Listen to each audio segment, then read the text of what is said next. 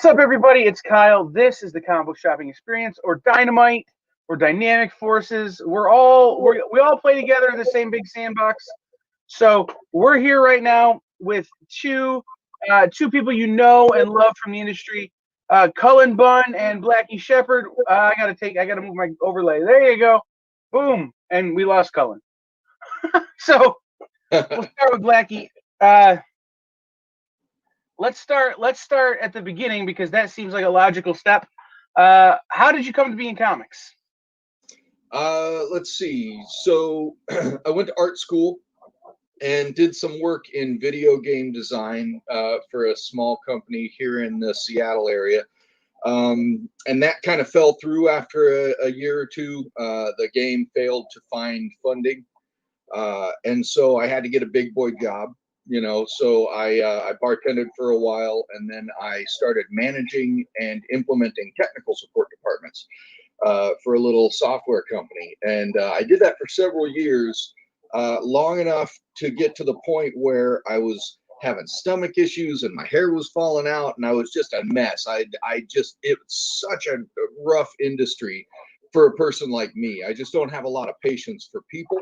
And you have to have a lot of patience for people in that line of work. So I think it was in 2008, my wife and I went to Emerald City Comic Con.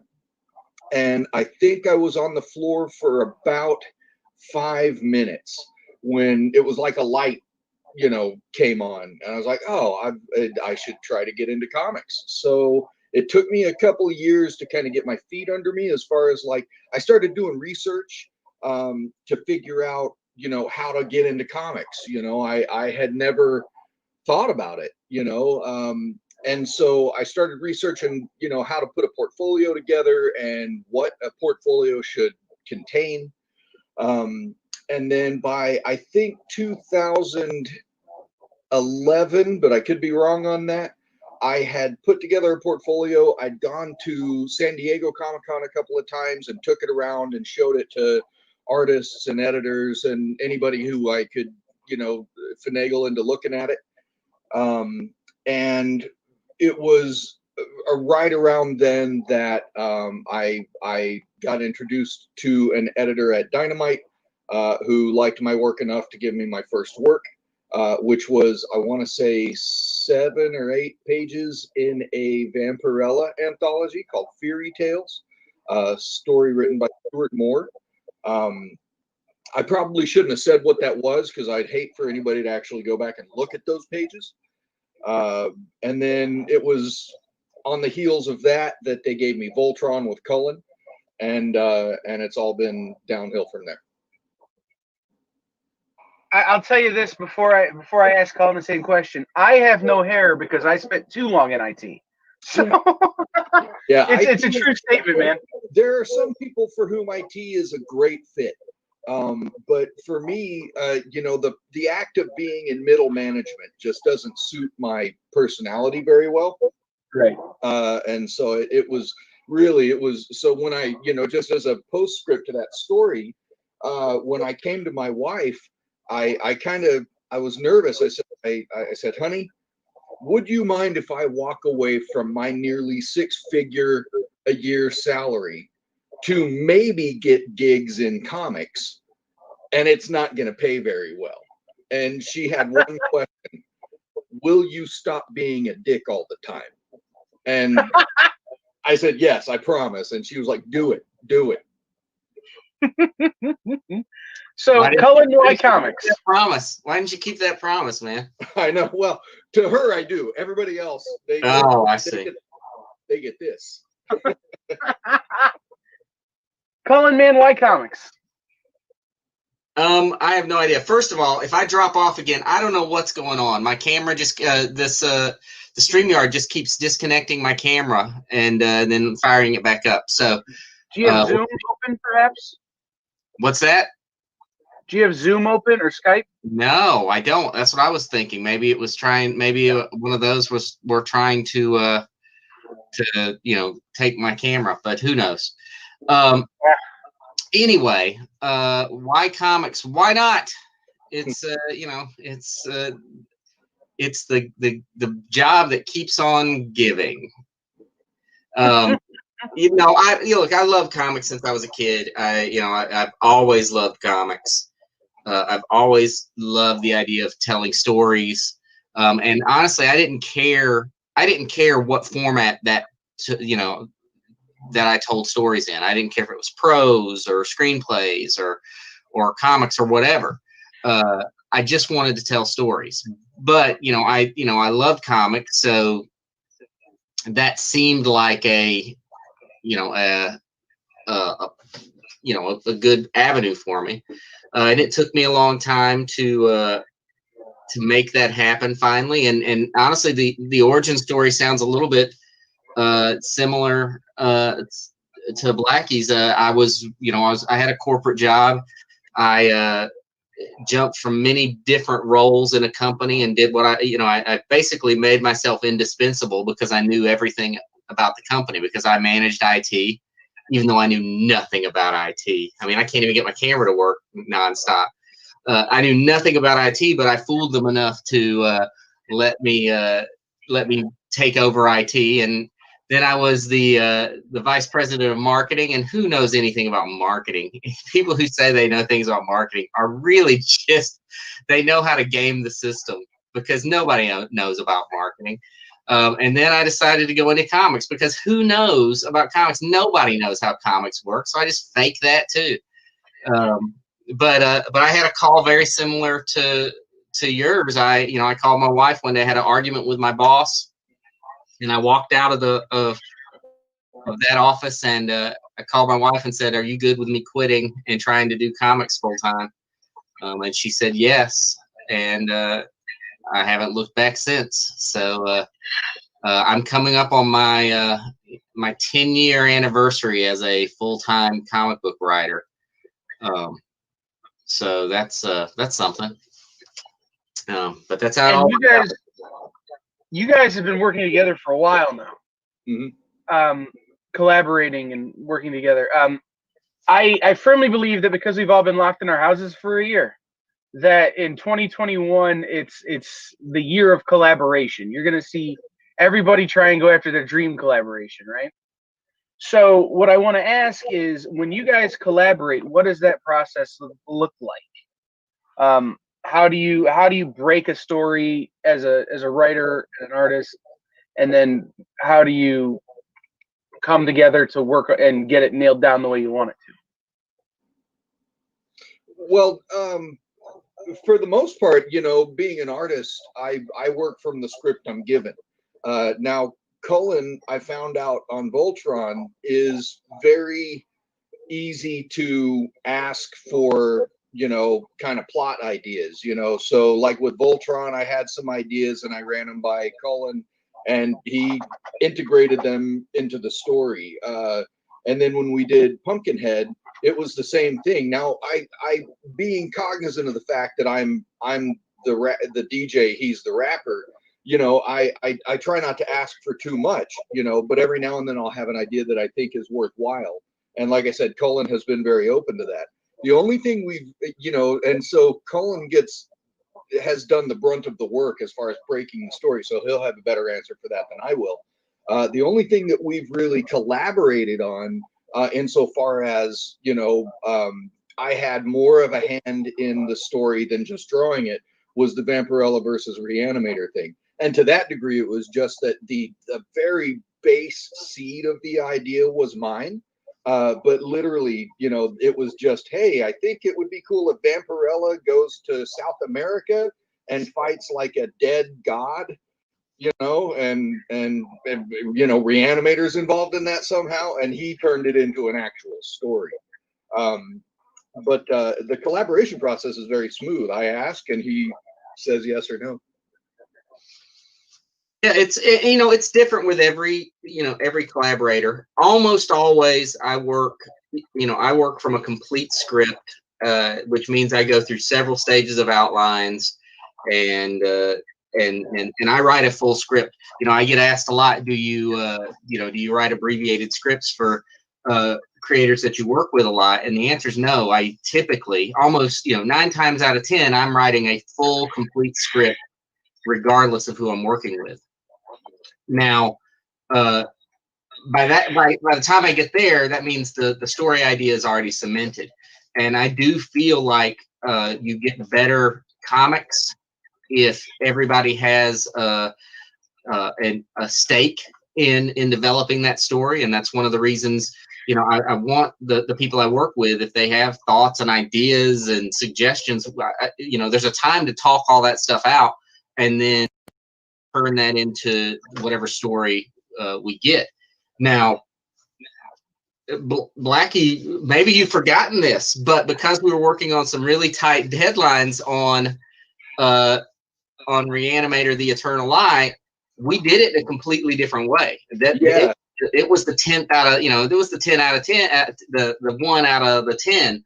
It was really written almost old school Marvel style, where I'm writing plots. Yeah, we were kind of laying down the track as the train was coming, and so I was waiting for pages, and then drawing the pages as fast as I can, but being the artist that I am, that's not necessarily as fast as the editor might like it, and so we switched to almost Marvel method.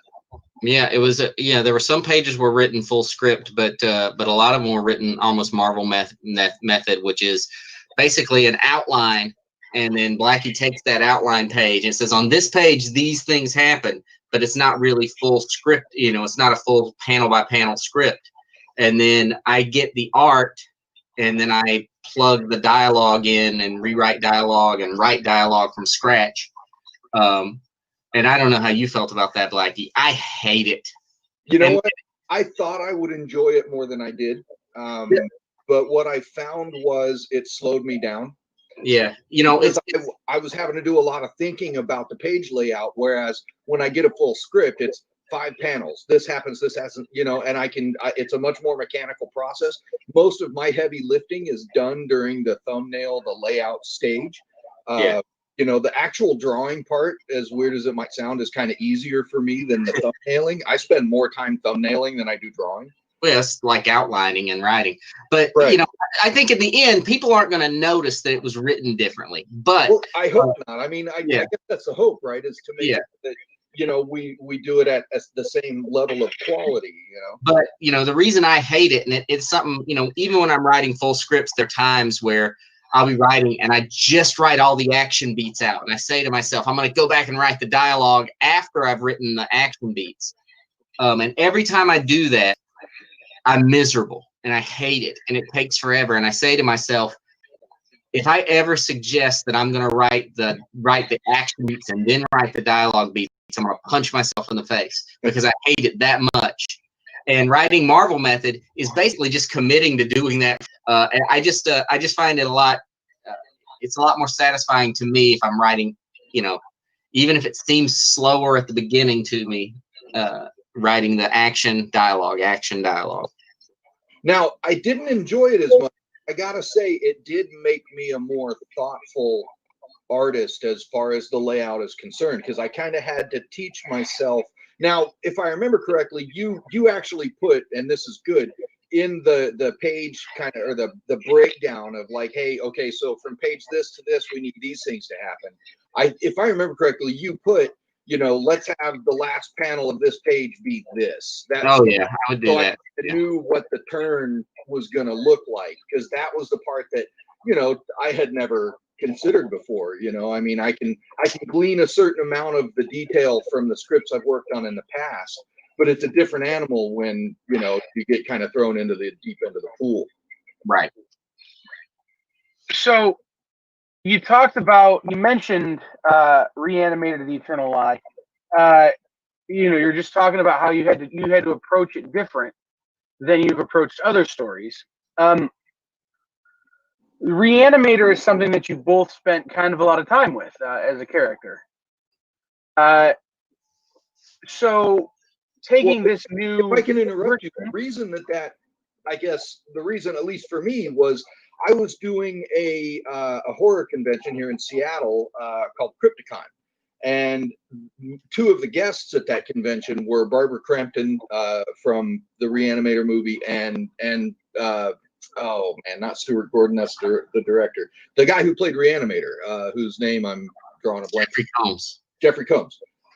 And I didn't have a whole lot of interaction with Jeffrey Combs, but I spoke quite often with Barbara Crampton. One, because I was trying to see if she would marry me, and two, because we just kind of kept bumping into each other at the bar at the hotel. And so and she came by the booth, and you know, we talked or whatever. And it was during that time that I had the idea, because I had read Dynamite's previous Reanimator comics. I thought, man, why hasn't Dynamite done a Vampirella and Reanimator team up? Dynamite loves team ups, you know. I was amazed that they hadn't done one yet. So that kind of started the ball rolling in my head. And then I pitched it to Dynamite at San Diego that year. And they liked it enough. They said, as long as you can get Cullen to write it, we'll do it. Yeah, sorry to interrupt. So, you. I wanted to kind of tell no. And that was kind of what I was going to, is you guys have both spent a lot of time with this character. And I wanted to know how it came to be that you worked together on this character. I mean, this is a pretty big departure from your time together on Voltron. I mean, one is giant robots and one is... Yeah, well, I'd almost say that Voltron is probably the departure from the stuff I would normally work on. Even though, you know, look, I love Voltron, but I feel like Voltron was one of those books that was not necessarily the kind. It's not as on brand for me, maybe. Even though, I mean, a lot of people think, you know, they know I love giant robots. There is easily a robot within arm's length, you know, somewhere in here for me, but I'm definitely more into the horror books and supernatural stories. So I would have said Voltron was more of the departure, and that just happened to, you know, that's how we connect. We didn't know each other before that, did we? No, right? No, I knew of you because I'd read Sixth Gun, right? But no, I'm sure you had no idea who I was. And then I met him, and now I really don't want to have any idea. And it was disgust at first sight. Yeah, awful. So, but I mean, so the question is that you guys initially worked on Voltron together, and then you come into Vampirella Reanimator, which, again, they're two very disparate things. And Didn't we do Pumpkinhead before Vampirella versus Reanimator? Yeah, there was Pumpkinhead first. Yeah. Okay, I don't have that on my timeline. Well, that makes more sense then. But even Pumpkinhead to Voltron, pretty disparate concepts. Yeah. So they are. What was that transition like as a team? Well, I think it's the transition's pretty easy because, look, even though I say Voltron's not on brand, you don't grow up when I grew up and not love Voltron. Right. And Amen. And this, you know, Pumpkinhead, for instance, I was in San Diego, and I was like walking across the street, and I was looking through my phone and saw that Dynamite had the rights to Pumpkinhead. And as I'm walking across the street, I immediately typed up an email to everybody I knew at Dynamite, and saying, "You don't have a writer yet for Pumpkinhead, according to this article, but you do, and it's me, because I love Pumpkinhead." And Blacky is the same. When you know, we talk about Pumpkinhead, Blacky knew exactly what we were talking about. He knew the movie, he knew the character, and loved it. So Reanimator, it's the same thing. It's a character we love. So the transition, the tendons that hold all that together is that we just love this stuff. Right. And that's what you know, it helps us make that transition. You know, there's changes in terms of the tone and the approach to it and everything else, but that stuff for me kind of comes natural as long as I'm dealing with something that I'm excited about or that I love like that. Yeah. So, and go ahead. Oh, well, I was just, you know, a big part of it for me was when I got into comics, one of the things that I wanted to do was establish myself as a horror artist. You know, I worship at the altar of Bernie Wrightson and Gene Colan, you know, so for me, you know, that's the direction I wanted to go. But I also have a little bit of a background in kind of pinup and also, I draw a mean robot apparently, so whereas, I did robots for Voltron. Dynamite very quickly realized that they liked having Cullen and I do horror together. And then my other work for other publishers like IDW, they've pretty much relegated me to the robot guy. So, with my collaborations with Cullen, it's allowed me to be kind of the horror guy, which is nice. So the question I have, and it's true of Vampirella, Reanimator, Pumpkinhead, and Voltron, really, when you think about it, all of these things had a visual aesthetic before you came to them. Mm-hmm. Reanimator and Pumpkinhead had been films. Vampirella's been around forever. It's a very specific look. Our Reanimator is specifically divorced of the films.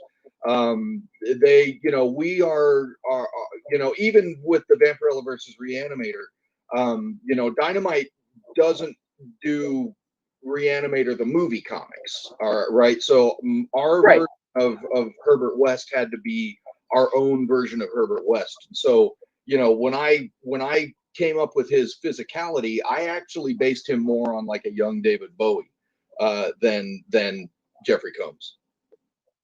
But that doesn't change your point. I just wanted to throw that in there. Sure, absolutely, and we're going to get to that. How are they different from the films? Because they're very different from the films, and I want to talk about that. But these projects, they have a very specific look and aesthetic. And being a fan, I imagine you want to try and hold as true to at least the sense of that, the feeling you get when you watch the movies or you see the cartoons or whatever. So how do you approach that when you're doing your pages, in terms of, you have to make some changes to make it your own, obviously, and it is a different thing. But how do you still pay tribute and homage to the thing that we all hold so dearly and still put your own twist on it? With Voltron, I was just trying to make sure I was swimming. It was my first real, comic, right, where I was doing more than 6 or 7 pages. And, you can look at those pages and realize that I was an artist kind of in over my head. I think the pages got better. By the 5th issue, I was firing, and I was doing the job right. But the first couple of issues are, I suppose the art's okay, but the storytelling's not great. I wasn't laying the panels out as well as they could have been. But I was very much trying to draw them in a style that made sense from the cartoon, that was aesthetically at least something close to the cartoon.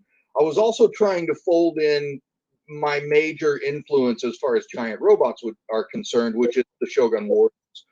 So if you look at my final bad guy that Cullen created, that he fights in the last issue, he's basically a ripoff of Guy King. He's got a giant skull on his chest, and so I was trying to kind of stay in familiar territory by working with the Shogun Warrior as an aesthetic, at the same time as making it Voltron. It also helped that all of our characters, our human characters, were new for the most part. We had some flashbacks to the previous generation of pilots, but not much. Now, when Pumpkinhead came along, I was really just trying to make it as horror looking as possible by doing my best Bernie Wrightson impression. I knew I wanted to change the physicality of Pumpkinhead himself.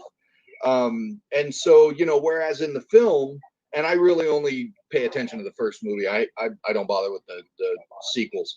But in the film, he walks very upright, and it's a dude on stilts for the most part, whereas I wanted my Pumpkinhead to be much more predatory looking. And so he kind of walks more crouched to the ground and with a little bit of a low center of balance. I also wanted to give him a slightly different face than the Pumpkinhead from the movie, because, you know, if you know anything about the legend or the lore of Pumpkinhead, every time he is incarnated physically, he's being incarnated from a different corpse. And so, you know, in my brain, my headcanon, that would mean that he would look slightly different every time. In fact, Paramount, I think it was, the owners of Pumpkinhead, they made me change something. I was drawing his tail differently. I was giving it like a double barb during the first issue and mostly the second issue. And I had gotten most of the issue drawn when I guess Paramount told my editor, hey, he's got to change that tail back. So I had to go back and change the tail in like 11 pages worth of art. And then with very specific request. Yeah, well, I mean, I get it. They wanted it on model. I thought I had a little more freedom because he was a different corpse, you know, but it makes sense. They want him, you know, on model, learn lesson. And then with Reanimator, that aesthetic it was different for a couple of reasons. The Reanimator versus Vampirella, because I asked them if we could do it in kind of homage to the old Warren magazines, and so it was in grayscale. I did it all in grayscale with spot colors. And then the art, again, you know, being I wear my Bernie Wrightson, you know, influence on my sleeve artistically. And because it's Vampirella, I also tried to put as much pin-up-y kind of cheesecakey, you know, stuff in there as I could. And so it was really just trying to capture that that Warren magazine aesthetic, that old school black and white kind of gritty aesthetic, while still being kind of juicy in the gory parts. So, Cullen, kind of the same question. When you come across a character that you're working with, like these that have existing lore, even though you're creating new lore and going different directions and doing new things, how do you approach it? Do you try and just come up with something completely fresh, or are you trying to pay homage to what was before? How do you look at it? Well, it's a little of both, because you know, with these established characters, I feel like you have to do enough to make sure that people who love those characters, you know, are still going to love them. You know, there are reasons that that these characters and these properties draw, you know, attention from an audience, and you want to make sure that you're honoring those elements. But at the same time, you know, I don't want to do something that I'm not putting anything new into the story, that I'm not doing anything different with it. And you also have to keep in mind, you know, we're also dealing with changing times. So a story that was written, you know, in the 80s for Voltron isn't going to read like a story now, because the methodologies of telling stories have changed. The audiences are a little more sophisticated. The same for, you know, if a Pumpkinhead comic had come out when the movie came out originally, it would be very different than it would be now in terms of what readers are expecting, what readers want from a comic. So I have to keep those things in mind, which will change the story to some degree. But then, yeah, everything I work on, I want to find what is the thing, you know, how can I put a mark on this that makes it mine and makes it interesting and makes it new. And hopefully, you know, we find that, you know, that we find that thing. And look, different stories, you know, the Voltron book, for instance, was a vast departure from the original Voltron. You know, we basically took it to, you know, decades and decades after the original series. On the other hand, Pumpkinhead, we wanted it to be the sequel to the original movie. It was you know, we're going to ignore the other Pumpkinhead movies, and this is what a sequel would have been. So I really wanted to pay attention to the, you know, the look and feel of that movie and the pacing of that movie, and keep those things in mind. Although we were introducing completely different story elements that were, you know, there's a line in the first movie where they say, for each of man's sin, a special demon exists. And that was it. That's the piece I hooked onto. And I was like, oh, well, we're going to have a demon. We're going to have, you know, all the sins represented in demonic form. You know, there were things like that you hook onto, that you say, how can I honor what happened in the first movie, and also make it, something different. With Vampirella and Reanimator, that was a weird case because to me it was sort of a superhero version of Reanimator, because Vampirella is such a horror superhero, and we're throwing Reanimator into the mix. And then the Eternal Lie, that's a whole new ballgame. It's a completely different kind of approach to Reanimator than what I think you've seen in the comics so far. As much as I love Vampire versus Reanimator, I really prefer this version of Herbert West, the version of Herbert West that is much truer to the original stories insofar as he's a little bit impenetrable, and he doesn't always have, in fact, he almost never has motives that any normal human being would have. I find that version of the character much more interesting. So let's talk about the Reanimator, Reanimator: The Eternal Lie. Yes. Give me the pitch. What is Reanimator: The Eternal Lie? How is it different from your previous work with the character? And what can we expect? So, the first big thing about Reanimator: The Eternal Lie is that it is a reboot of it. It is throwing everything else you've seen of Reanimator out the window. It's basically saying the only thing that is canon, which canon and continuity is all is very tentative these days anyway. But the only thing that is canon for this comic is the original short story, Herbert West Reanimator. So while most of the comics have been reset to modern time, and they have their own story that's played out, and Reanimator is connected with various other characters like Vampirella. This story is set in the 1920s. It's just a few years after the events of the original short story. At the end of the original short story, Herbert West is believed dead. He's believed to have been torn to pieces by his own creations. But as we jump into this story, just a few short years later, we realize he's still around. He's still been tinkering with his formula, and he's gotten himself into a spot of trouble because someone has stolen his formula from him, and he's very concerned with what they might do with that formula, and two, probably more importantly to Herbert West, it's his formula and no one else should have it. So it's a story of him trying to find this group that has taken his formula and trying to figure out what they've done with it.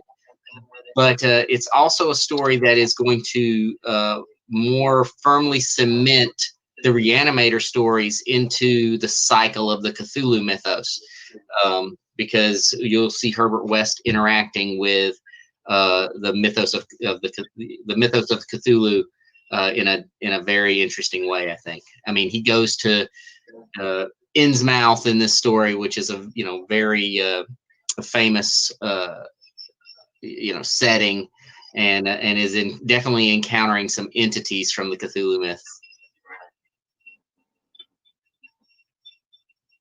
What's it like getting to play in H.P. Lovecraft's sandbox?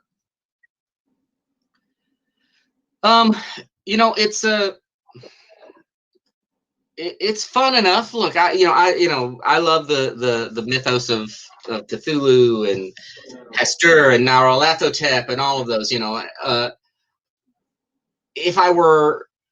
it wasn't a Herbert West story, I would probably just create my own mythos for it. It's I think I'm more a fan of cosmic horror in general, and I would probably have just created my own canon of awfulness. But because it's Herbert West, it seems more. It's definitely more appropriate that we're dealing with entities like Cthulhu and Dagon and the Deep Ones and things like that.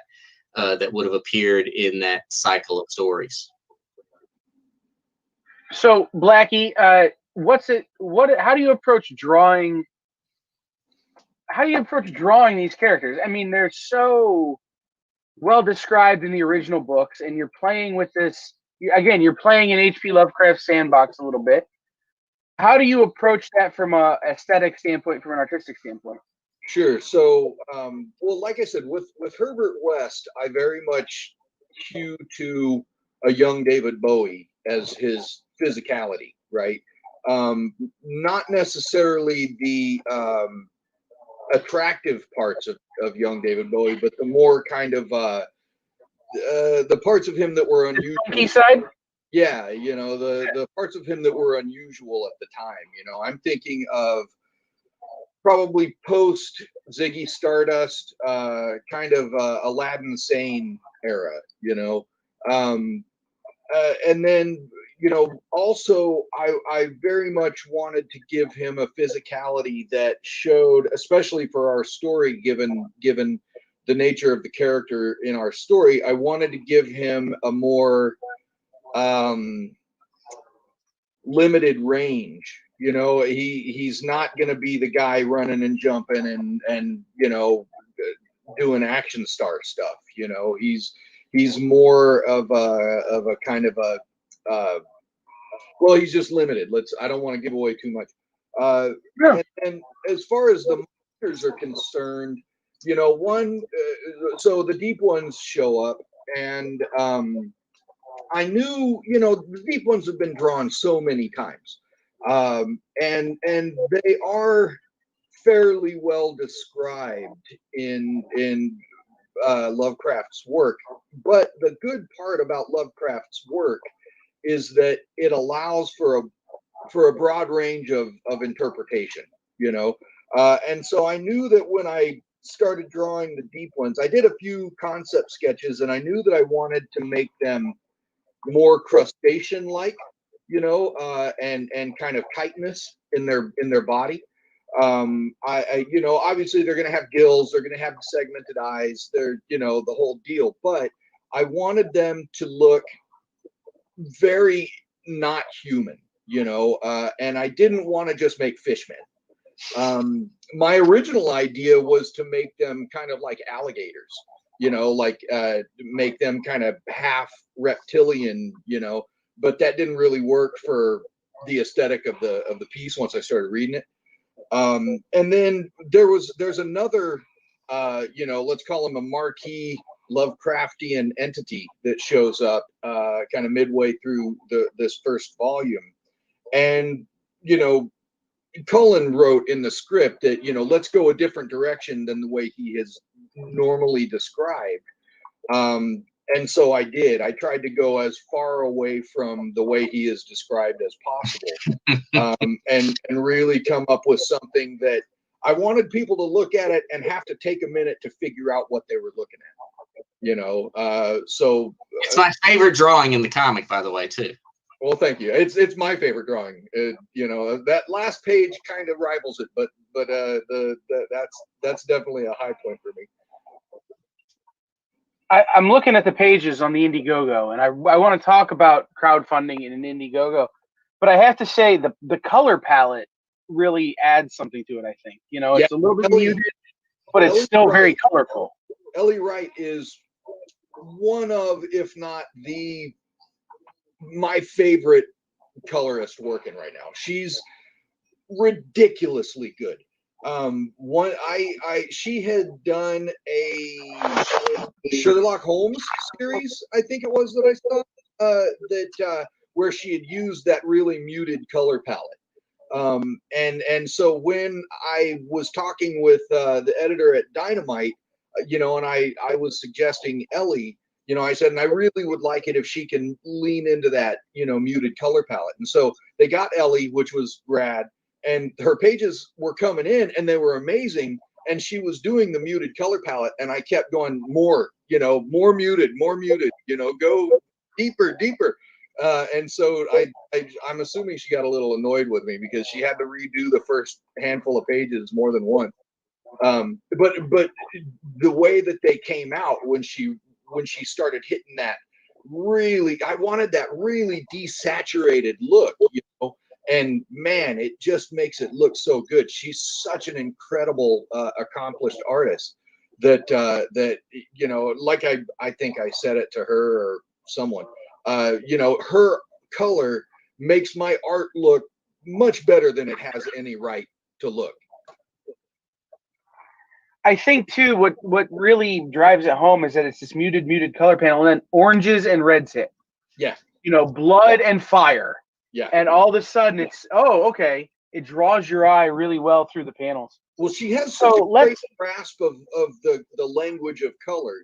She knows what to punctuate, which is rad, because what I've noticed, unfortunately, and not with colorists that have worked on my work, but with some colorists in general, is oftentimes it seems as though they don't understand or they're not paying attention to the context of the story when they do their colors, right?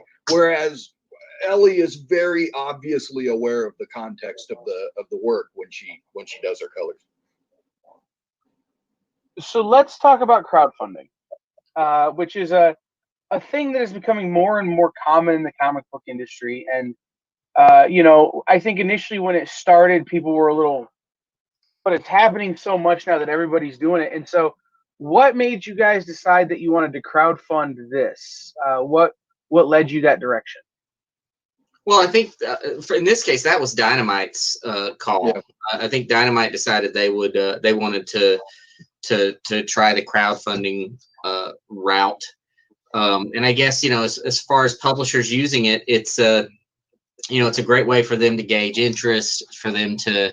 It makes it a very low risk project for them when they know that these people are going to be supporting the book from the very beginning, and it's an interesting way for them to do sort of a pre-order system in a lot of ways. But yeah, that was for this book in particular. It was Dynamite's decision to go crowdfunding with it. I have crowdfunded a few comics at this point. I usually, mostly through Kickstarter. I was unfamiliar with Indiegogo when Dynamite launched it, so I was interested to see how. It's interesting to see how things are different from how Kickstarter works and how Indiegogo works and everything. For a creator standpoint, I can see creators doing a lot of crowdfunding, especially when these are books that some publishers might not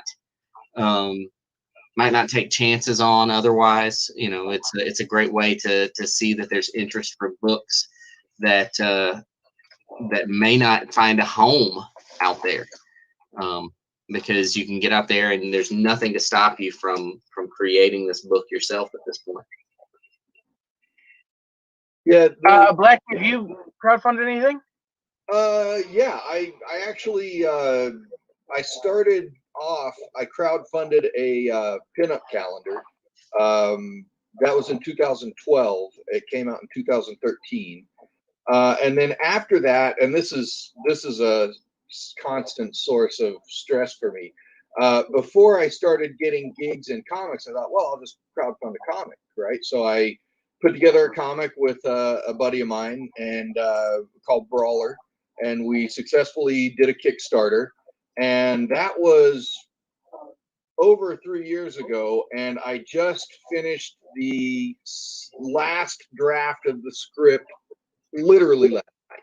So it hasn't been fulfilled yet, and it's just one of those things that I made the mistake that I think a lot of first-time comic book creators crowdfunding a project do, which is I didn't have the book finished when I did the crowdfunding.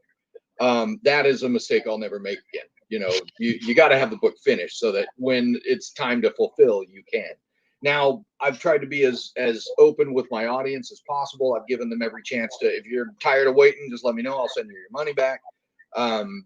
Luckily, they've all been, willing to wait, which is, it's a testament to how rad the people who like my work seem to be.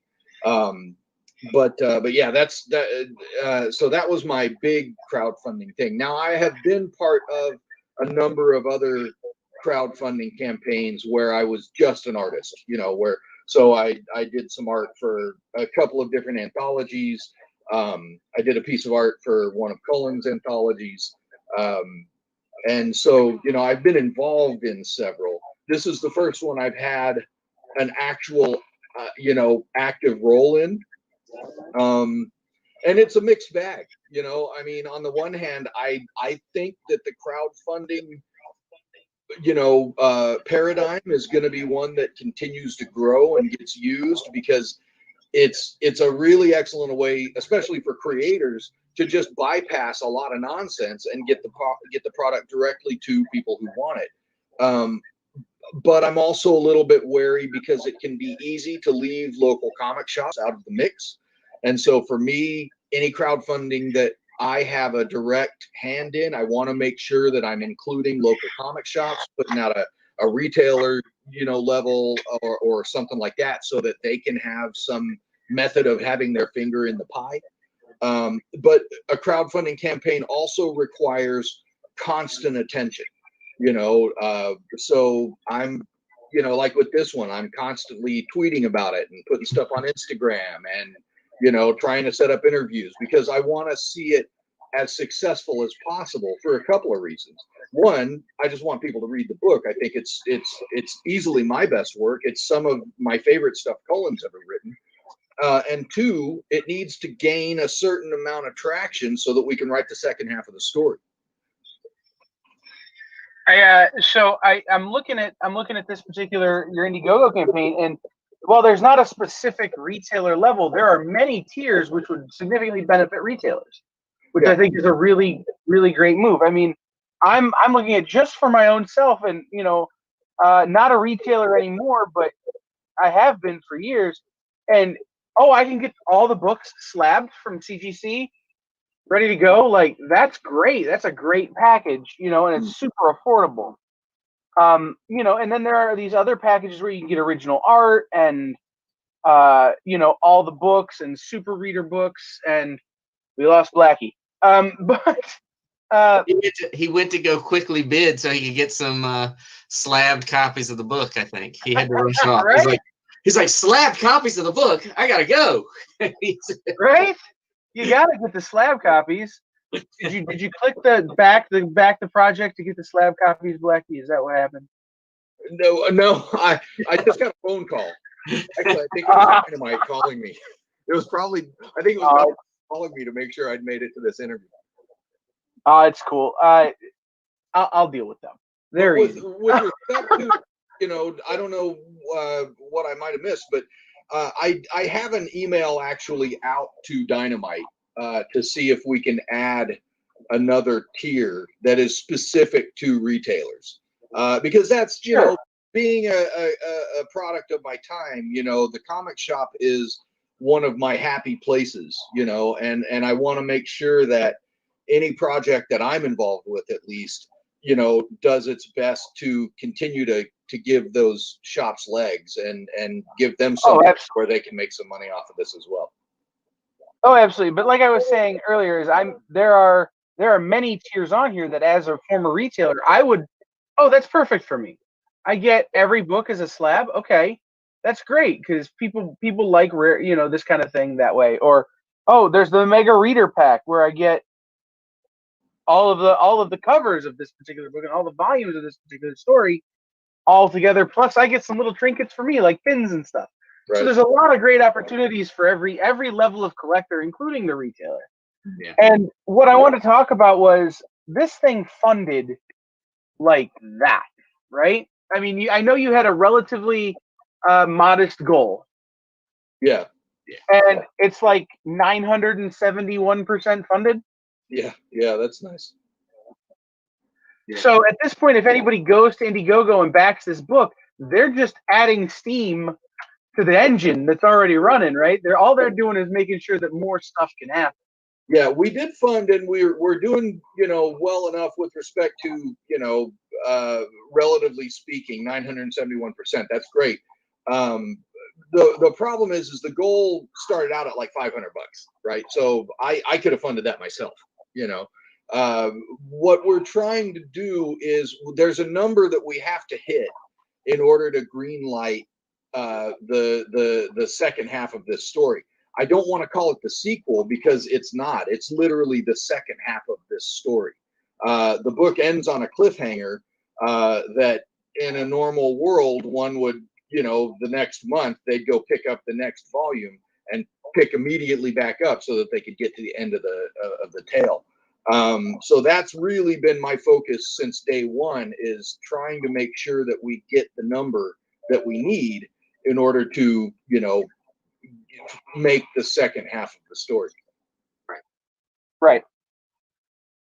And so I guess my question is, with regard to that, is how are you approaching this as you see the success, as you see that kind of thing?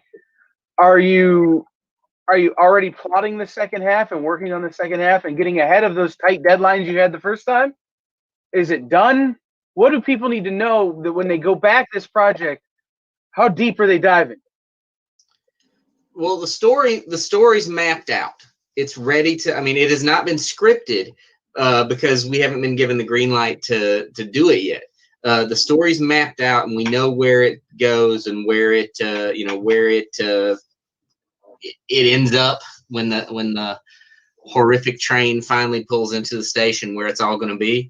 But it has not been scripted yet, so it hasn't been drawn at this point.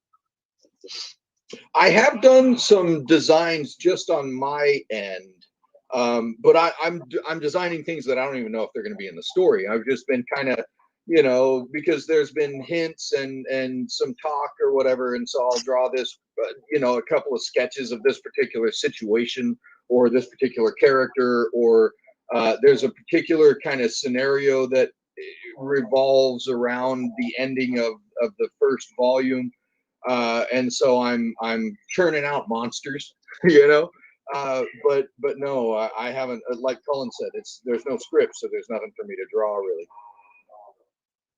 So I'm looking at the Indiegogo, and I see that there's you've got some guest cover artists. Yes. That are on here that people can take advantage of. Francisco Francvilla.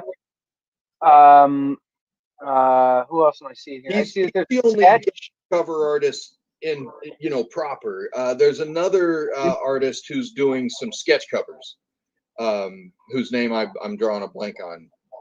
But Francisco is the main. I think his cover is the main cover. Mine are the alternate covers. So, where what is your dream here? With the Indiegogo. Do you have a number that if you got there you would do a little happy dance? Do you have a dream goal other than just funding the second half of the book? Yeah, I mean, like I said, my whole focus is getting that second half done. So that number, that is my happy dance number. If we can hit that happy dance number, I'll be ecstatic. I'm grateful for every dollar that comes in, of course. But I'm less concerned about the dollars and more concerned about just getting the whole story told. Absolutely. Yeah, I mean, this is a story that could, it could go in a big way. It could explode in a big way if the readership is there. People really want to follow it. I mean, I have a sickness that I can't think of a story in short terms. I always think of bigger and bigger. And where could this story be? This could be a very big, very epic story, and could go for quite a while. I mean, the initial storyline does have an ending in mind, but it could still go beyond that. So, I don't know what the happy dance number is, but I would love for people to be able to stick with a Reanimator story that is in a continuity that continues on for a while and tells one much bigger, that kind of builds the Reanimator universe, so to speak. Yeah, one of multiple volumes of this. I mean, I'm as an artist, I have not yet gotten to the point where I want to stretch my legs. I like this world. I could very happily draw this for the next several years if we can get a green light on it. I love the world that it's set in. I love the direction that the story's going. because it caters to what I like to draw. You know, I like to draw squishy things with hooks and horns, you know, and there is definitely a lot of that happening. So one of the perks on the Indiegogo is the Reanimator board game. Did you guys have your hands in that, or is that something that came to you? That came before us. They put the board game was something Dynamite put together, I guess, a while back. But obviously, it's a great, and that's another thing I think is great about crowdfunding is that, you know, a company like Dynamite that has a bigger catalog can incorporate these other elements into the crowdfunding project as well. But yeah, it's something they put together long before this came about. So if you want to back the project, I've got a link scrolling down here. But if you go to Indiegogo and search Reanimator: The Eternal Lie, you'll be able to find it for sure. But there's also the link that's scrolling here at the bottom. And we'll have links on our website as well as everywhere on social media and that kind of thing. With our last few minutes, guys, tell us where we can find you, where we can support you, where we can get updates and information directly from you. Cullen? So, go ahead, Blacky. Well, I really focus my time on Twitter and Instagram. Instagram is where you'll see more of my art. You know, I tend to focus there. On Instagram, I believe I am at ArtDevil313. At Twitter, I am at CQShep, SHEP. I really should get my handles the same. Energized? But those, you can find me on either Twitter or Instagram, and I've got links to the campaign and the whole nine. And you can also find my portfolio site at cqshep.com. Right. And mine's pretty easy. Look, I'm mainly most active on Twitter. It's just at Cullen Bunn. And then you can follow me on my website, it's cullenbunn.com. Patreon is Cullen Bunn. So there's several places, but Twitter is probably the most where I'm most active and where you'll see news most readily. So with our last, we've talked about some pretty heavy stuff in terms of Reanimator and H.P. Lovecraft. Let's have a little fun. Favorite Pokemon?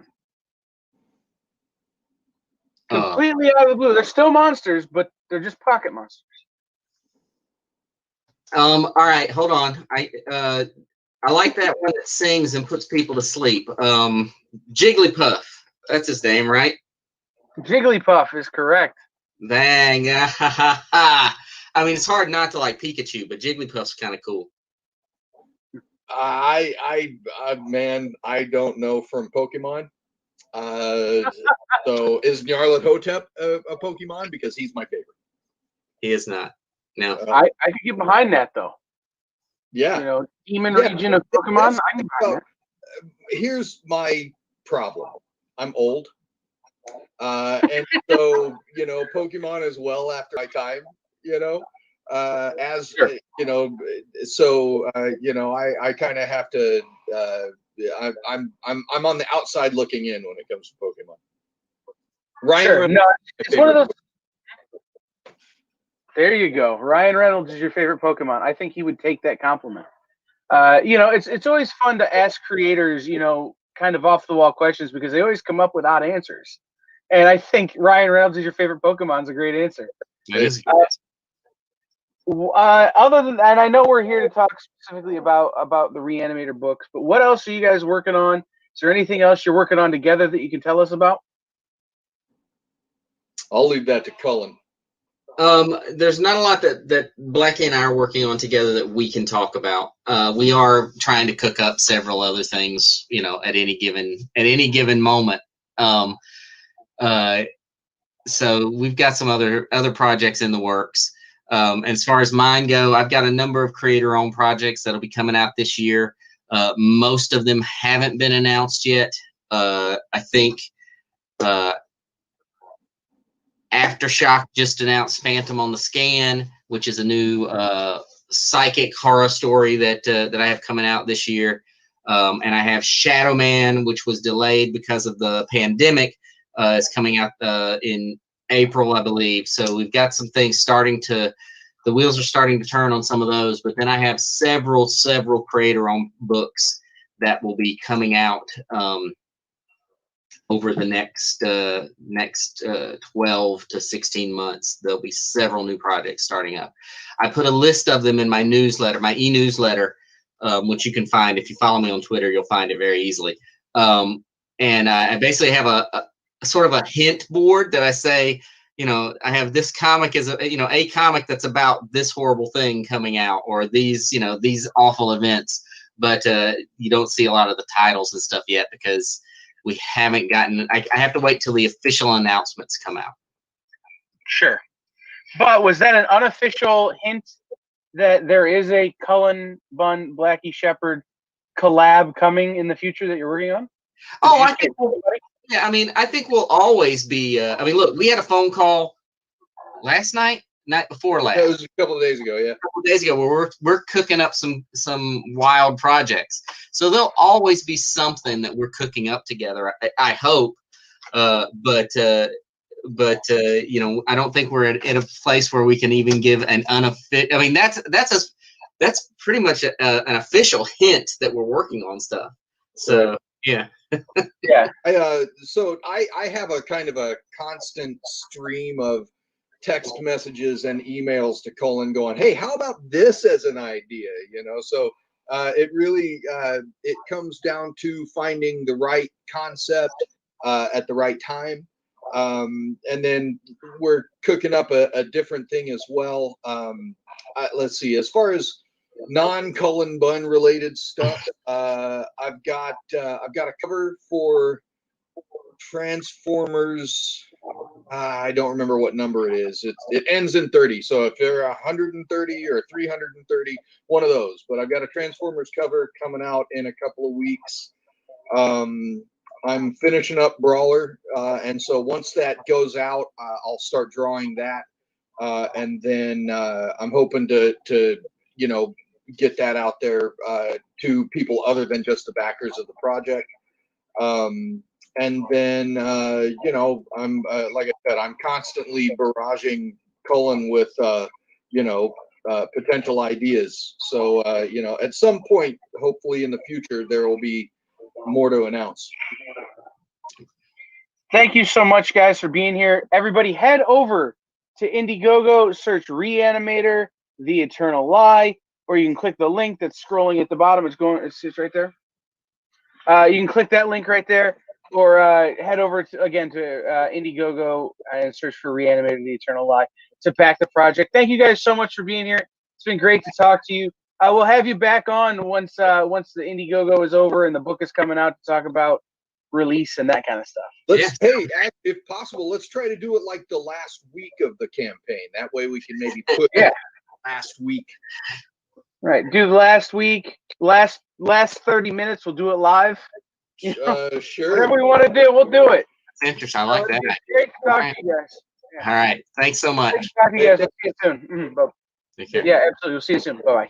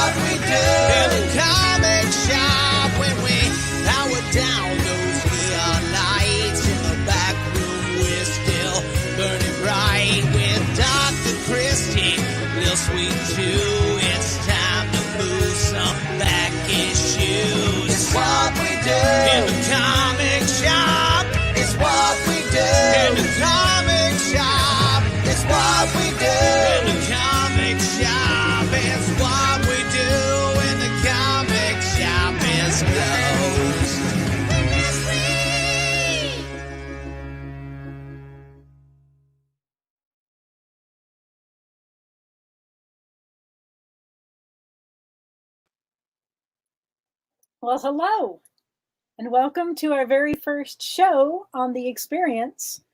I am Dr. Christy Blanch. This is What We Do in the Comic Shop. Here's my co-host, Little Sweet. He's the sweetest. He is. And we're gonna get started. That's not live yet. So I will go through how to buy real quick. And I'm so sorry. It's almost up. Our website's almost up. It's almost fixed. So in the meantime, if you just send me a direct message with your email, then I can get you there. Okay. I don't know. This is all new for me. I'm used to doing everything myself. And here we have Kyle helping. So we will see how this goes. We have a special guest in Garrett Gunn. He's going to be here later on today. And we at about 6:45, and then we're going to talk to him for a minute. Okay, so we have, here's some comments, but they're for the other people. All right, so I'm going to make an example. If I show, this is example how to buy.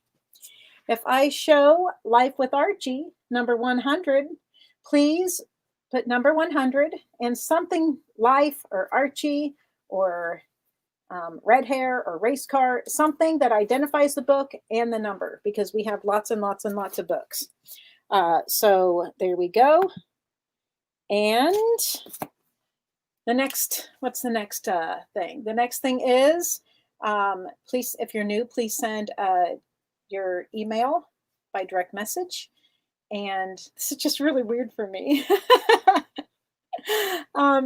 Send a direct message to me and we will get your information. Hi, Cody. Welcome. This is the first one that I've done. This is really interesting. And I am the Dr. Christina Blanch. There you go.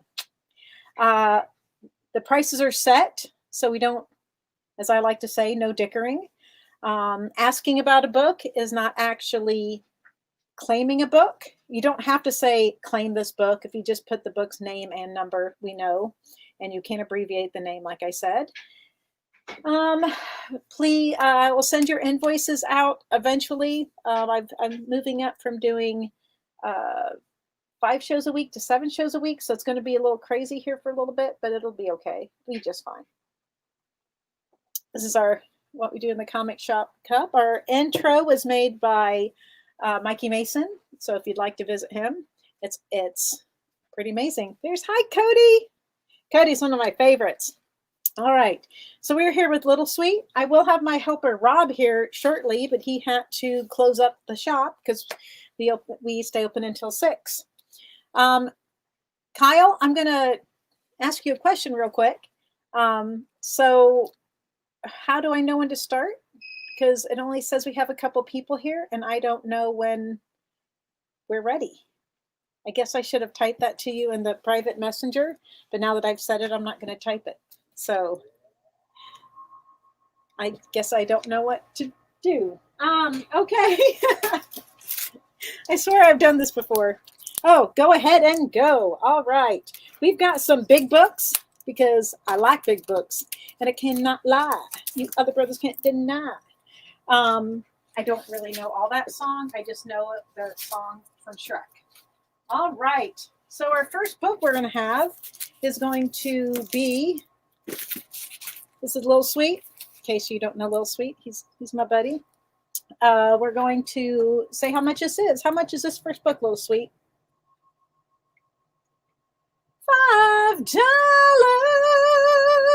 Little Sweet, the sweetest. All right. $5. And this book is actually signed. This is $5, as Little Sweet so graciously told us. It is The Spectre, number 47, and it is signed by Mr. Mandrake. $5 for this book.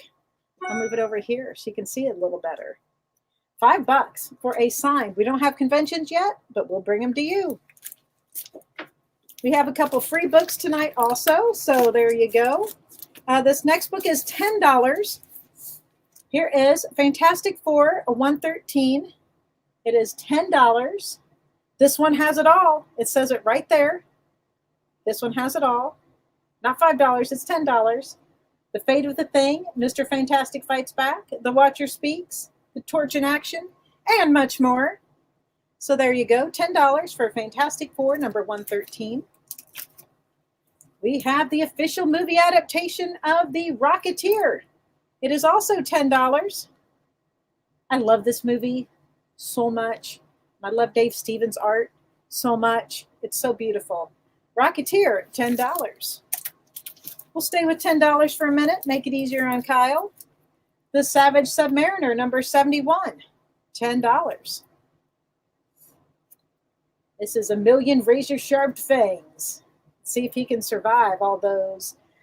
I wanted to say barracuda, but it's piranha. Woo, piranha. Here is Razor Dark Angel, The Final Nail. It's a little shiny right there. It is $10.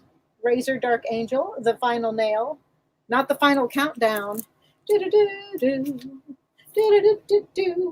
one is signed, but I'm not sure who signed it. It isn't Jusco. It is Lady Pendragon, number 1. It is signed right here. It is $10. All right, Razor Nail for Cody Schlegel. Cody, you are the first person to buy from me on this show. Yay! Let me make you a tag till my helper gets here. I'll put on some hold music.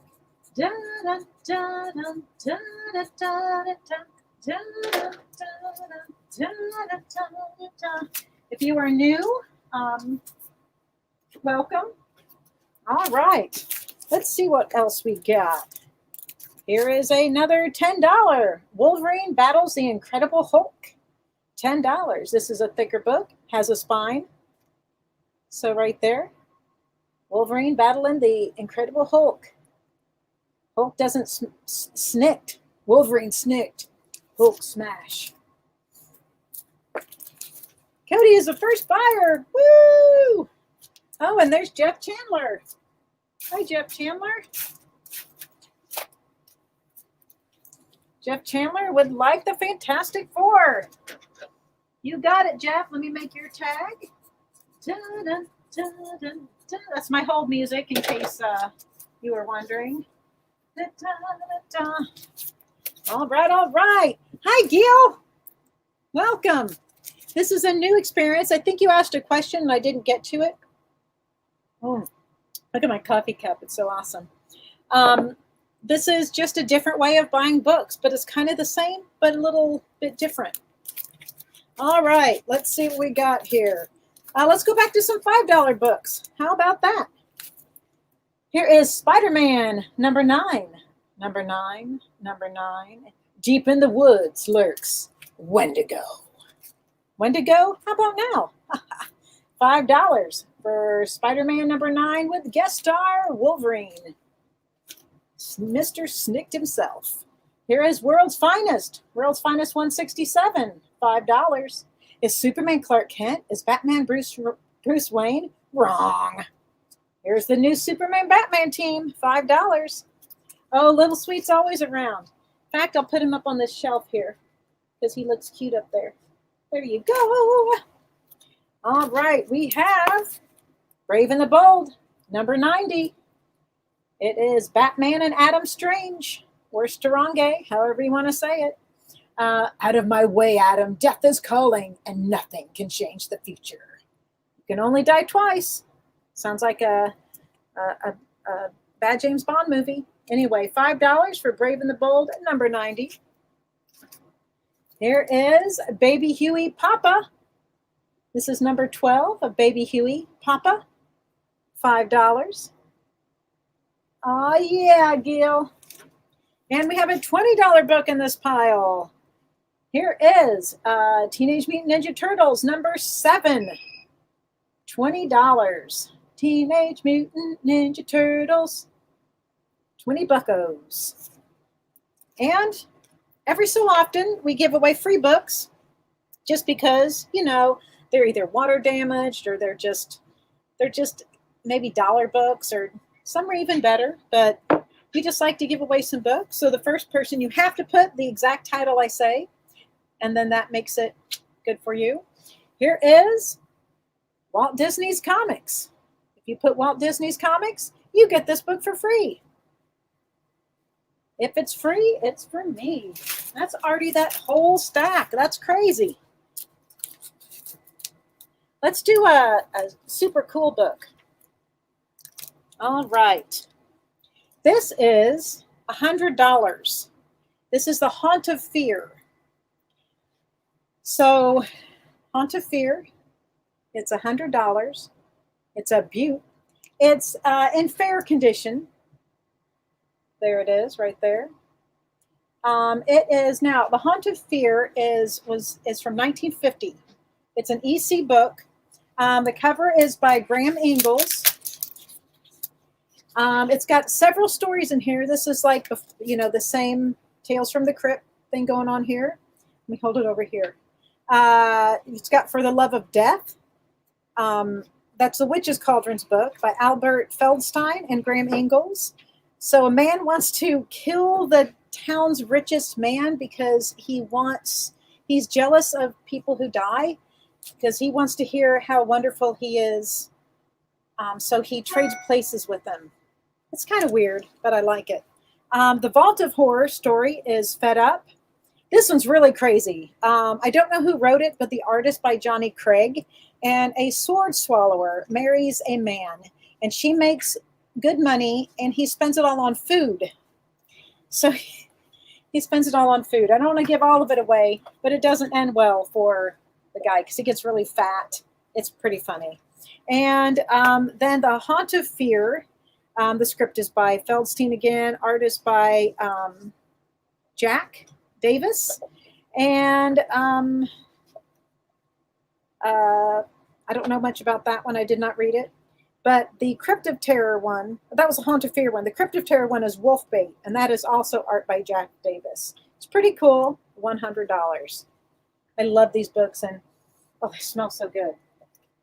So that is Haunt of Fear. It's in fair shape. You can tell by the edge here. I call it edgeware because I have a background in archaeology. And Rob is here. He is. Yay. He doesn't know how to get on the stream, so he can't post rules. You don't need to post rules. It's all okay. It's all a different thing. All you need to do is, I'm going to hand you books and tell you who they're for. Right. There's the list already started right here. You can just change those. It's Cody and Jeff Chandler. All right. We're going to go on and do some $5 books. Here is a Naza Stone Age Warrior. Let's see. We don't need a number on this one. It's the Ice Entombed Monsters, freed by giant volcanoes to strike again. So Naza, $5. Here is a What If. What If number 18. What if Dr. Strange were a disciple of Dormammu? There's magical mayhem in the Marvel Manor. $5. How about The Amazing Spider-Man 219? Peter Parker's a criminal again. $5. He's a criminal a lot, isn't he, Rob? I mean, Chef's doing a whole new story about him being evil. Yeah. Here is Marvel Comics. Now, this is the Ace, the Wizard edition, Wizard 70, the Ace edition of Marvel Comics. And it's $5. What If Strange? What's Strange? This Strange. What If Strange is for Cody Schlegel. We have Gold Digger Swimsuit number 1. It is $5.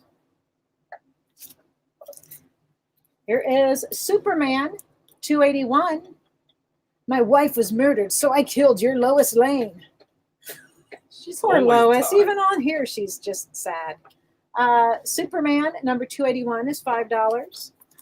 Gil would like 219. So Spider-Man 219 is for Gil. And World's Finest from the first stack. I can do that.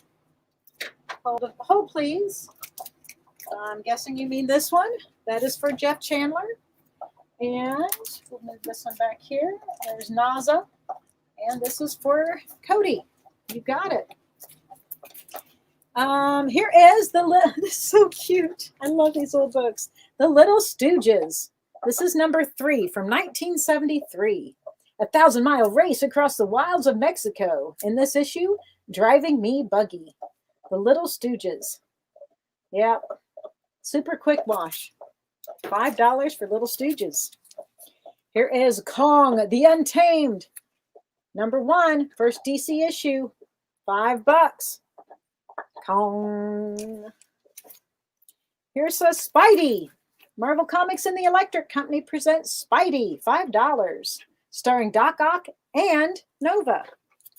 I actually have 2 of those. Spidey 41. Here is number 280 of Wonder Woman. $5. A Plague of Monsters. Enter the Demon. I thought it was Enter the Sandman. Oh well. $5 for Wonder Woman at $2.80. Here is a free book. If you put Blondie, it's yours. Little Strange Things Happen to Dagwood's TV set. Free book. Here is Silk, number 1, $8. I have a couple of those. Silk number 1. She's going to make a splash here pretty soon. Or a web. Oh, that was 8. Sorry, I didn't give you any notice on that whatsoever, Kyle. We'll go back to 5s. Here's a $5 Mickey Mouse, no number needed. It is from 1962, $5. Mickey catching butterflies. Butterfly effect going on there. Here's a Marvel premiere. Katie! Hi, Katie did. Man, I get a Marvel premiere and Katie shows up. Here's a Marvel premiere 18, $5. Iron Fist, Martial Arts Mayhem with the man called Triple Iron. Oh, wow. Not just iron. So he would be Iron Fist. Here is $5. This is a newer book, Amazing Spider-Man 1.2, Part 2 of Amazing Grace. It is the A cover. It is $5. Premiere 18. That is for Katie Did. I've got a couple of those Spider-Mans. And now I've got a $10 book.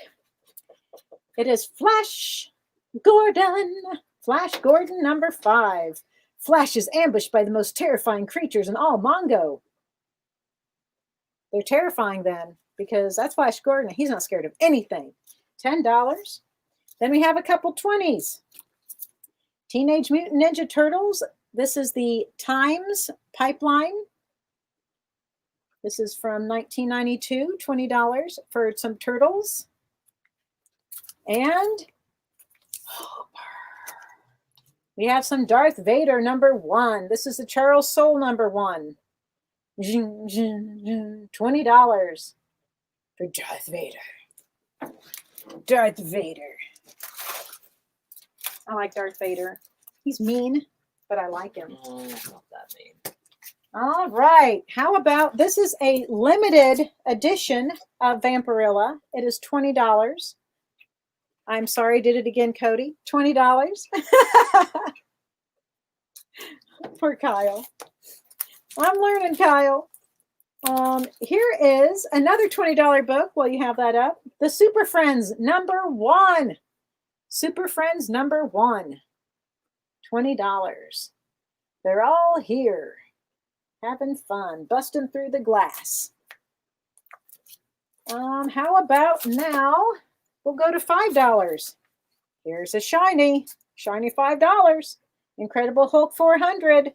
Ooh, look how pretty it is. Ooh. Also, feel free to share this out. We're not the Fight Club, so share this out to everybody that you know and tell them, come on and join the party. Here is Spider-Man number 10. $5. Wolverine, Wendigo, and the Webhead. So you've got WWW. Not the World Wild. No, that's WWF. It's like a .com. Yeah. Here is, that's it for, no, I got some more 5s. Here is Batman 619, $5 for Batman 619. We have Marge's Tubby. No number needed. $5. Marge's Tubby. Also $5. Karate Kid #1 from the Legion of Superheroes comes smashing into our time. Karate Kid, $5. #1. There's Catwoman 73 for $5.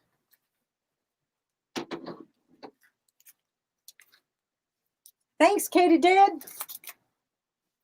Here is Incredible Hulk 20. Did I just say this or did I just think it? I have no idea. Incredible Hulk 203, $5.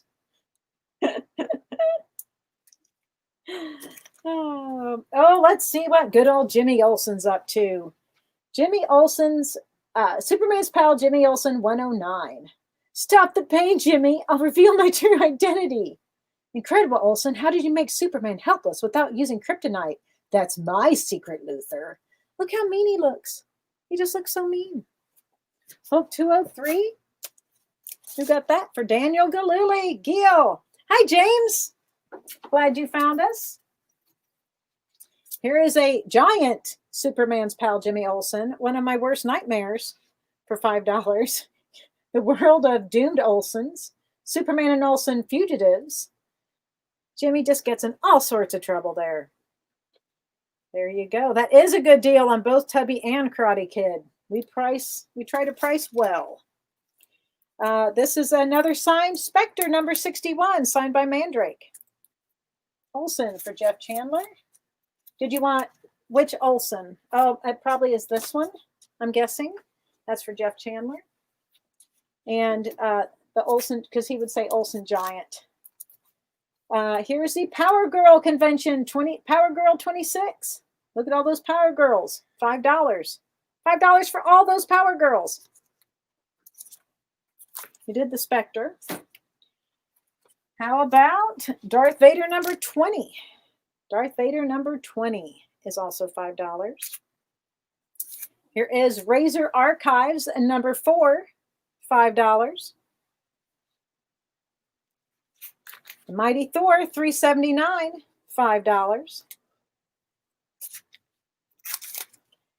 Try and do these $5 all at once. Daredevil 191, $5. Oh, there was a giant Olsen, which is scary. There's the giant Olsen.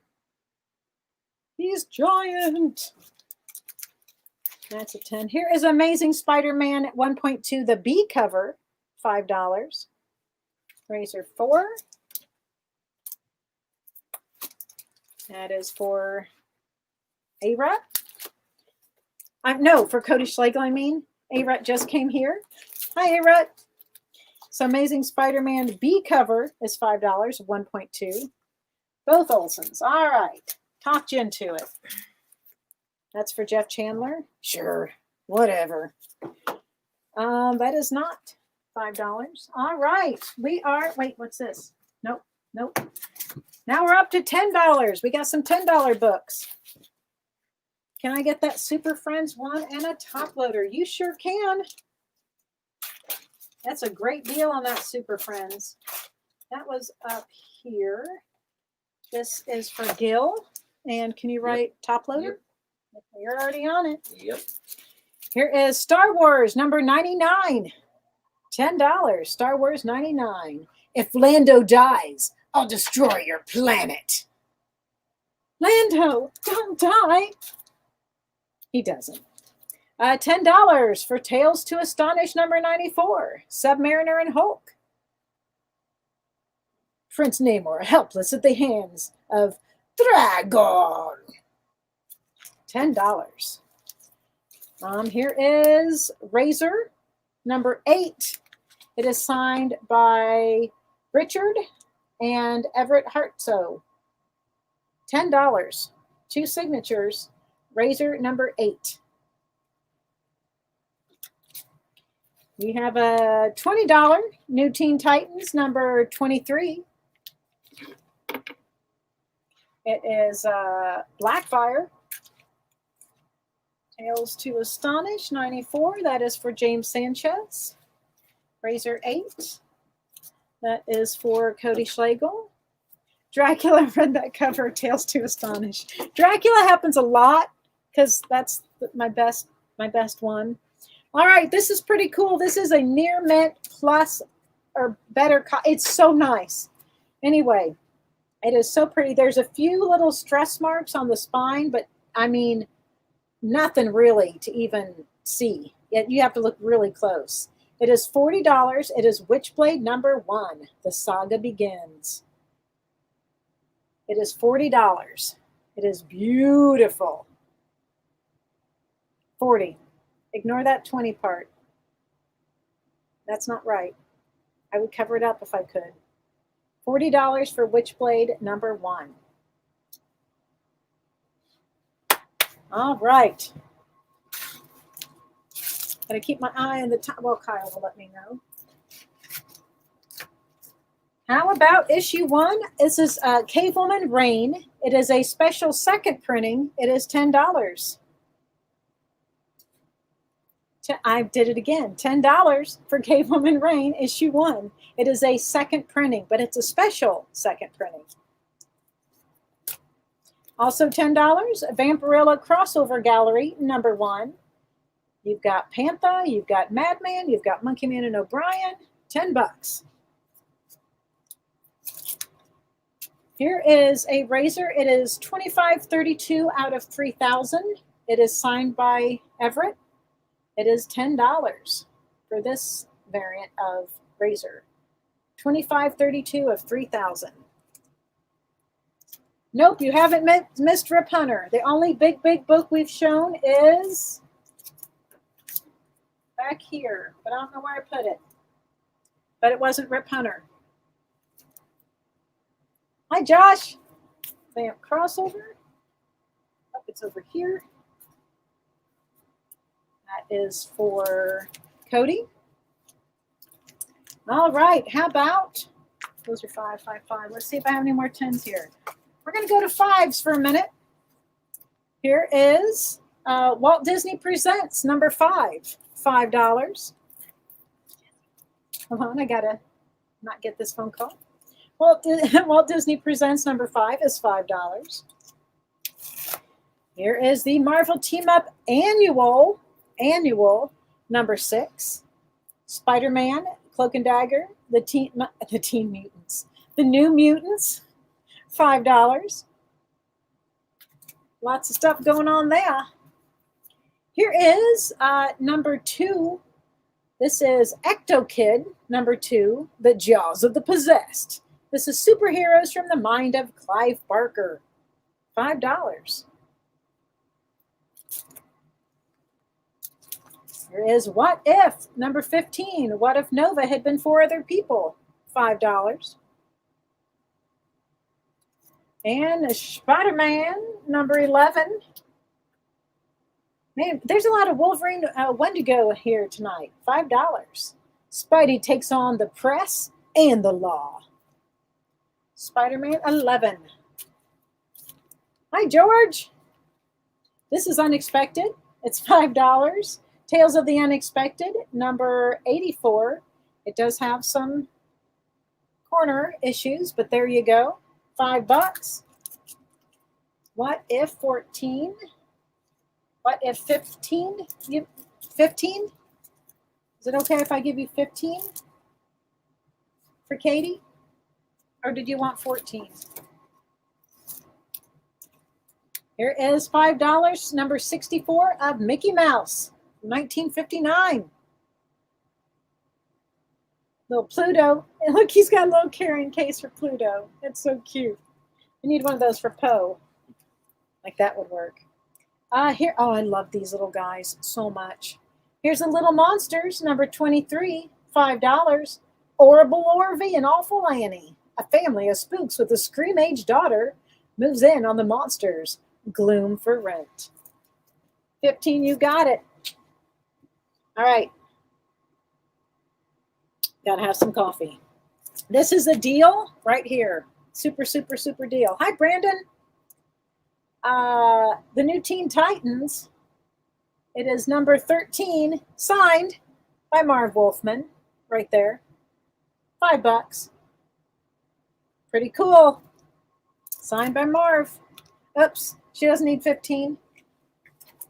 It's all good. What If is back. What If 15, $5. How about the Hulk? How about Hulk 139 for $5? Titans for Jeff Chandler. That is for Jeff Chandler. Thank you, Ron. Here is Jungle Action 13 with the Black Panther, Wrath of the White Gorilla. $5. And what is a day without Giant Size Man Thing? Giant Size Man Thing, number 5, $5. The Three Faces of Fear. Larry, Moe, and Curly. Here is World's Finest 173, $5. Hulk 139. Oh, I still have that in my hand. That is for James Sanchez. Is that correct? And Jungle 13 is for Katie Did.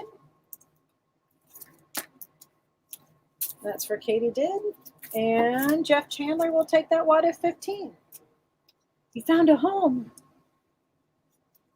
So World's Finest 173, $5. The Jekyll Hyde Heroes. Hidey, hidey, hidey, ho. Here is Classics Illustrated number 23, $5. Oliver Twist. I might have to twist your arm to get this book. $5. I know, Rob. You don't even have to tell me. I'm not. You already know. I already know. Let's see what other 5 ones are in here. This is, I think this is a cool cover. It is Transformers Last Stand of the Wreckers, number 4, $5. I just think it's super cool. I like it. I like the cover. I like it a lot. We have Star Wars Legacy number 30, $5. Skywalker Betrayed. And Defenders 31, $5. Defenders 31, $5. Flash Gordon. I don't know what number because I didn't write it down, but it's right here for $5, and Flash is back. The Flash is back in town. Marvel Premiere 31. Marvel Premiere at 31, $5. The Man Brute called Wood God. Defenders 31 for Gil. That's for Gil.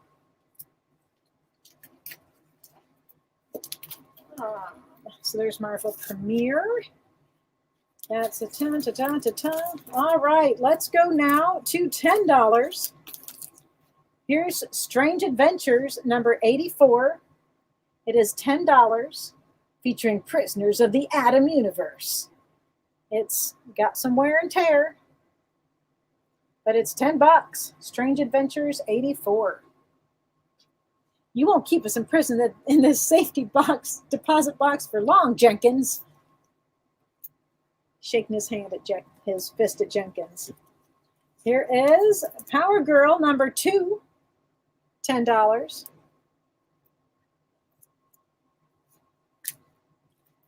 And Darth Vader number 13. They're still good in him. $10. Hi, Robert. Okie doke. It is, this is Super Comic. This is in Spanish. Super Comic. El Mundo del Señor Mizzoplico.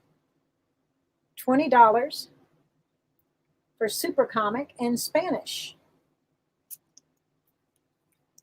$20.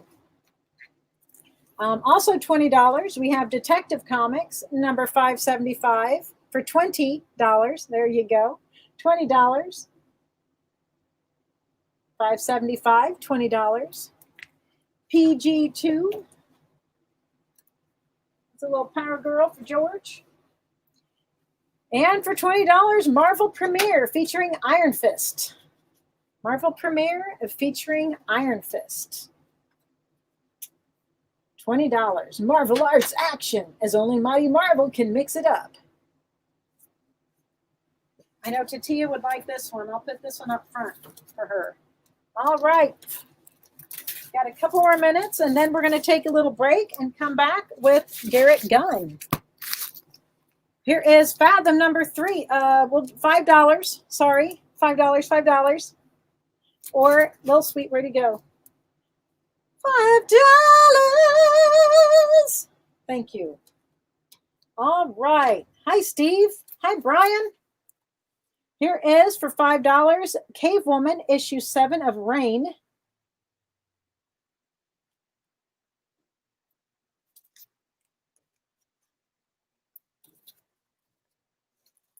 Here is Iron Man, number 197, $5.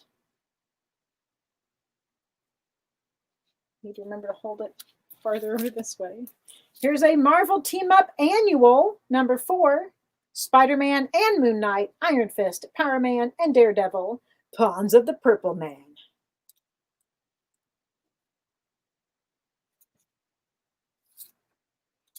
Here is Brave and the Bold, number 101, Batman and Metamorpho, $5. Brave and the Bold, 101. There's no escape, Batman. And then we have Sad Sack 161, $5.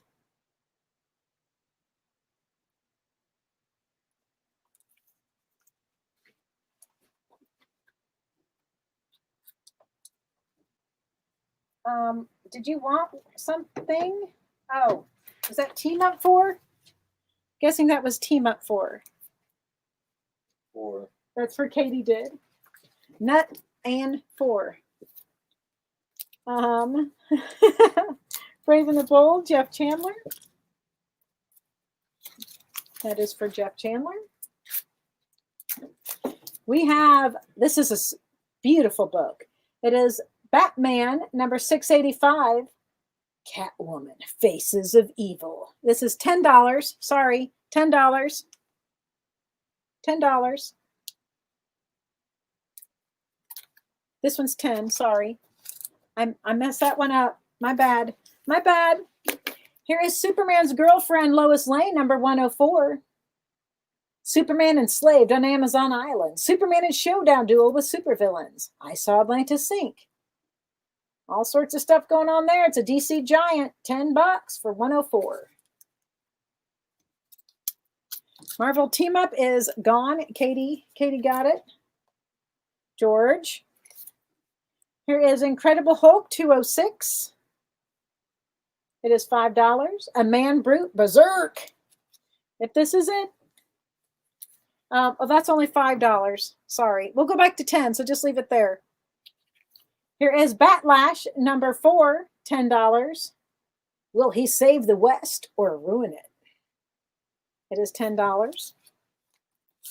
We have, what else for $10? Darth Vader, number 12, $10. This is my lightsaber. It's show and tell day. Rob's just like, you're so weird. 206, that is for James Sanchez. Here is Thor, number 6, King Size Annual, Thor number 6. Oh, this is $5. Sorry, $5. $5. Yes, Brandon, that was a Huey Lewis in the News reference. I love Huey Lewis in the News. Here is Gru the Wanderer, number 10, $5. Thank you for getting that reference, Brandon. I appreciate it. Here is Star Wars King Size Annual number 2 for $5.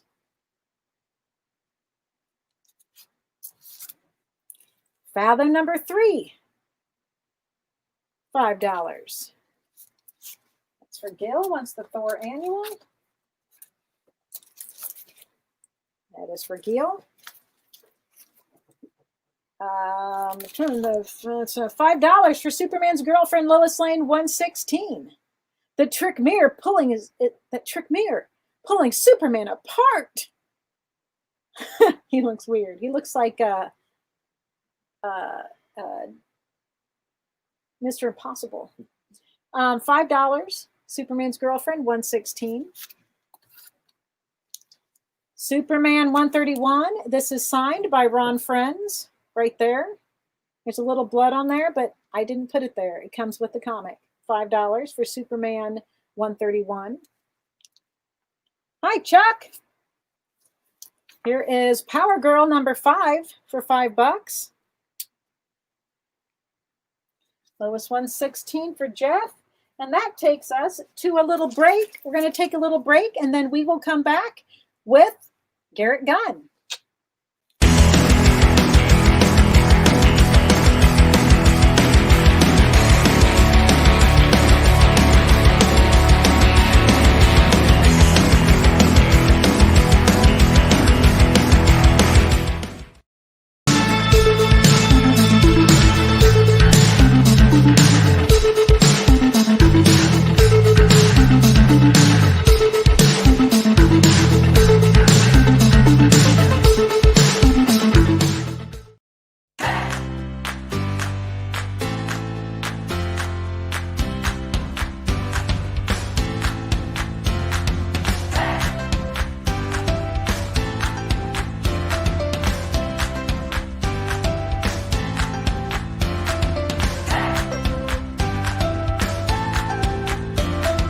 There's something for every imagination at your local comic shop.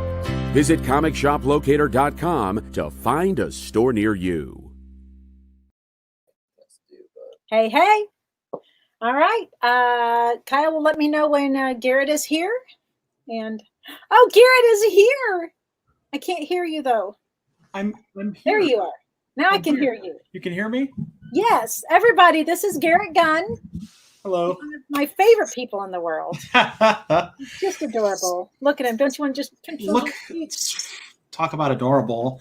I love watching your show. Yes, watch him be a dork. Yeah, it's the best part. It's the Garrett best part. is super talented. Like, super talented. He has written things like Franklin and the Ghost. I did make that. Yeah, Franklin and Ghost. This is a $20 trade.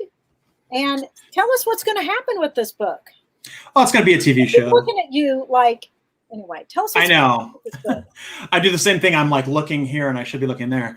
Franklin the Ghost is going to be an animated television show starring such talents as Billy Bob Thornton, Sean Schemmel, Christopher Sabat, Veronica Taylor, and a slew of other people that are much more talented than myself. I got to do panels with all of those people, and they're amazing. Yeah. They're just amazing. Yeah, So, absolutely. we do have these for sale. We have 2 left. That's all we have left. We ordered a ton. And that's the that's like the whole main storyline for the Yep. most part. So it's the first 3 books. It's like 170 pages of story, and it's like the first big arc of the story. It's wonderful. It's so great. Yeah, I love it so much. The art's done by Nick Turris, a friend of mine from Argentina. Super talented illustrator who's gone on to do like 40 books with me. I try to always work with like the same people because all my friends are so talented, and I find people that are talented and I'm like, okay, you can stay forever. That's I don't need anybody else. Yeah. Yep. Well, to go along with that, we do have this that you sent. Oh, what did I do? No. Oh, I did send you that. Yes. Actually, I didn't send that to you. A customer bought a copy and nominated you to get that. Oh, I didn't even know. So that's yeah. So that was the retailer relief variant that we did for it's called DFN3. So DFN3 is a little short ash can tie-in to the Franklin and Ghost universe. Okay. She's a cybernetic assassin that's basically like a next generation of these what we call retrieval bots, which are like sent to secure criminals who have gotten away. But in order to get this variant, your shop was nominated by somebody who bought a copy. So for every copy we sold, those people then got to put the retailer that they buy comics from every week to have a copy sent for free to them. So you were nominated. I don't remember who by, but I don't know, but someone loves you, wonderful, and I love it. So there were only 40 copies available to retailers? Yeah, 40. There was only 40 available to the public. To the public. And then the 40 other copies were made available. Like there was matching copies for those 40 that each went to a comic shop. So there was 100 print run in total. I think 105 with like the AP, like the comps for the creative team and stuff.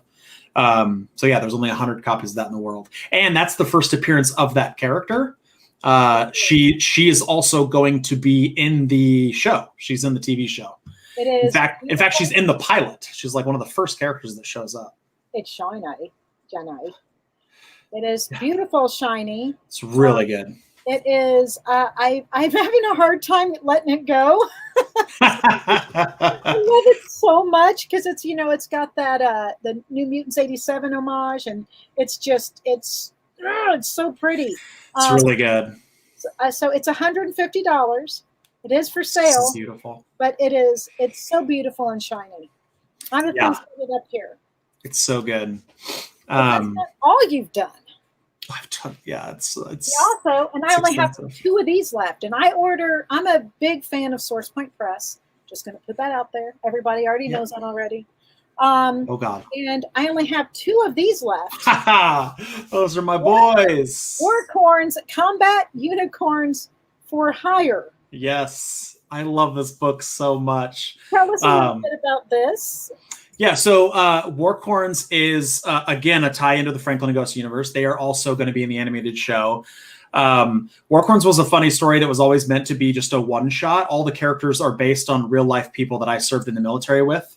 And it was like my way to make fun of all my military buddies and make jokes about super cliche and tropey, rumors and urban legends about the military. And once we made the first book, people loved it so much that I was like, oh my God, I'm gonna have to make more of this. That copy that you have is the original one shot that was released. And that's the first appearance of the whole main team of Warcorns. So Big Sarge, Floater, Gunny, and Arrow all make their first appearance in that book. And there's a cameo by Franklin and Ghost in it too. Yes, there is.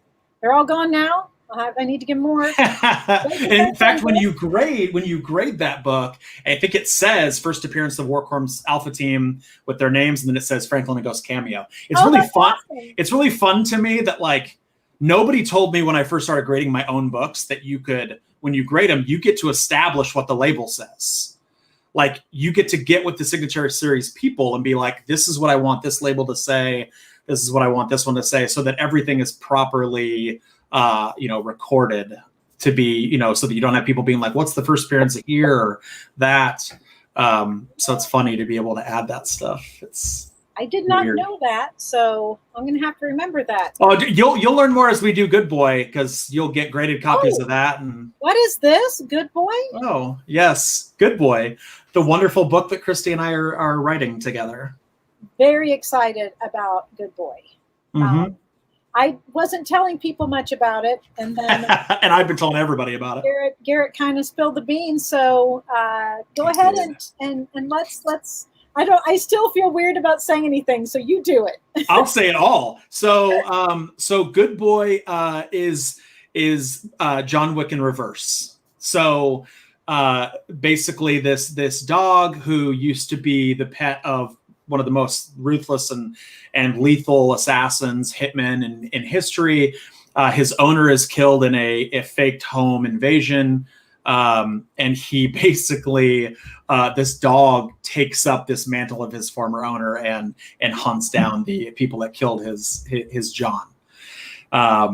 It's when I first started making the concept, and I had the concept initially, and I was like, oh, this is going to be funny and ridiculous and whatever. And I got that cover image that you're showing on screen. I got that image, and I was like, oh my God, that was the thing that just immediately pushed it to the front of the line to be like, I've got to do this right now. I've got to make this. And if I'm going to make something that's John Wick, I only knew one person that I was going to have come in and write it with me, which is obviously you. John Wick is my jam. I love John Wick so much. I know, because we had done a show together and you chatted my ear off for so long talking about how great John Wick is, and I hadn't seen it yet. I think it was like Motor City or something. It was right before you took me to Doug Jones. Yeah, that And was Motor so, City. yeah. And I remember you were like, you haven't seen John Wick yet? And I was like, no, I hear great things about it though. Like whatever. And I went home from that show and watched all of them. And I was like instantly enthralled by how I don't even really like, not even the story. The story's great and everything. It's all great. But for a movie that should be terrible, it's like, seriously, that movie, I equate that to like a movie that like Nicolas Cage would make. I'm just going to be a badass and I'm just going to kill everyone and it's going to be awesome. And you'd be like, it's going to be awful. But it was perfect. It was perfect. And if you pay a lot of attention to it, you can see it's like if somebody comes at him in a different style of fighting, he changes his style. And even with the guns, like blocks, they kind of seize up a little bit more, and he'll check it every time when he has a block. It's so good. So that's the thing that sold me on John Wick, though, was Keanu Reeves. Well, yeah. Like I had seen videos of his training. I'd seen videos of, the stuff he went into with this movie. And the whole movie, I didn't even care about the story. I was just so blown away at the intricate choreography that he had for this whole thing. Oh, it's so good. It was great. So Good Boy is going to be our little homage / parody of John Wick. We're going to have an Ash Can out, correct? Yep. This summer? This summer, yep. Yep, and then I already have pre-orders for it. I mean, it's going to be so good. Everybody wants it now, and I'm like, I know. It's definitely high on the list for people. I constantly get people asking about it. Now, I also have a few copies. We only have a few minutes left. Of this book, Cold Dead Hands. Oh, yes. I have 2 different covers of number 1. Yes. So that the one on the right is the ratio variant. It's a 1-in-5 ratio variant. Nope, the other one. This one? Yeah. Nope, that's number 2.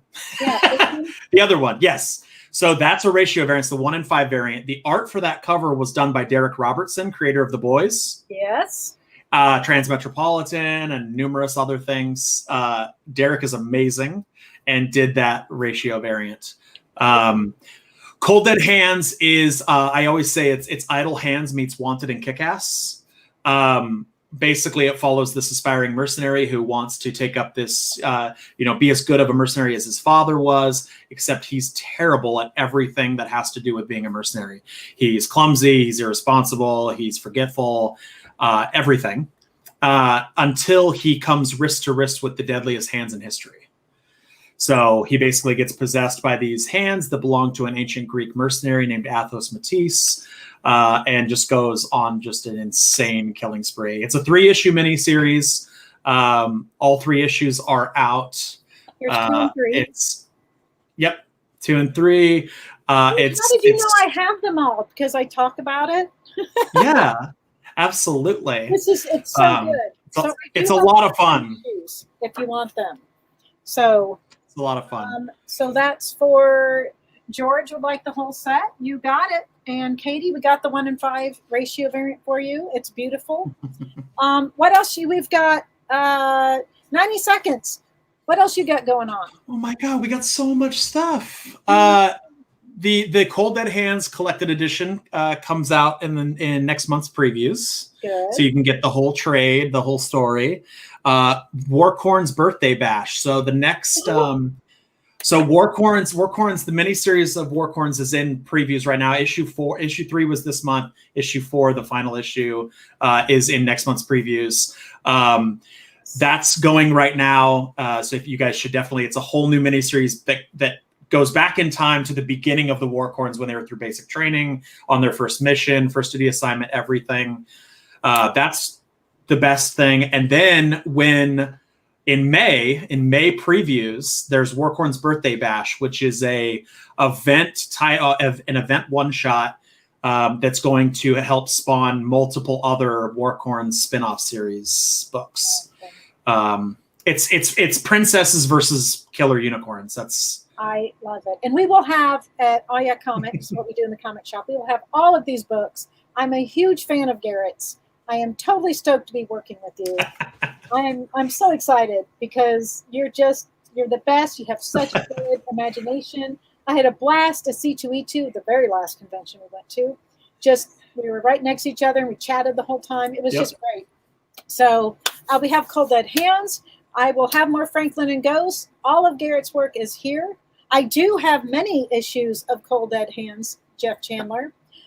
Garrett, thank you so much. Thank you. It's a pleasure always. You are just the absolute best. I adore you. The pleasure is all mine, ma'am.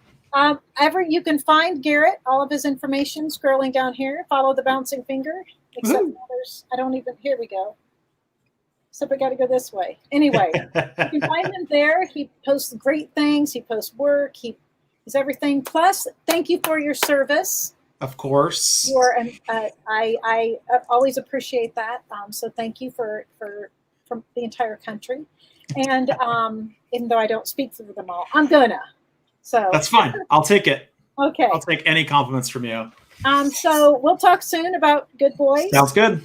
And I'll do some research and watch John Wick. Me too, I guess. It's the worst. With the pencil. I love it so much. Sometimes I put it on the background, but then I have to turn it off because I find myself I'll just sit there and watch it for distracting. Literally 100 times. So, all right, friend. Well, thank you so much, Garrett. Of course. Thank you for coming to visit us, and you guys got this wonderful treat of Garrett. And I'm here.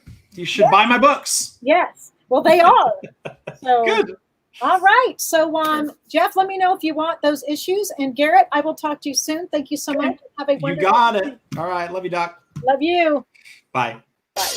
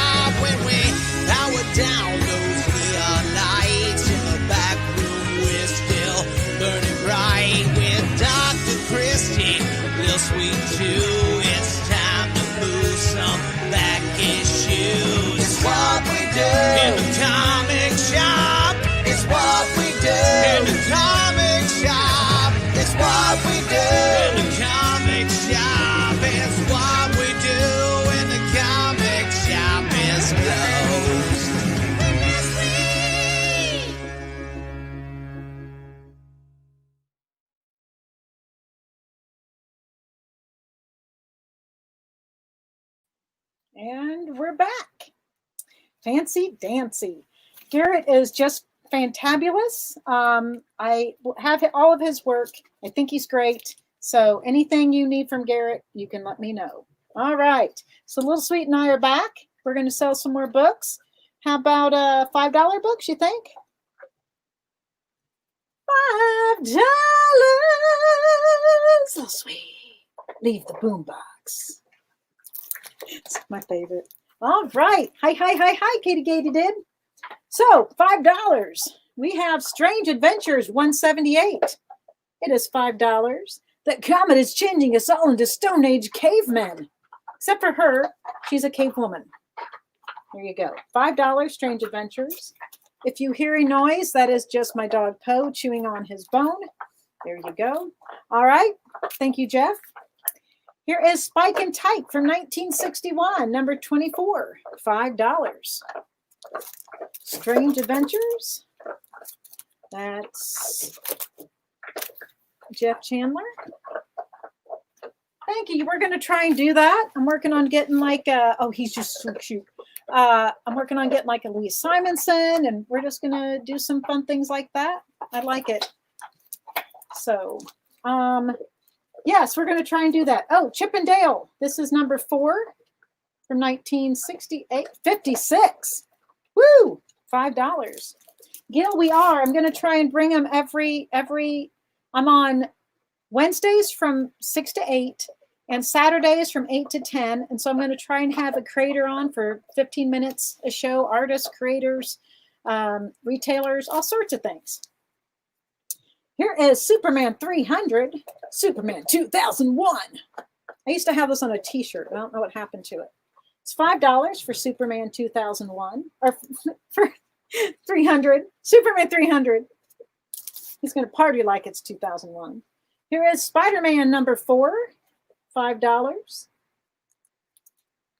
Marvel Fanfare. Woo, woo, woo, woo. That was a fanfare. Number 21, $5. It's got some Things and Hulks and Dr. Strange's on the cover, $5. Superman, that is for Jeff. Got you.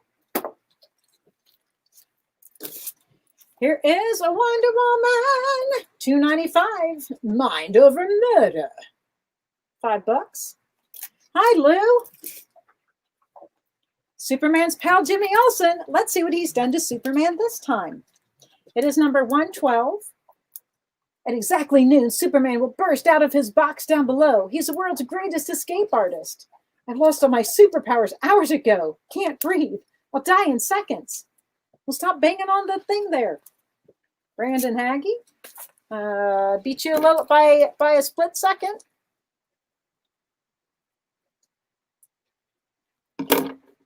So that is Brandon. My help left. So just back to me again. Fanfare 21. That is for Katie Did. And there's a little Jimmy, $5. Jimmy Cocoa Pop. Here is H.P. Lovecraft, the master of horror. The Lurking Fear, number 1, $5. I wouldn't go in there if I were you. Superman, number 110, signed by Ron Friends, $5. I had Taco Bell for lunch. Here is Tarot, 37, $5. Magic, number 1.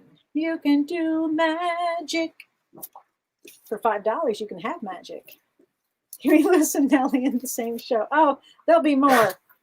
Here is Ms. Marvel, number 1, $5. Hi, Kelly. Olson for Jeff. I was waiting for that. There is Jeff Chandler. Here is Classics Illustrated, number 31, The Black Arrow. Now, Ronald L. Kaiser, grade 5, did write on this. Just letting you know. $5. Yeah, we just closed at 6. Kelly has a wonderful shop called Buy Me Toys in South Bend, Indiana. She's one of my dear friends. Got that for you, Brandon. And we share a lot of questions amongst each other, with each other, and answers. And $2.75 of New Funnies is $5. And when I'm ready to quit, she always tells me not to quit. Oh. All right, here is for James Sanchez. All right, and we have The Brave and the Bold, number 96 for $5. Sergeant Rock, And we trusted you, you traitor. Brave and the Bold, Batman Sergeant Rock, 96 of Brave and the Bold, $5. These are so cool. Buster Brown comic book number 38. Hey kids, you can win this Admiral TV set. One of the portable radios just by coloring a picture inside. Don't color, don't color. $5. New funnies, I got you, Caleb. Oops, I'm in the wrong file there. New funnies for Caleb. Yep, we do have to push everyone. And Buster Brown, those are both for Caleb. I don't even have a tag for you yet, Caleb, but I'm going to make one right now. I don't even think I said hi to you. Hi. All right, those are for Caleb. Here is Darkhawk 13. He's back. $5. And Marvel Masterpieces by Joe Jusko, book 1 of 4, $5. Oh, the Buster Brown store in Muncie. I do too. It wasn't that long ago, really. Here is Avengers 185, $5. Wonder Woman number 329, $5. I guess I don't need to keep saying $5 since it says $5, but I do anyway. Jimmy Olsen 108. Help me, Superman. If I can spend this $1 million in 24 hours, I collect another $1 million. Otherwise, I lose it all. This is starring Richard Pryor. Just kidding. Anyway, Jimmy Olsen, number 108, $5. I love Brewster's Millions. Jungle Action, number 7, $5. The Black Panther must die. Strike, my pets. Wonder Woman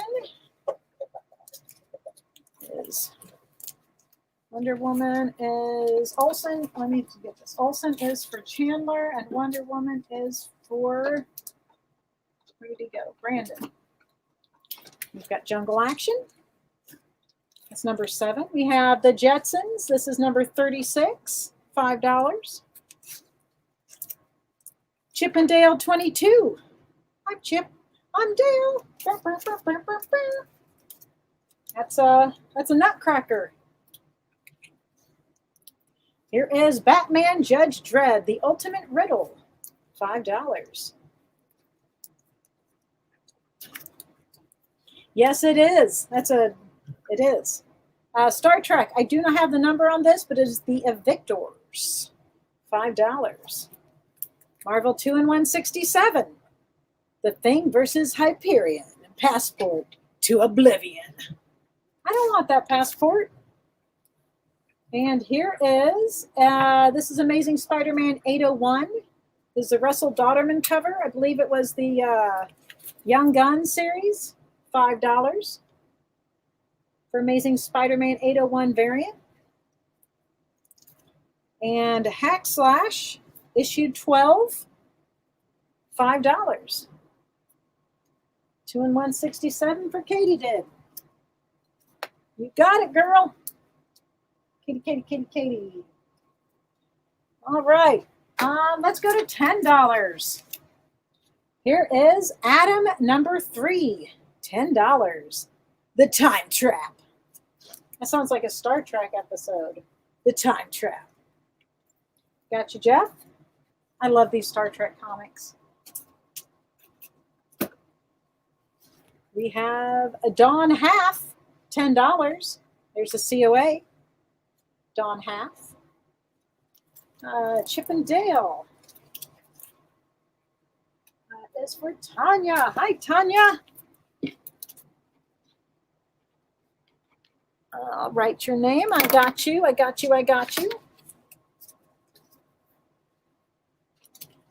right, so we have Dawn. No, we don't have Dawn. That's for Cody. We have Cave Woman, Rain, issue 2, $10. I love a rainy night. I love a rainy night. This is super cool, $10. This is Mickey Mouse, Heft 2, 1969. Mickey's Schatztruhe, 500. Anyway, it's Mickey Mouse in German, and it's $10. Mickey Mouse. Mouse. Mickey Mouse. Here is, oh, I already did the Atom number 3. Amazing Adventures number 14, featuring the Beast. You get Iron Man, Quasimodo, so many people, $10.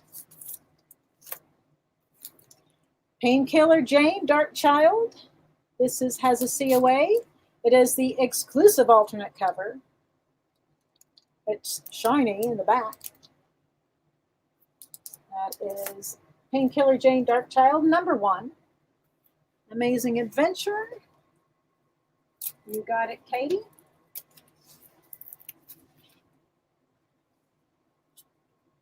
Here is Lady Death Vampirilla Dark Hearts Premium Edition, $10.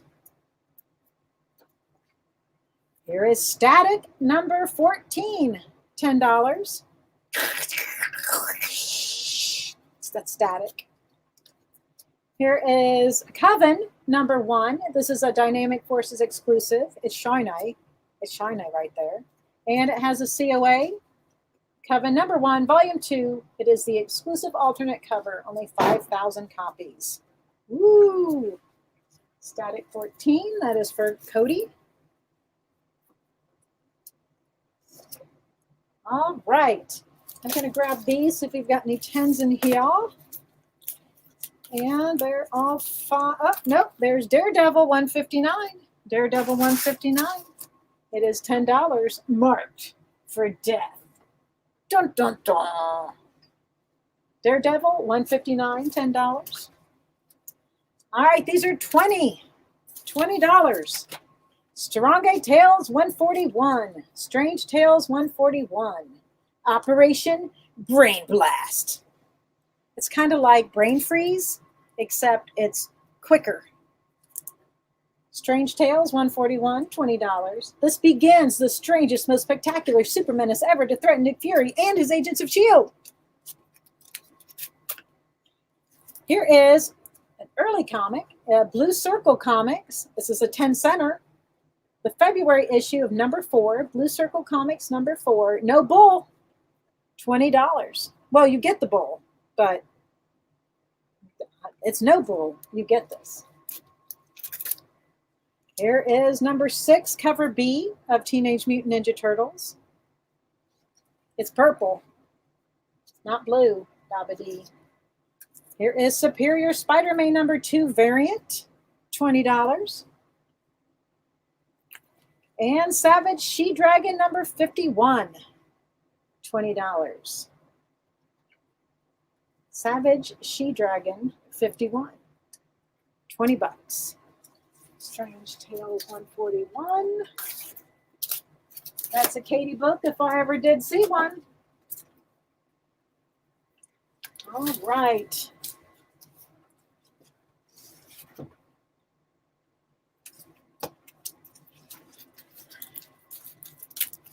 Okay. Here, let me see what I got here. Let's go to, oh, here's a $20 book, Captain Atom. Captain Atom number 87. What are you doing, Poe? Captain Atom 27, Double Danger with the Fiery Icer, $20. Poe is doing something. I'm not quite sure, but it's not good. Here is Edge of Venomverse number 1, variant edition, $5. Oh, sorry. I forgot to tell you $5. I'm so bad at this. I'm so sorry, Kyle. We'll do $5 now. Oh my gosh, I love this so much. It is Gold Key number 10, Scamp, $5. Look how cute that little guy is. He's so cute. Scamp. Here we go from Scamp to the Barbie Twins Adventures, number 1. All new first collector's item or issue, item issue.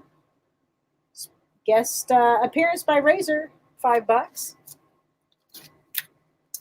Amazing Adventures, number 2. Inhumans and the Black Widow, $5. Marvel 2-in-1, number 65. The Thing and Triton. I'm trying to sell that. Here is The Phantom by Lee Falk. I wish it was Peter's dad. An enemy agent discovers how to send false orders to the Phantom's jungle patrol. That dog delivers them. That's $5 for The Phantom. Here is A Fun-In starring the Harlem Globetrotters. Razzle Dazzle Fun, Sweet Georgia Brown, $5. Da-dun, da-dun, da-dun, da-dun.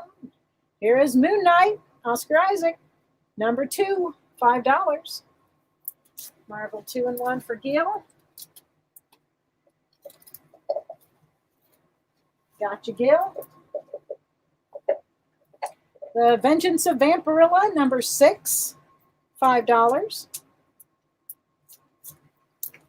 Fun-In. That is for Caleb. Caleb. And Amazing Adventures 2. That is for James Sanchez. Got you. Here's Amazing Adventures 17 for $5. Featuring the Beast. The Beast. And here is Godzilla, number 12, $5. Star Sinister. It's Godzilla, king of the monsters. He kind of is, because he's cool. Here is a Dollar Comics, World's Finest, number 245. It's fine. It's so fine. And here is World's Finest, number 175, $5. Die, Man of Steel, die. Our Superman Revenge Squad will destroy you. And we have Godzilla for Katie. And what else did I miss? 17. AA17. That is for James. You guys are going to get so sick of me. I'm going to be everywhere. We have the Classics Illustrated number 1, The Three Musketeers. $5. Move Franklin over here.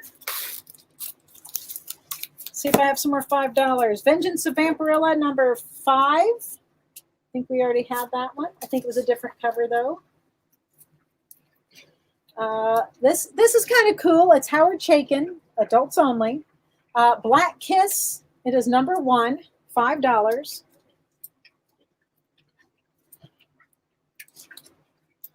Here is Ghost Stories number 73 for $5. The all-new Iron Man 178, $5. You guys like these? Marvel 2-in-1, 64. The Thing and Stingray. Stingray. First name Sting, last name Ray. Here is, that's wrong price. Here is Ghosts, number 98. You're not my father. You're just a fraud, just like the Spectre. $5 for Ghosts, 98. 2-in-1, 64. That is for Katie Did. World's Finest. Which we have 2, I believe. We have World's Finest number 175 and then the World's Finest 245. So Jeff, you just tell me which one you want and we'll go from there. Poe, I don't know. Gosh, I don't know what he got into. Here is Sad Sack number 162, $5. All right. Sad Sack. 52, or not, that's 152. World's Finest, both. Got you, Jeff. Here is Static, number 8. Oh, that's $10. Sorry, $10 for Static, number 8, $10. Sad Sack and Black Kiss, I missed that one. Okay. Black Kiss. I missed who that was for. The Nexus 419. All right.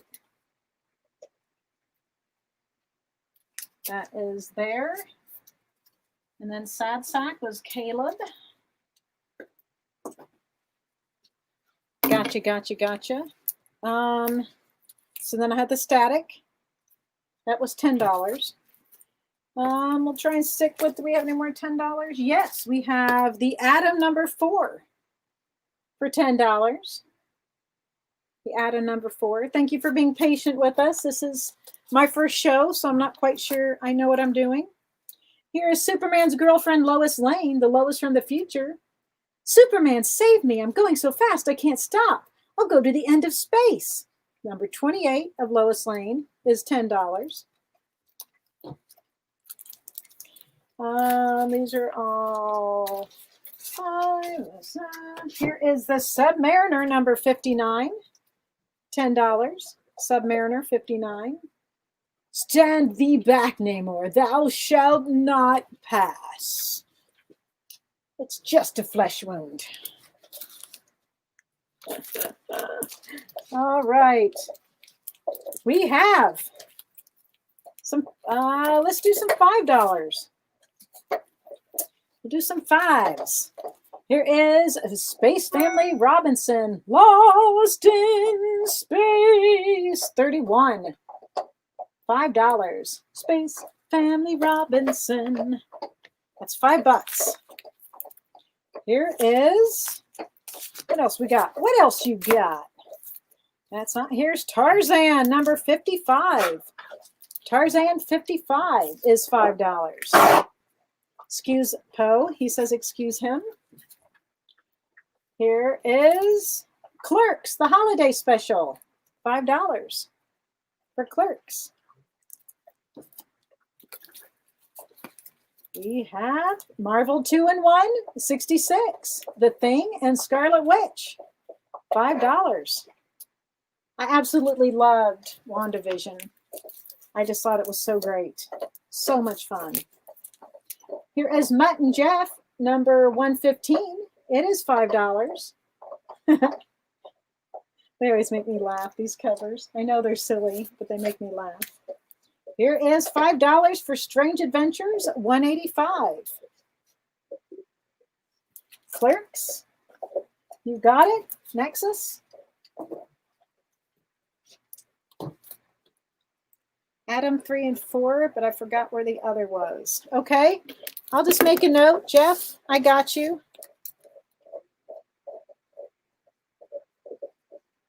I'll find them. Not a problem. What do we have? Mutt and Jeff. That is for Caleb. Here is Fathom number 2, $5.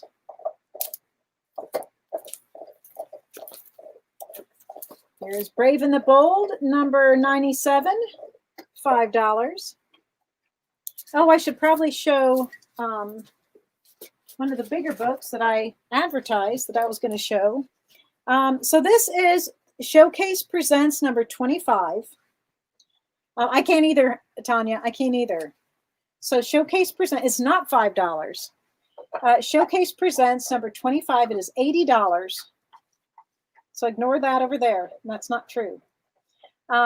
This is from 1960. Jack Miller was the writer. Pencils and Inks by Joe Kubert. Murray Boltinoff and George Cashton edited this. Rip Hunter is captured by the medieval sorcerer. They have to go to 960 AD. There's 3 different chapters, and it is a Joe Kubert cover. It is $80. It is a very good to very good plus. Look, it's the same book. It is beautiful.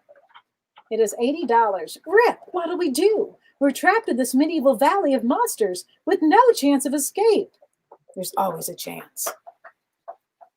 BB 97 I have for James Sanchez. It is okay.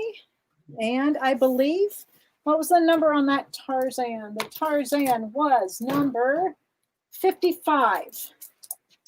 55, Caleb. So we have the Rip Hunter Time Master Showcase Presents 25 for $80. beautiful. And I believe it's time for our break. So we will come back in just a couple minutes and have more books.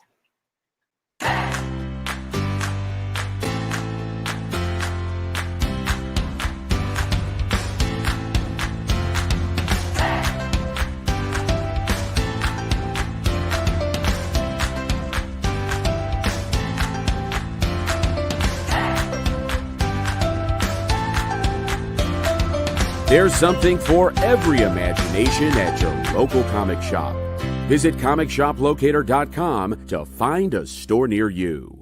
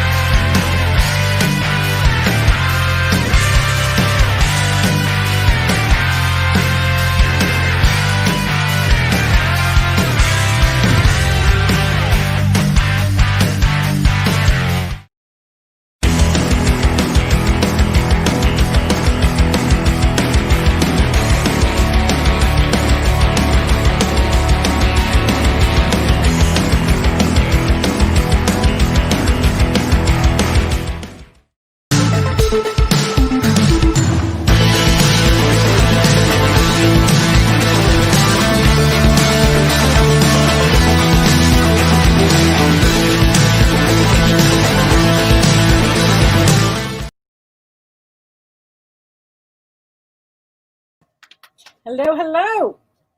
All right, we're back. We only have about a half hour left, so I am going to show some of the bigger books that I put out there because they're beautiful. They're beauteous. All right, this one. This is Daredevil. This is Daredevil 17. It is it's $200. It's a fine to very fine, somewhere in the middle. There's a couple little edge creases in the corners. It's got a beautiful spine.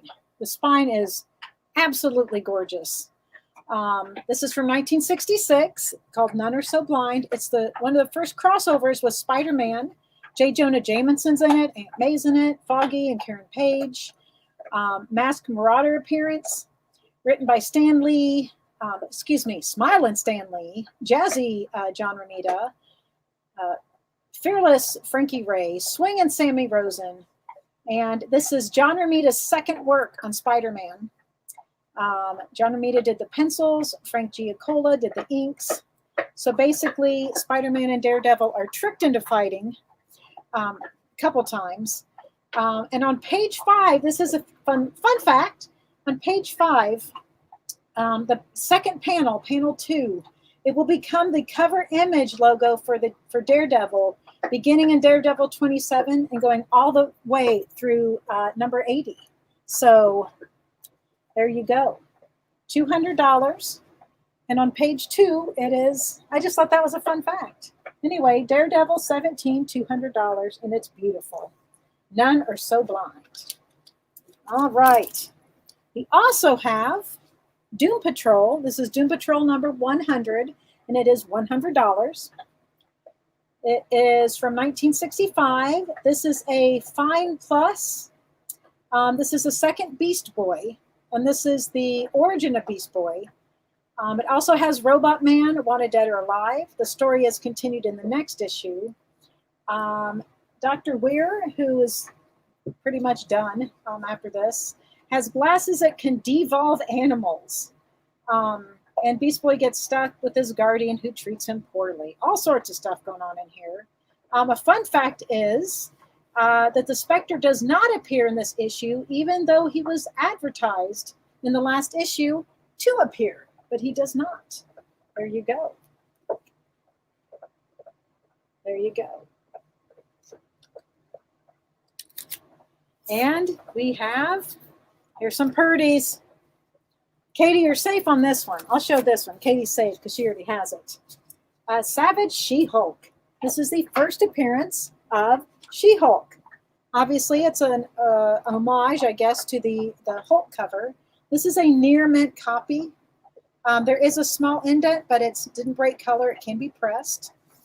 This is obviously an homage to Incredible Hulk 1. First appearance, origin of She-Hulk.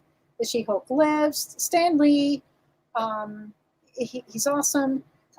John Buscema, Chick Stone. Basically, she gets her transfusion from Bruce Banner after one of her a mobster shoots her. And Bruce does this, and she turns into the She-Hulk. So there you go. $200. Here is super cool. You may not be safe on this one, Katie, but you might. Anyway, it's Sensation Comics. This is number 36, Parade of the Villains. It is $400. It is gorgeous. It's very goodish. I'm going to say very goodish. It's got a couple chips here. Not like chips like, what's his name? With the teeth, the TV show. Anyway, this is written by William Moulton Marston. Inks and Pencils by Harry Peter. Sheldon Mayer was the editor. There is additional art in the book by Joe Kubert. And basically, it's from 1944. And Wonder Woman takes the Holiday Girls to recapture Dr. Psycho in Boston. And they fight 6 of Wonder Woman's greatest foes, including Cheetah and Gigantic. But are they really that? You won't know until you go there. You like my grading terms? Very goodish. Anyway, Sensation Comics 36. It's an honor just to hold this book. I love this book. It's so pretty. And is this our last big book, maybe? I think. Okay. I love horror comics so much. Horror comics. Strange Adventures was Sensations 400. This Strange Adventures, if you were asking, this one's $5. But the Rip, where did I put it? Oh, no, oh, here he is. This one's $80 for the showcase. This is $80. And if you're talking about this Strange Adventures, it is $5. That's for answering Alex. I'm going to put that there so I don't mess it up. All right. How about a couple $20 books? Because I have a couple here. Here is Vampirilla Zero. This is the silver variant. It's shiny. No, I don't think so. I'm pretty sure. Let me check, George. I think I probably have 2. Nope, your Power Girl 2's right here. Right here. I just have 2 of them. You know me. I like to have many. Condition on showcase. This is very good to very good plus. Very good to very good plus. All right. Under Strange Adventures. Oh, Power Girl 5. Did you call that? Power Girl 5? Okay, I'm putting that in there. If I missed it, you know you got to holler at me, George. All right. So Vampirilla Zero with the silver variant is $20. I know. All right. We have Leatherface number 3. The eyes have it. $20 for Leatherface number 3. Oh, okay. I thought so.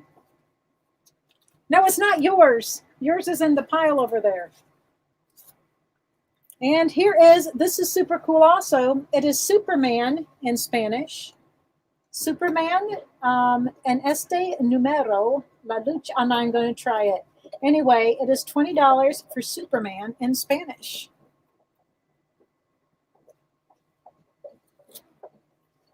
All right. What else we got? What else you got? How about, here's another 20. Katie, you may not be safe on this one. Tales of Suspense 78. Iron Man and Captain America, featuring the macabre menace of Then. $20. Tales of Suspense, $78. $5 Strange Adventures. That's for Jeff Chandler.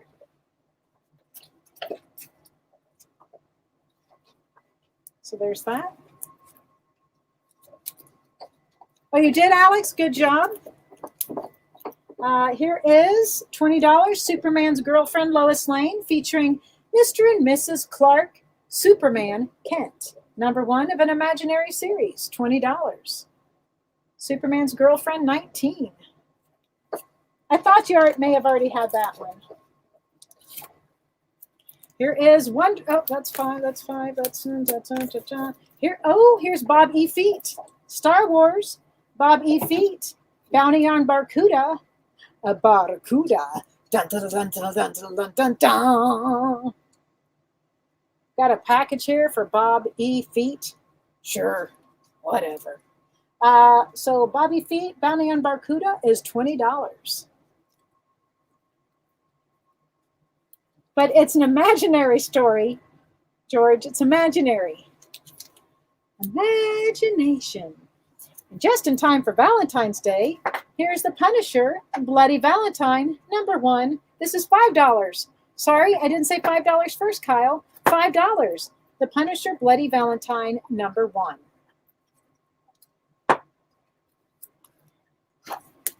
Wonder Woman, #299. Wonder Woman 299 is $5. We have the all-new Iron Man 177, $5. The Flying Tiger means business. Not pleasure, business. I would say so. He looks pretty mad. Bob E. Feet. Did you want Bob E. Feet, Tanya, or you just like Bob E. Feet? I think he's funny. I need to put these in the right pile because I'm going to mess up. So Wonder Woman 299 is for Katie Did. Sure, whatever. It's my favorite, Bob E. Feet. I might have put it over here. I don't know. I'll find it. I might have put it down here. For Brandon Hagee. Gotcha. Do you want me to just put it in his pile, Katie Did? $5. Catwoman, #71. I'm going to put these here so I don't mess up. Here's another Godzilla, #12. Same one. If somebody else needs it. Oh, you want Bobby Feet? You got it. You got it, Tanya. Okay, and that, before I forget, Katie, I'm going to put $2.99 in there for Brandon. Here's Classics Illustrated 51, A Spy. The Spy Who Loved Me. Look, I was doing it again. There's the 20. At Marvel Premiere, I think you already have, Katie Did. All right. Here is, trying to find more $5 ones in this pile. Here we go. Turok, Son of Stone, $5. Andar's Pet Honker. It can bring trouble or a way out of Lost Valley. What do honkers say? Oh. Oh. All right. I've got a couple $10. Couple $10. Here is Daredevil 175. The End for $10. Is it the end? Yes, Daredevil. Oh. Here is Star Wars Infinities #1, $10. A New Hope. Or as I call A New Hope, Star Wars. And here's a #1, Thrilled to Stories of Young Lust, $10. This comic goes all the way.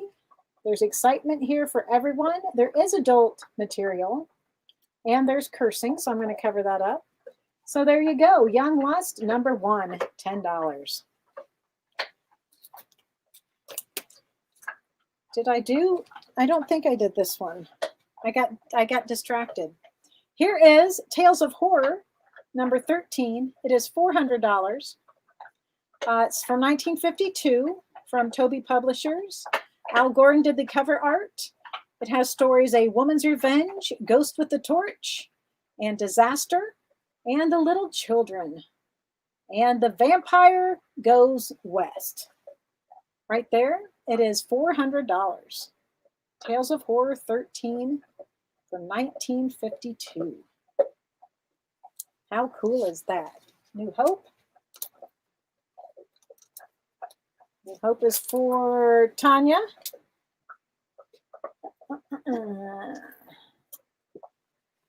Then we got Young Lust. Okay. What else we got? Let's get in before I do these. Let's see what we have here. These look interesting. Here's a, what are we, we're not on any number. All right, this is $20. It is the Dave Nestler Sketchbook, Volume 2, Bad Girls Write Again. It is signed down here by him, and it is $20. And it's signed by Dave Nestler. We have, once again, The Chamber of Chills. This is a Collected Works, Volume 4. Normally $48, $20. $20 for that. Normally $48. How about that? Suicide Squad, $49. Smile. $20 for Suicide Squad, $49. Where is Tatita? All right, we got about 10 minutes left. We're going to go to, this one's $50, but it's worth every penny. Katie wants the Chills book. You got it, Katie did.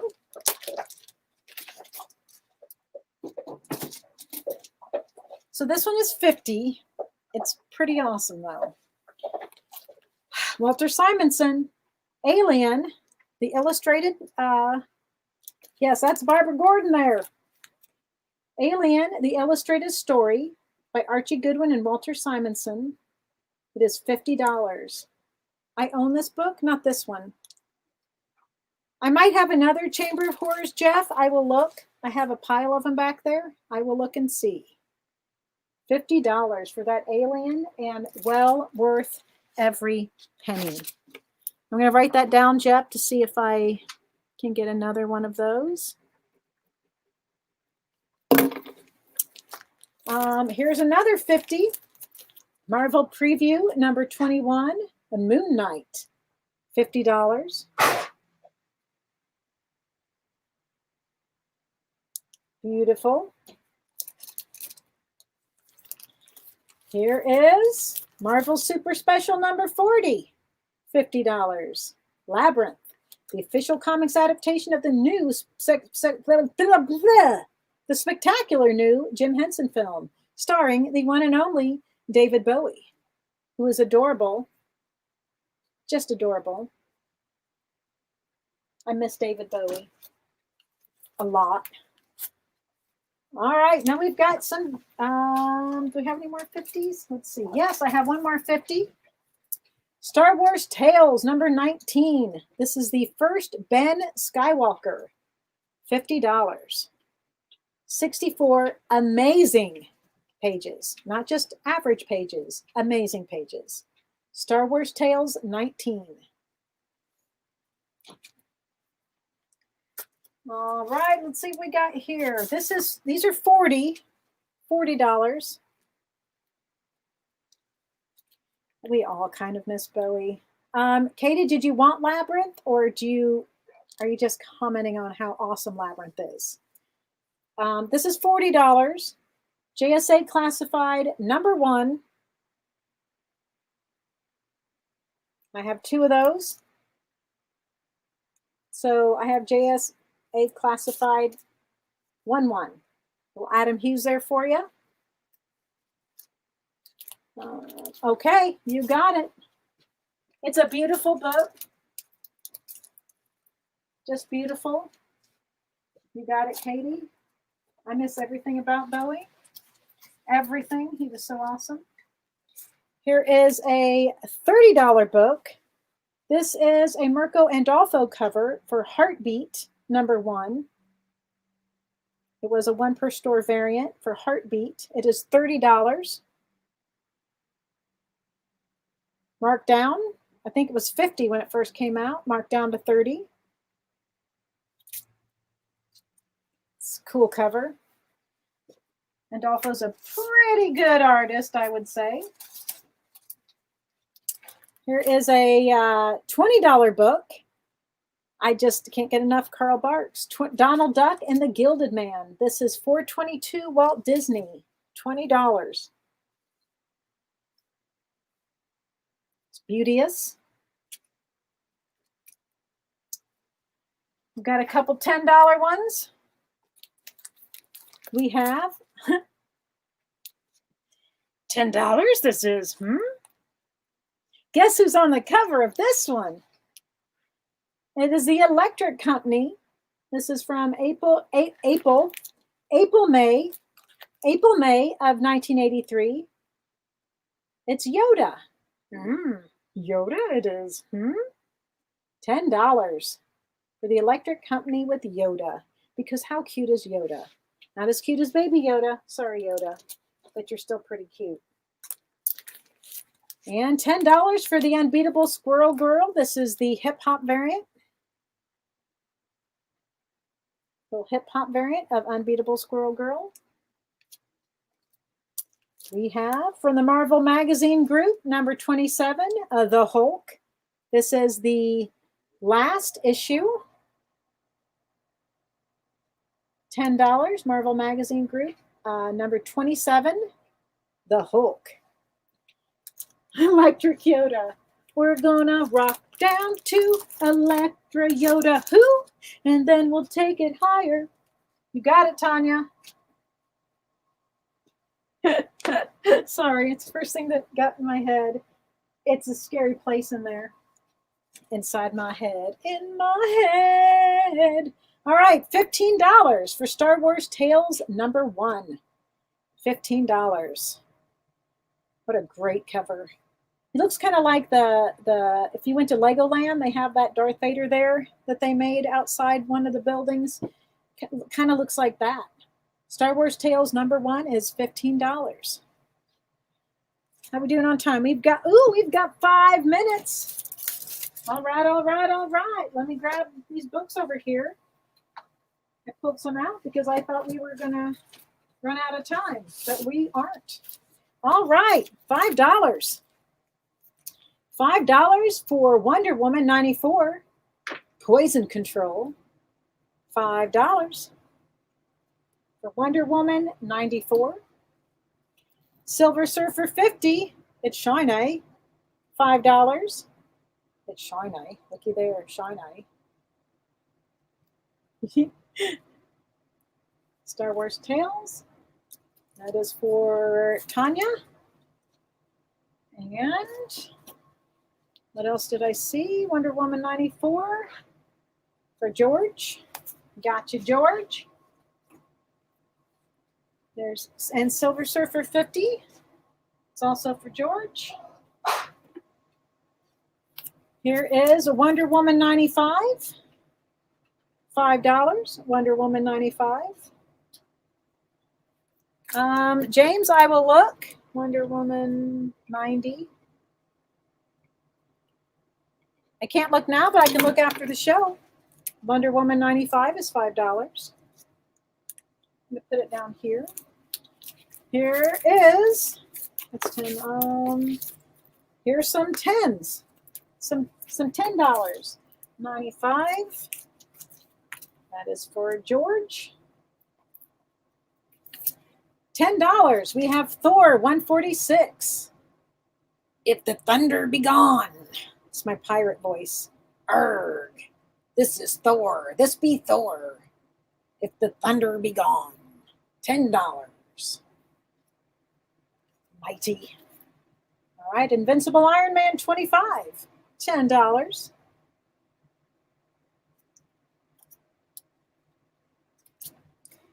Invincible Iron Man 27, $10. When you're through, Shellhead, we're taking care of the whole blasted city. Door 146. It was the pirate voice that did it, right, James? Yeah. You're like on the fence. I don't know, do I want it? And then you're like, no, I'm going to go ahead and get it because that's the coolest voice ever. I got you, Jeff. 146. And Jeff Chandler got 25 and 27.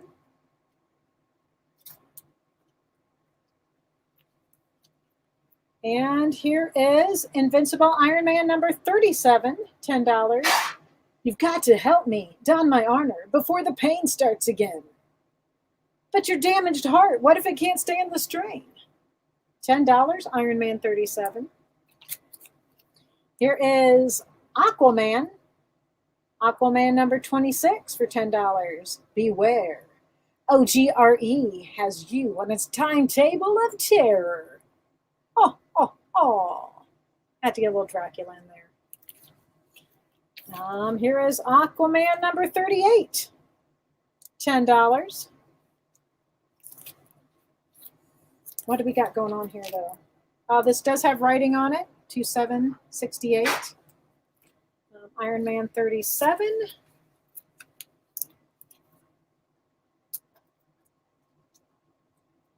Iron Man 37 for Jeff. Did I show Iron Man 16 for $10? I don't remember. I don't think so. But it's $10 for Iron Man 16. But I do know I showed Hulk 121, I think. Maybe Hulk 121. Now I'm all confused myself. And I know I showed Aquaman. Where's Noah? And I think we only have time for one more. Yep. Okay. So this is $50, I think. No, we won't show that one. We'll show a couple more. Spawn 301 is $5. Iron Man 16. So by the time I get these, we'll probably be done. And Hulk 121 for James. So James got Hulk 121 and Jeff got Iron Man. And I already got 37. All right. And we are out of time. That's the show. But there's more. Wait, there's more. We have Chris Rupp coming up next in his show. Man, you say the name and you just show up. I am. I'm here. You're here. How are you today? I'm good. We've been watching your show. And I'm sorry. No, it's been amazing. You've been doing a great job.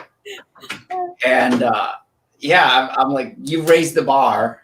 Oh, now I feel like I'm going to be like down here.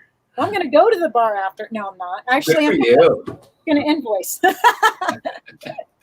Oh, so we both have, I'm in Muncie, Indiana. And I'm in Fremont, Ohio. And you're in Fremont, Ohio. And we're both little towns. Yes. You're about 4 times larger. We're 4 times larger? Yeah. Well, maybe 7,000. Maybe 4 times larger when the kids are here for Ball State. Oh, okay. Because once Ball State ends, our population goes down like 25,000. Yeah, Bowling Green, which is 20 minutes from us. Oh, they're Bowling smaller Green than us in the off season. Yeah, because their colleges, they have a great popular culture program there. I mean, it's awesome. It's like if I could teach anywhere, because I have my degree in education, pop culture is what I did, I would teach there. Bowling Green is like, that would be a dream. But then I couldn't do this. Archives. Their comic book archive is amazing. It's amazing. I have friends there. It's just awesome. So what you got coming up for us? So tonight we're going to try a little bit of everything. I'm trying my glasses. Oh, there you go. Like it's a unique experience for me. But other than that, we got some of our exclusives. And Okay. we've got some CGCs, Silver Age. As I said, you've raised the bar. And you made me feel I'm going to fail miserably. Oh no, you're going to do fabulous. I'm just an idiot, so, and I just don't care if everybody knows it. So I can't sing worth a darn, but I do it anyway. Oh no, I heard you singing 5 minutes ago, and you're doing a very good job. Well, My daughter, anytime I try to sing, she's like, "Stop, Daddy." oh no. Well, my daughter is horrified. She gets on here and she's like, "Oh my gosh, you're ridiculous." And I'm like, "Yeah, well, it pays the bills." So Yes, it does. yes, it does. We get to do what we love. Yes, we do. It's so much fun. How everything's going well with the whole? Oh, everything's going great. We pivoted like 2-3 years ago to heavily more online. Okay. So locally, we shut down for 5 weeks. Yeah. And we were still in here working every day, but we just had the doors shut. And other than that, we've been back open. That's awesome. The restrictions are very limited. We're very strict on you have to have a mask. Yes. It is, and sorry, I've got this earbud in my, and so it delays like 3 seconds. Oh, okay. So it's weird hearing myself. I carry the mask too. I'm a little bit tired of getting yelled at. I get called names because I'm like, "Could you please wear a mask?" And I'm like, just not every day, but some days. Yes, you're not in here for hours, so just 5 minutes. Yes, Just exactly. respect this. Yes, exactly. Well, I think you're going to have an amazing show tonight. I'm so looking forward to seeing it. And everybody, please stay tuned. And we're going to turn it over to you. Well, you. I'm going to try to live up to that. You will. You're going to do awesome. Thank you, Christy. Because gotta have.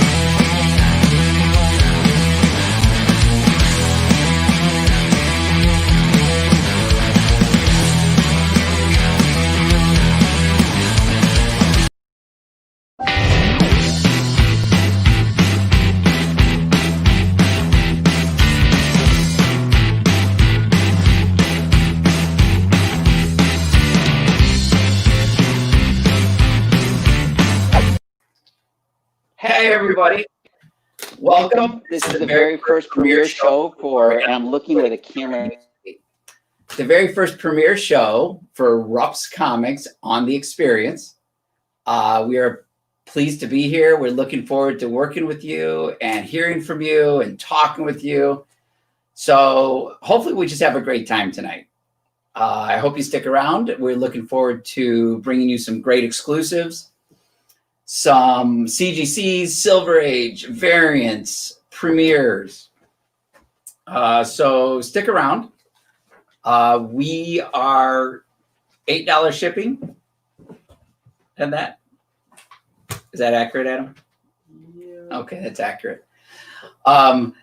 So if this is your first time with us and you'd like to make a claim, all we ask is that you go to ruppsworld.com, click sign up, and fill out the form there. And that way we have a way to invoice you. And there it is right there on the screen. And that maybe we can throw up the link in the comments later. So what am I missing, Adam? That's about it. Christy's made me so nervous. And that because she did such a great show. And that if you want to claim anything tonight, all you have to do is post in the comments what the book is, what the issue is, and we'll get you taken care of. And that I will try to address each claim as it comes up. There's Mr. Hansel there, one of our local customers. And that's a great thing about this show is we see so many of our locals, but we also see so many people from around the country. Once in a while, we see, international customers. So that's if anybody internationally, we ship worldwide every day, not for $8 though. So I'm going to take this earbud out of because this is driving me nuts. And I think we're doing great. This has been a great experience for what I saw from the Experience Expo this past weekend. lots of great guests. There was lots of great stories. I mean, just the story. So it's great. If you get a chance, check out on YouTube. It's got all of the videos from this past weekend with John Romita Jr., Dirk Manning, Howard Chaykin. There were so many great ones that were this weekend. So, I mean, I can keep talking if you guys want, or we can go on to some exclusives. And there's Greg. He'll follow us anywhere we go. Thank you, Greg, for your support. So that's it, guys. And if this is your first time watching the experience, definitely on the YouTube channel, click like, subscribe, hit that notification bell, as my daughter would say. And that'll keep you updated on all the great shows coming up. We're going to be doing 7 days a week, 4 hours every day. So just tell you a little bit about me if this is your first time joining us. My name's Chris. I own Rupps Comics now for 29 years. We're located in Fremont, Ohio. If you come to Fremont, it's a small town, so you won't have trouble finding us, really. We're only 16,000 people. But we have a warehouse of over 1 million books, A to Z, right here connected to the store. So it's great that anytime you guys need something, we can go straight down there. We can check it out. We can say, yep, we got it. We bring it right up. And there's just so many opportunities that you guys have. Plus, we are always buying. Anytime any of you guys have comics to sell, a large collection, or you even hear about a large collection, just let us know. You never know. And that we're currently processing a 9,000 comic collection that was dropped off last Monday. We're trying to get the guy an offer. So hopefully by this time next week, I'll be able to say, hey, guys, we got some of this collection available just for you guys for the first time ever. Sorry, I need a big clock up there. So I'm very free, open, honest. So I'm just freely talking, and hopefully that connects with you guys. So as all of our local customers, we definitely have a lot of great time, like Ken, who just popped through there. It's just, we just, you know, just like friends. You just talk and BS, and, you know, like the boys. They just dropped that season 3, quote unquote, teaser trailer, and that, which had all the guys doing their, I think from quarantine or from their homes, and that they were doing all these little bits in character. It was really cool. So check it out. We're looking forward to the boys. Nick over there at Dynamite. He's got more boys collections coming out. Dear Becky's currently coming out. I'm doing PR for everything, aren't I? And that, as my daughter would correct me on my English also, probably. So I'm going to jump into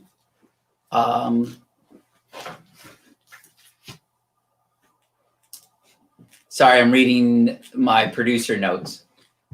And that's a great thing is that, guys, this is not like our normal shows or anything else you may have seen out there. This is a fully produced show.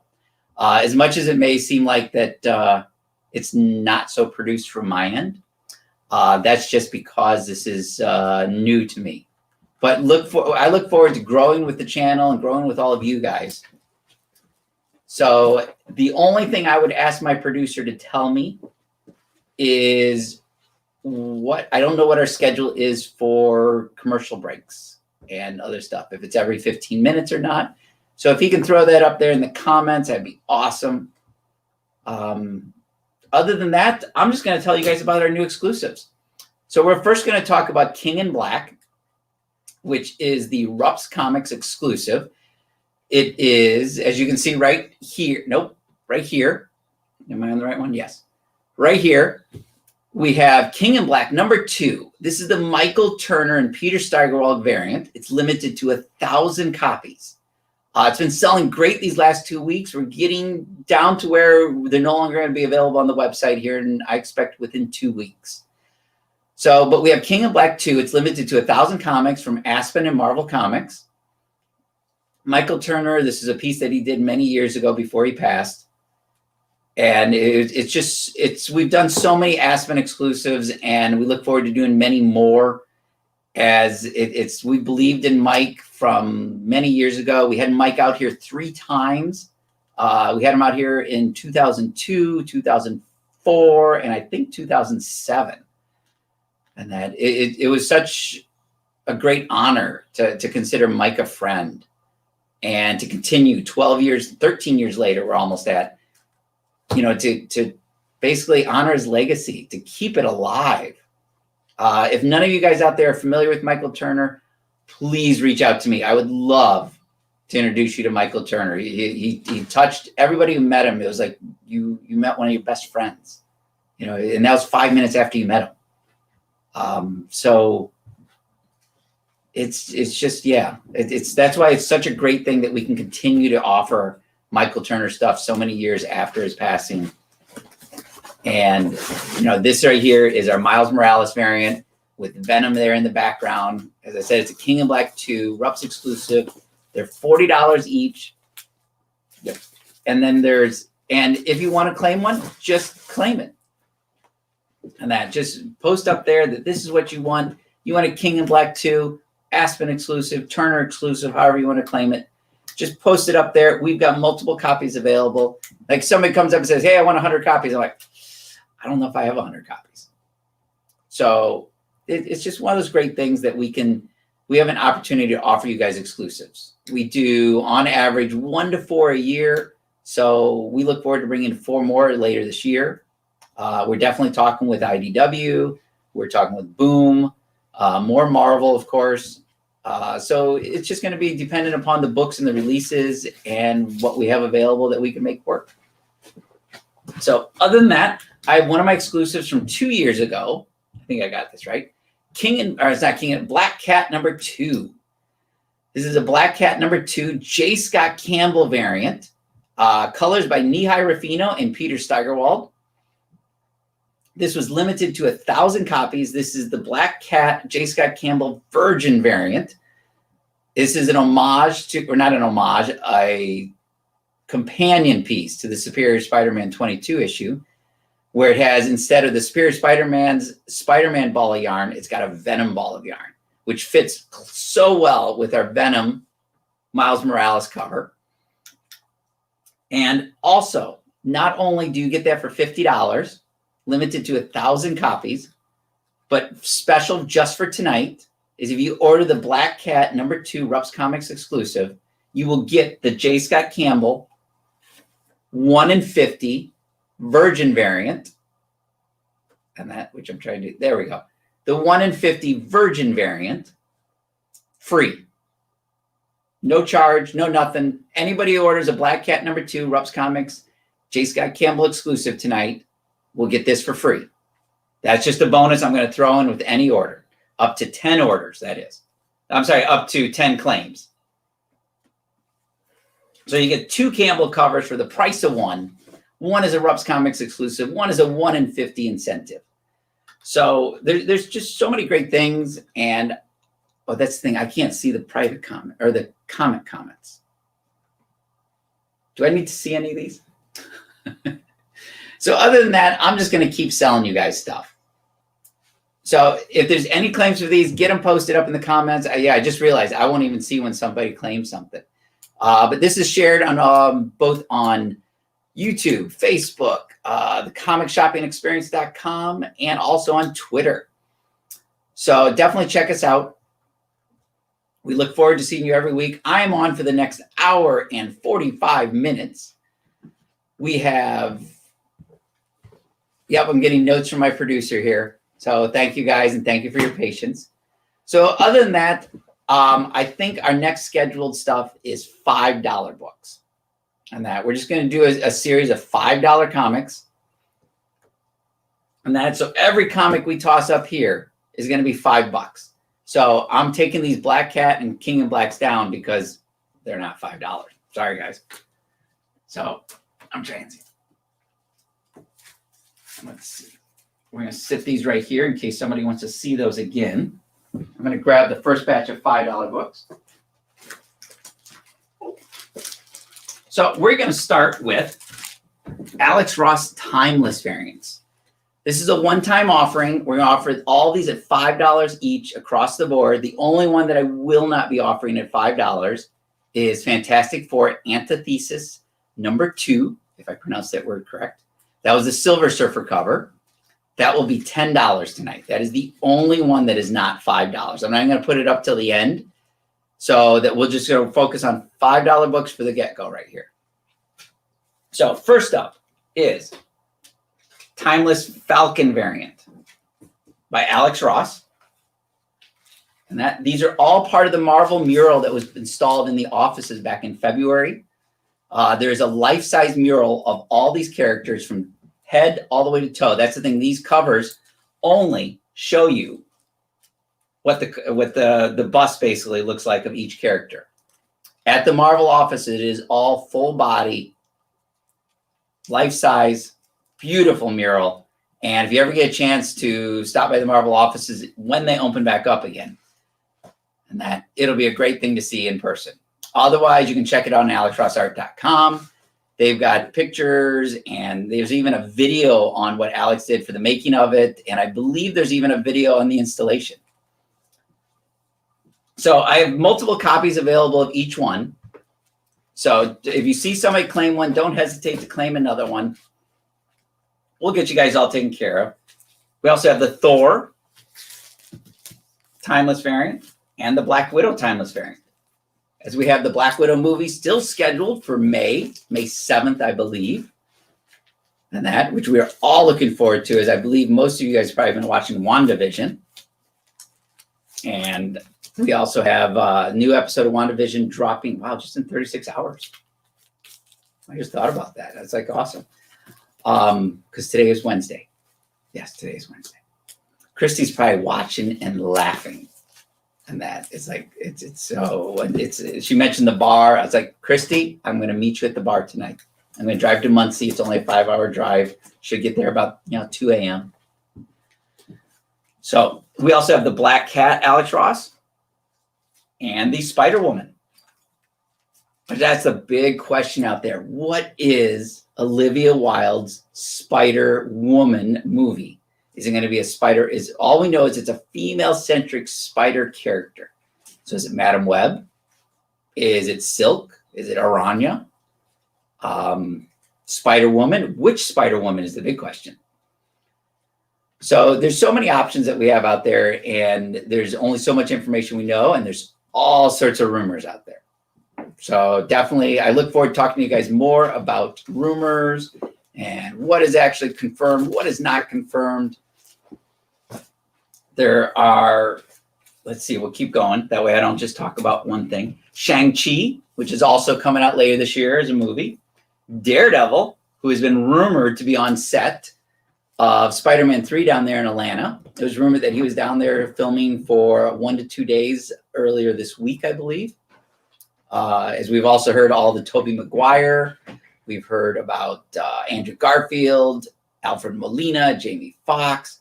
Spider-Man 3 is just going to be an unbelievably huge movie. There's so many great things going on right now, especially on the Marvel end of things. But even with DC, we have Suicide Squad this August. The Batman movie next year. All of the HBO Max series that are coming up. Not only the existing ones, but the new ones that are coming up, like Green Lantern Corps. I've got Doctor Strange from Strange Academy. And then I have Cyclops. So yeah, if there's any comments or that you have questions about, our producer will kick the comments up on the big screen here so I can see them. Other than that, I'm just going to keep going. I'm going to keep talking. So if anybody has any insights or questions or comments or thoughts or opinions, let me know. I would love to hear them, and I would also love to talk about them. Jean Grey, the Phoenix, as we were talking about WandaVision.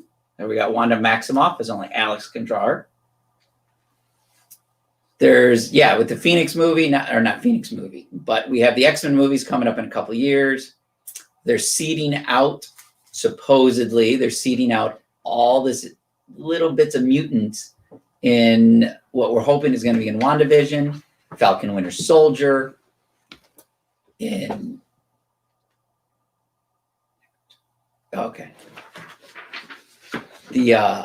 going to roll with whatever. But it's not only that we have Falcon Winter Soldier, then it goes straight to Black Widow movie, and then right after the Black Widow movie, we get Loki with Time Variance Authority.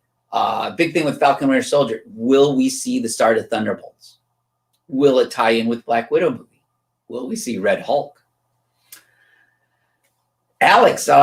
James. Alex's Vision, he already did it. Vision was part of the 35 character mural that was done for the Marvel office. Marvel has just delayed its release. I believe it's April, May, sometime early summer, late spring when we're going to see the Vision cover. There's one other one after Vision. Well, actually, there's one before Vision, which will be Punisher, which is due out, I believe, in 2 weeks. Adam's out of earshot, so he doesn't know for sure, or he knows for sure, but he doesn't. Hawkeye's first, Punisher's last. Okay, and even better, I can actually show you what the Vision one looks like, and you can see here with the Wanda that this is you're seeing a lot more of her body on here. Marvel just used it on the trade paperback. The Vision single cover, like the timeless ones here, and those will be available in, as I said, late spring, early summer.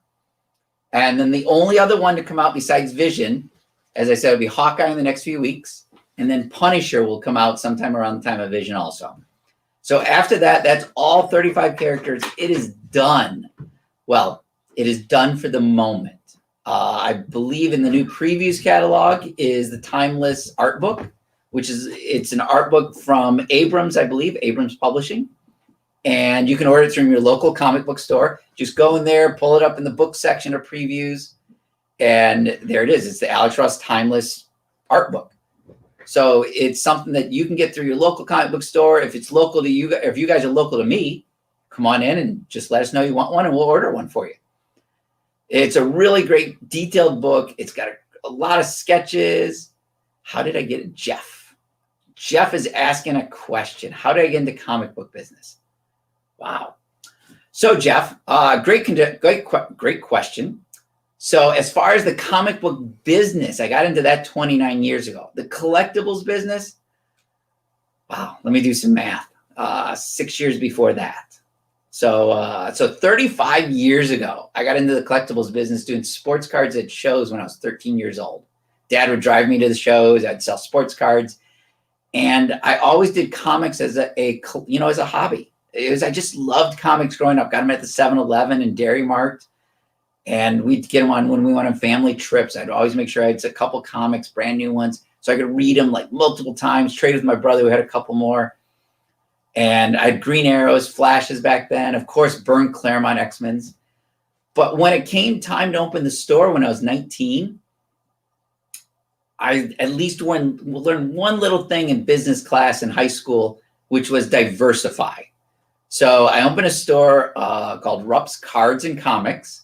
It was 60% cards, 40% comics. I had 5 long boxes of back issues and some wall books. That was the extent of the comic books that we had in our comic book store. 29 years later, we have over 1 million books. They're all A to Z. I've got 50,000 books sitting in the other warehouse that I just bought over the last 3 to 4 months. I haven't even touched since I bought them. And I know over there's an Avengers 4, very low grade, but still an Avengers 4. There's a couple Werewolf by Night 32s, House of Secrets 92. There's just so many key books over there. And I know that when I get to processing them, there's going to be 300 to 500 books we'll be sending off to CGC. So, but then there's going to be a lot of books I'm just going to offer on the show. I'm going to put them up here for $5. Just sell them, offer them to you guys, and that's the thing. My local customers, you guys will actually, as long as you're a local customer watching the show, will be the first to see them. I'm going to offer them on the show before I offer them here in store. So not only am I going to give all my locals a chance, but I'm going to give everybody else in the rest of the world here a chance. So if a friend in Singapore wants to watch us at, what time are we at? 8. So they get up at 8 a.m. over there, they can watch us. And that they can claim stuff. We'll ship to Singapore tomorrow. I'm going off on so many tangents there. But we've got, it's so starting the comic book business was more related to sports cards and learning to diversify. 3 years into that business, there were 5 other stores in Fremont.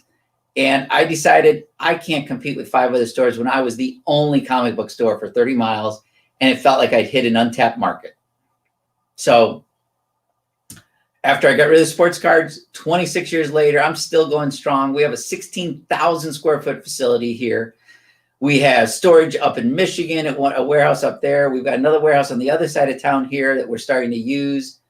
There's just so many things. It's yeah, Jeff. I love hearing how people get started. I love how people start getting, how they get started collecting. I mean, it was like I was a 7-Eleven Dairy Mart kid. That's how I got started in collecting. First comic book I ever purchased in a comic book store, though. I was just talking with a customer yesterday about that. Is Spider-Man versus Wolverine. Great comic from the 80s. I think it was 86, if I had to guess. I bought it down in Pigeon Forge, Tennessee, which is like a tourist trap capital of the world, other than Niagara Falls, that is. But yeah. But that was the very first comic book I purchased in a comic book store. I still have it to this day. Other than that, this entire building is my collection until one of you guys come in here and buy it. So anytime anybody's stopping by Fremont, when things get back to normal, Cedar Point's just 20 miles north of us. A lot of people we get that, I encourage, come on over, come visit us here, and then go spend the day at, Cedar Point with the kids. So I'm going to keep going as I don't think I put anything up new in a little bit. I've been rambling a little bit there. We have a great Nightcrawler cover from Alex Ross, another timeless one. A Black Bolt. I know most stores are sold out of these. When I look over at our shelf over here, I can see we are sold out of about 7 of them on the shelf, that is. What's here, I actually have all 32 issues here. As I said, the other 3 issues have not come out yet. Let's see. And there's Melzak. He needs a Phoenix. Then we have the Ghost Rider, which I know we keep hearing all sorts of stuff that Ghost Rider is coming to the Marvel Universe. Then we have Medusa, which, as much as we all treat that ABC Inhumans movie as a bad dream, we're going to leave it at that. It was a bad dream. We're pretty sure Kevin Feige is ignoring it and just proceeding, as we believe he's also ignoring Agents of S.H.I.E.L.D. It's an alternate universe, the way they're setting things up. So I really don't think we're going to see a true connection to Agents of S.H.I.E.L.D., although I think there's a strong possibility we're going to see some of the characters come over, whether they're recast or stay the same, such as Daisy Johnson, Quake. There's been a lot of rumors that she's coming over. One of our favorite ones here, the Spider-Man, and another X-Men, Iceman. Yeah, Spider-Man 3. It's. I don't really think we'll see him in WandaVision, but if we don't see him at the end of Doctor Strange, it's going to really shock me, especially since Doctor Strange himself is going to be a good part of Spider-Man 3, taking over that Iron Man type role that Tony Stark did in the last movie. We have the Beast and Colossus, more X-Men here. I can't wait till Kevin Feige gets moving with the X-Men movies. Sorry, foot's falling asleep. So we also have Submariner. We're hearing things that he might be coming in the Black Panther movie. And that we're going to have to take these stacks down here shortly. And the Storm. Yeah, we're going to take these down. So we're going to start fresh stack for each one. But as I said, we have multiple copies of each one of these. Let's see here. We'll get that Storm up there. And I'm going to skip over these 4 and so we can do them all together. And Angel. Another great X-Men. And that we have the original X-Men so far. We put up the 5 originals: Cyclops, Jean Grey, Beast, Angel, and Iceman. For a second there, I almost forgot. Then we start up with the Storms. Johnny Storm, Sue Storm, make up the Fantastic Four. What about those Emily Blunt, John Krasinski rumors? It'd be really nice if those come true. And then we have Reed Richards, along with his best friend, Ben Grimm, The Thing. We're going to work on getting rid of that reflection for the next episode. Then we have a few more X-Men. We got the Wolverine. I did. All I saw was Melzak so far. Yes. That I have trouble seeing. Sorry, guys. I apologize if I'm not addressing the claims. If Kyle highlights them all right now, and that the Beast from Nexus 419, we got you covered. We got Melzak's Ghost Rider already covered. I believe Melzak has the Phoenix also, and that. So we got you all taken care of. Sorry, guys, we're working on this. It's a learning experience. I'm getting berated by both my manager here and our producer. So, repeating Spider-Man. I'm not going to do that one again. Then we have She-Hulk and the Hulk. And as you can see there, if you look at the size of Hulk's head to She-Hulk, you can see that Alex painted these in, he basically, if a character was 5 feet tall, he painted them in ratio to everybody else that was 6 feet tall. I believe on the mural, Thor is actually the tallest. Thor or Colossus. Hulk was not, which kind of shocked me, but Alex had his details that backed up that the Hulk that he knew was much bigger, but not taller. And that I see my manager and my producer are talking about me, of course. So, and then the final book I have for you tonight from the Timeless variants is Captain America. Save the best for last. Steve Rogers, Chris Evans, who I really hope those rumors are true. That we have Chris Evans, from all reports, are saying that he signed a deal to come back to Marvel. In what form, we don't know. Alternate reality. It could be even Captain Hydra. But yeah, there's so many different versions. It could be a Steve Rogers that never really became Captain America, such as we're going to see in What If. I'm going to take these down here. So everybody has till the end of the show to claim these, and we'll get you taken care of. I think I got them all. Did I get everybody's? Yep, those are exclusives. I think we are good. Let me get the next batch of stuff up. What did Adam say was next? You had signed books up next. Then CGC. So your choice. Let's go with some CGCs. We're going to get you guys some really great CGCs tonight. So let's see how this works on this new stand of ours. We have Amazing Spider-Man. There we go.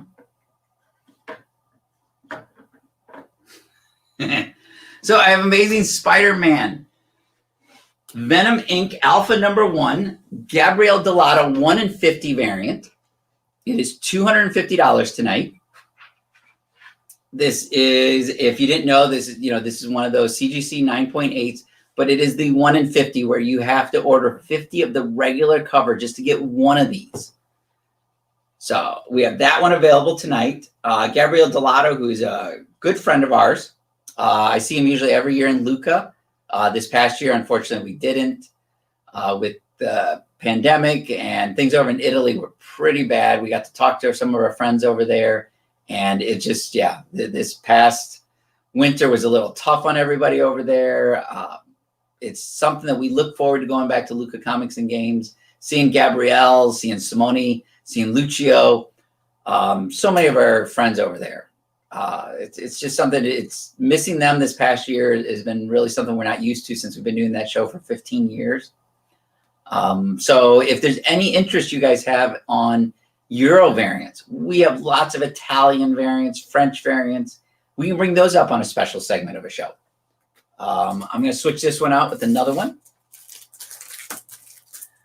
I have Hellboy Winter Special. This is a CBCS 9.6. Signed by Mike Mignola.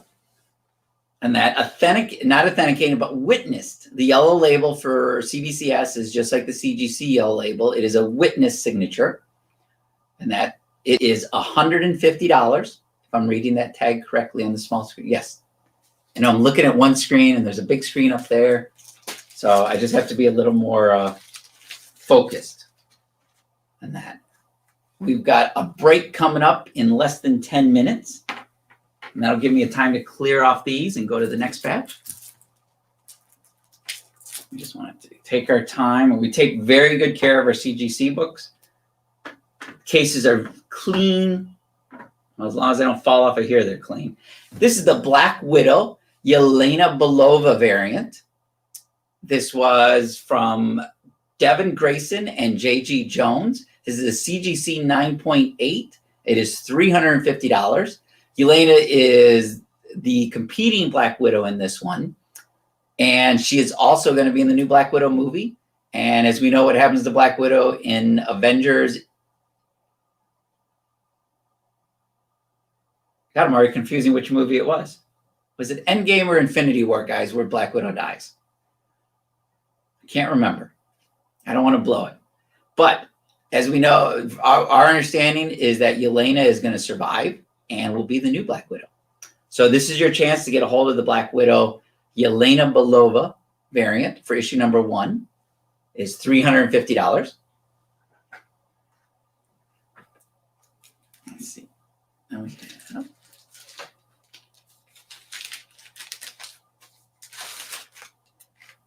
And a favorite of mine is He-Man and Thundercats number 1. This is the Heroes issue cover. Is a CGC 9.8. It is $100 tonight. So a very, I mean, just for what the book costs you, and then the grading, and this is a guaranteed 9.8. So this one is available for $100 tonight. This is something we grew up with. It was, Thundercats, He-Man. It was definitely something we had to watch every episode. It was just one of those series that we loved. And I've gone back and rewatched some of those since then. Thundercats, which I discovered, I didn't even know it had a 2011 revival. It was a great series. It's on Netflix or Hulu or one of those guys. And it's available to watch, all 26 episodes that were produced. So it was a very well done revival. I wish I'd seen it back in 2011, but I just got to see it last year. And He-Man, we keep hearing about a new live action movie. They cast a few people and it's on and it's off. So right now, at this moment, they still have that one guy cast. I can't remember what his name is, but we've heard nothing new in that one for a long time. But then there's a lot of series that are not moving forward just because of the current situation that is going on in this world. So there's $100. And for any of our locals, if you ever want to submit any CGC books, it is $30 per book. And that as long as it's 1976 on up. I have a great Todd McFarlane. Todd McFarlane Spawn 221. Homaging Amazing Fantasy 15. That as beautifully as Todd could do it. It's definitely a full-on Spawn. They did that great homage with the logo. They tried to capture every bit of Amazing Fantasy 15 there. This one here is $150. Spawn 221 9.8. So, and I know we still like the Spawn movie. We keep hearing new stuff about the Spawn movie. Todd's still gung-ho for it. He's still set to direct it from Blumhouse Features or Blumhouse Productions. So it'll be a great R-rated movie. Todd had always talked in an interview many years ago about how he wanted to treat Spawn like Alien from the first Alien movie, where you barely saw the alien until the very end of the movie. It was almost all Spawn, or just Spawn in and out, just like that with the alien, in and out. So that was how Todd had talked about it once in an interview, and how he really wanted to treat it, and Sam and Twitch as being the main characters. Keep forgetting where I'm supposed to be going. And we have a Harbinger number 1, first appearance of Harbinger. Includes the coupon, which the only way you're going to check that is if you crack the case and open it up. And that, which if nobody's ever seen what a CGC book looks like, this is your hermetically sealed sleeve here. And that. This here is just like this. It's that thin. They got this little pocket to hold it in there. And that they have their tag up here. This is just to show you, we had some damaged cases, so we cracked it out of the case. This was a Walking Dead #1 from the 10th anniversary edition. But it's something to see. We've had people bring in, I think somebody brought an Avengers 4 in once for me to crack and have resubmitted. And that was one of those books. It was like, they were afraid to open it up, crack it. I said, sure, I'll do it. I pulled out my knife and just, and that popped it out, handed it to them. And in all honesty, I'll tell you, that was the first one I ever cracked open. It was one of those surprising things. I was like, oh my God, I just cracked open an Avengers 4. And it wasn't mine. So it was definitely one of those, experiences as it is here on The Experience. I mean, that's what I can probably do that next show. I can show you guys what it's like, how to crack a case, how to open it, if you feel confident enough. Because this is one of those things that it's so easy to slip with that knife. And if you slip enough, you could nick the comic. And like when you have something like an Avengers 4, that is something you don't want to nick. You definitely don't want to nick. I mean, I don't want to nick any comic, but especially something like an Avengers 4. So as I was saying, Harbinger #1 from Valiant Comics. This is one of the books that really launched the Valiant hero universe that we know, with Harbinger and Exo and Bloodshot and Rye. And Shadow Man. There were a few others there too that I'm probably missing out. But this is Harbinger #1, first appearance of Harbinger. It's a CGC 9.6. It is really tough to get a 9.8. It is $200 tonight. So if anybody has any interest, just let us know. It can be yours.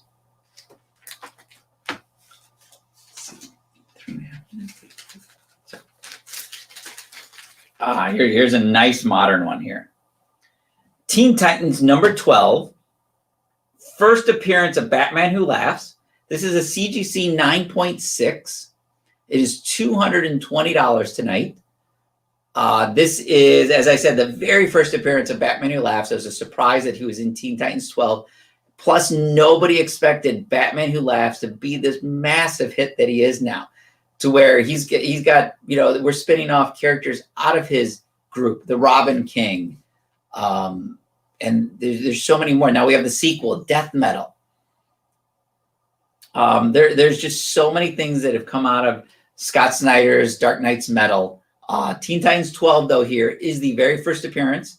You had two covers. You had this cover and another cover that did not have him on here. Where with this cover, he's actually on here right in the background. You can see it right here. This is, as I said, a CGC 9.6. It is $220. And there we go. We'll keep moving along. I'm going to get you guys one more up here.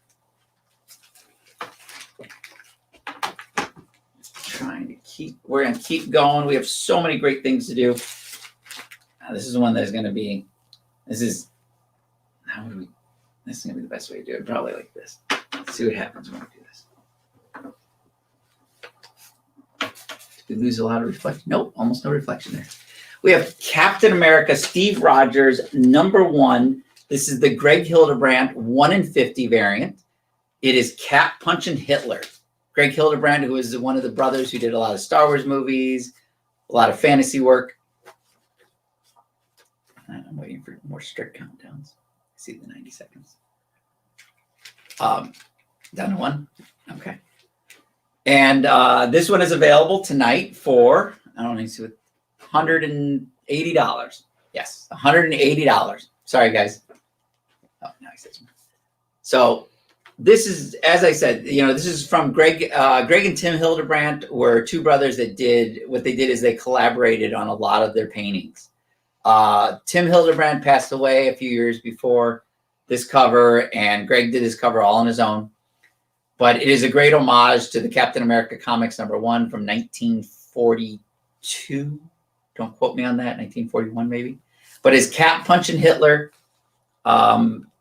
just amazing cover. You can't ask for something better than that. Did that just pop up? Okay. So we're going to be going to break here in a second. Be sure to stick around.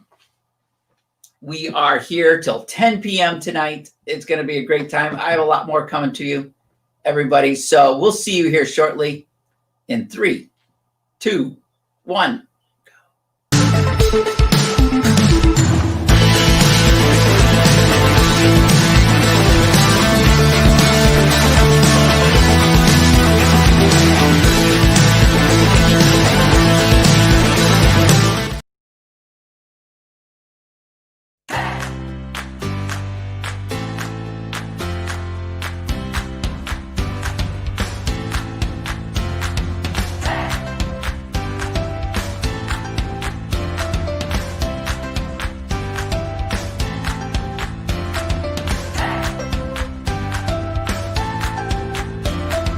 There's something for every imagination at your local comic shop. Visit ComicShopLocator.com to find a store near you.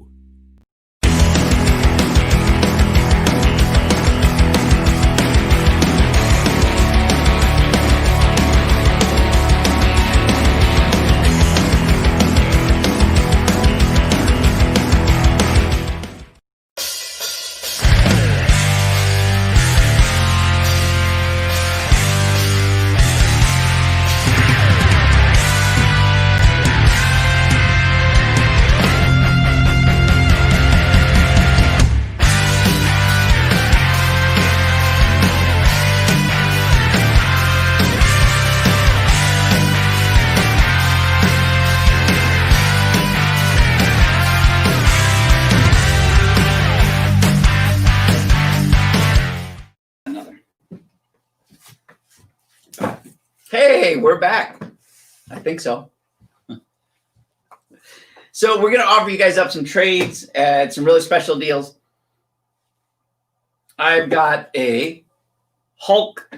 Let's make sure I've got this. Hulk Legends. It's called Hulk Wolverine 6 hours. And that is a $14 trade. We're offering it tonight for $5. I have 5 available. And then we also have, what we have here is Spider-Girl Digest. It is all 4 volumes of the Spider-Girl Digest. As you can see right here, it's got all 4 of them right there. And that they would normally be $8 a piece, and that, which would be $32. Tonight it is $10 for all 4 of them. I have 5 of those available also. So if anybody's interested in any of those tonight, please make a claim. We've got Spider-Girl. Sorry, I keep seeing the screen move on me. And it's like, and then the Hulk Wolverine for $5, $5, $10. You got a nice collection there. Then I have some books to tie in with today's inauguration, not inaugural. It is inaugural ball going on right now, I assume, since it's late enough.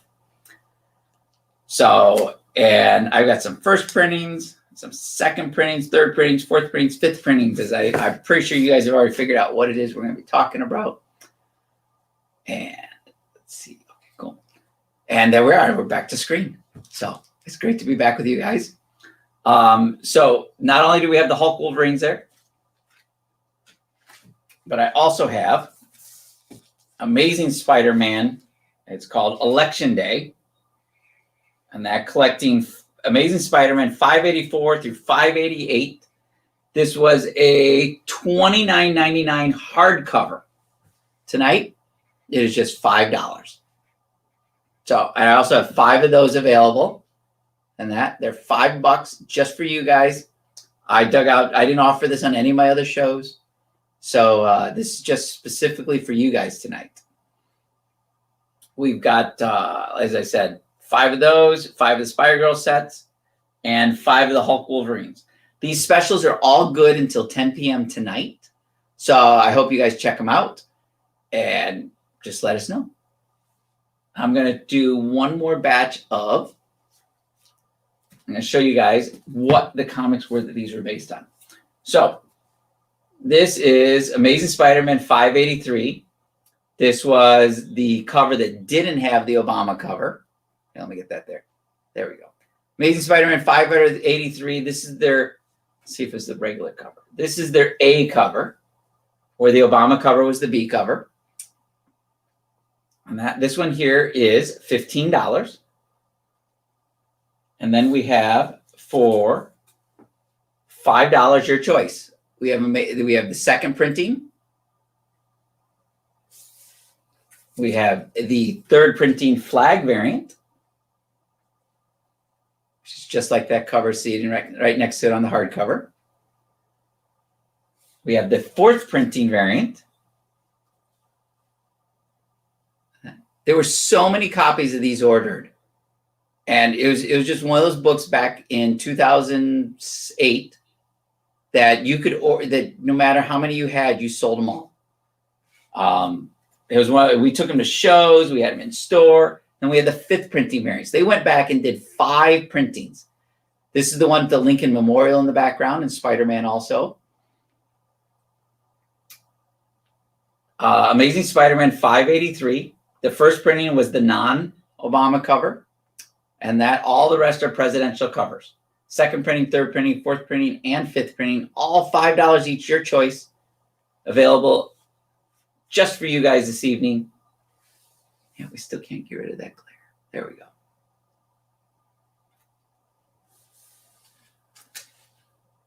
Okay, let's see.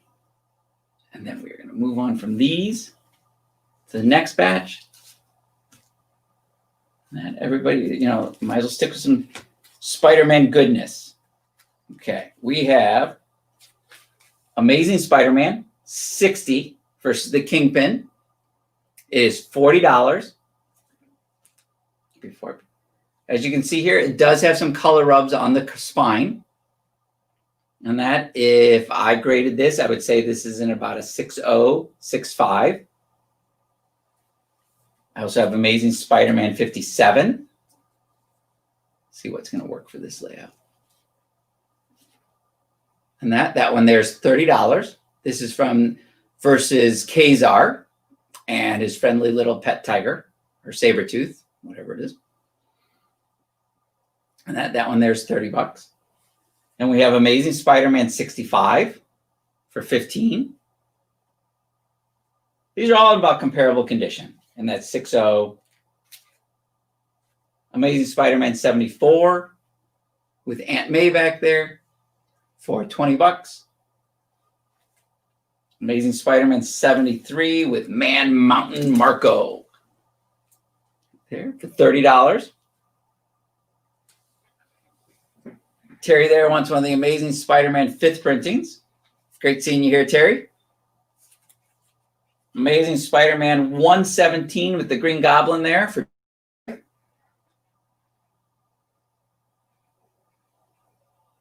and Nexus 419 wants that Amazing Spider-Man Kingpin cover. I believe is 60.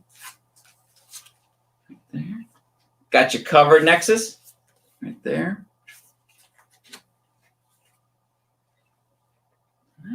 That's the Silver Age I have for this batch.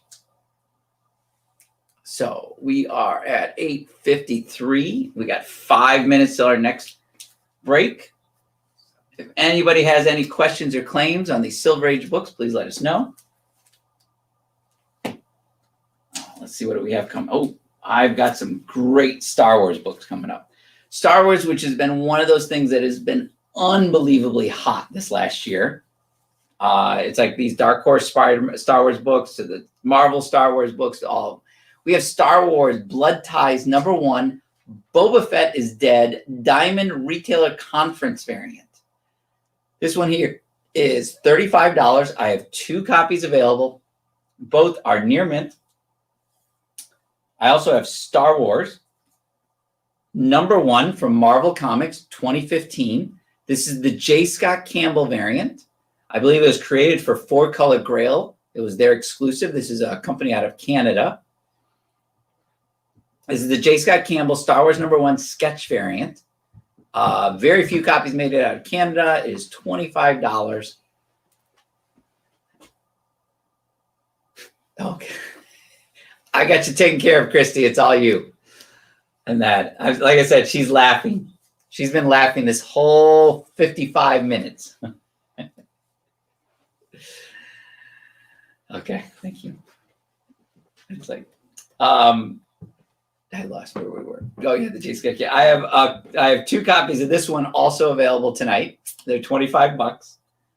Star Wars Chewbacca, Alex Ross 1 in 200 sketch variant is $25.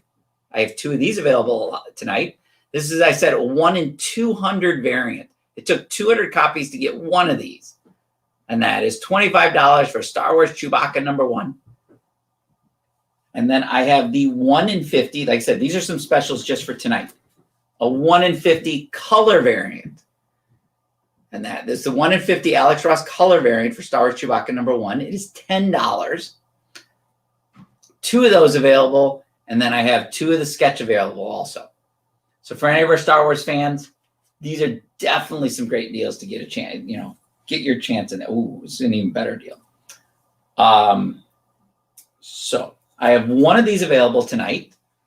Star Wars Forces of Destiny, Ahsoka and Padme. As I said, this is Ahsoka Tano and Padme.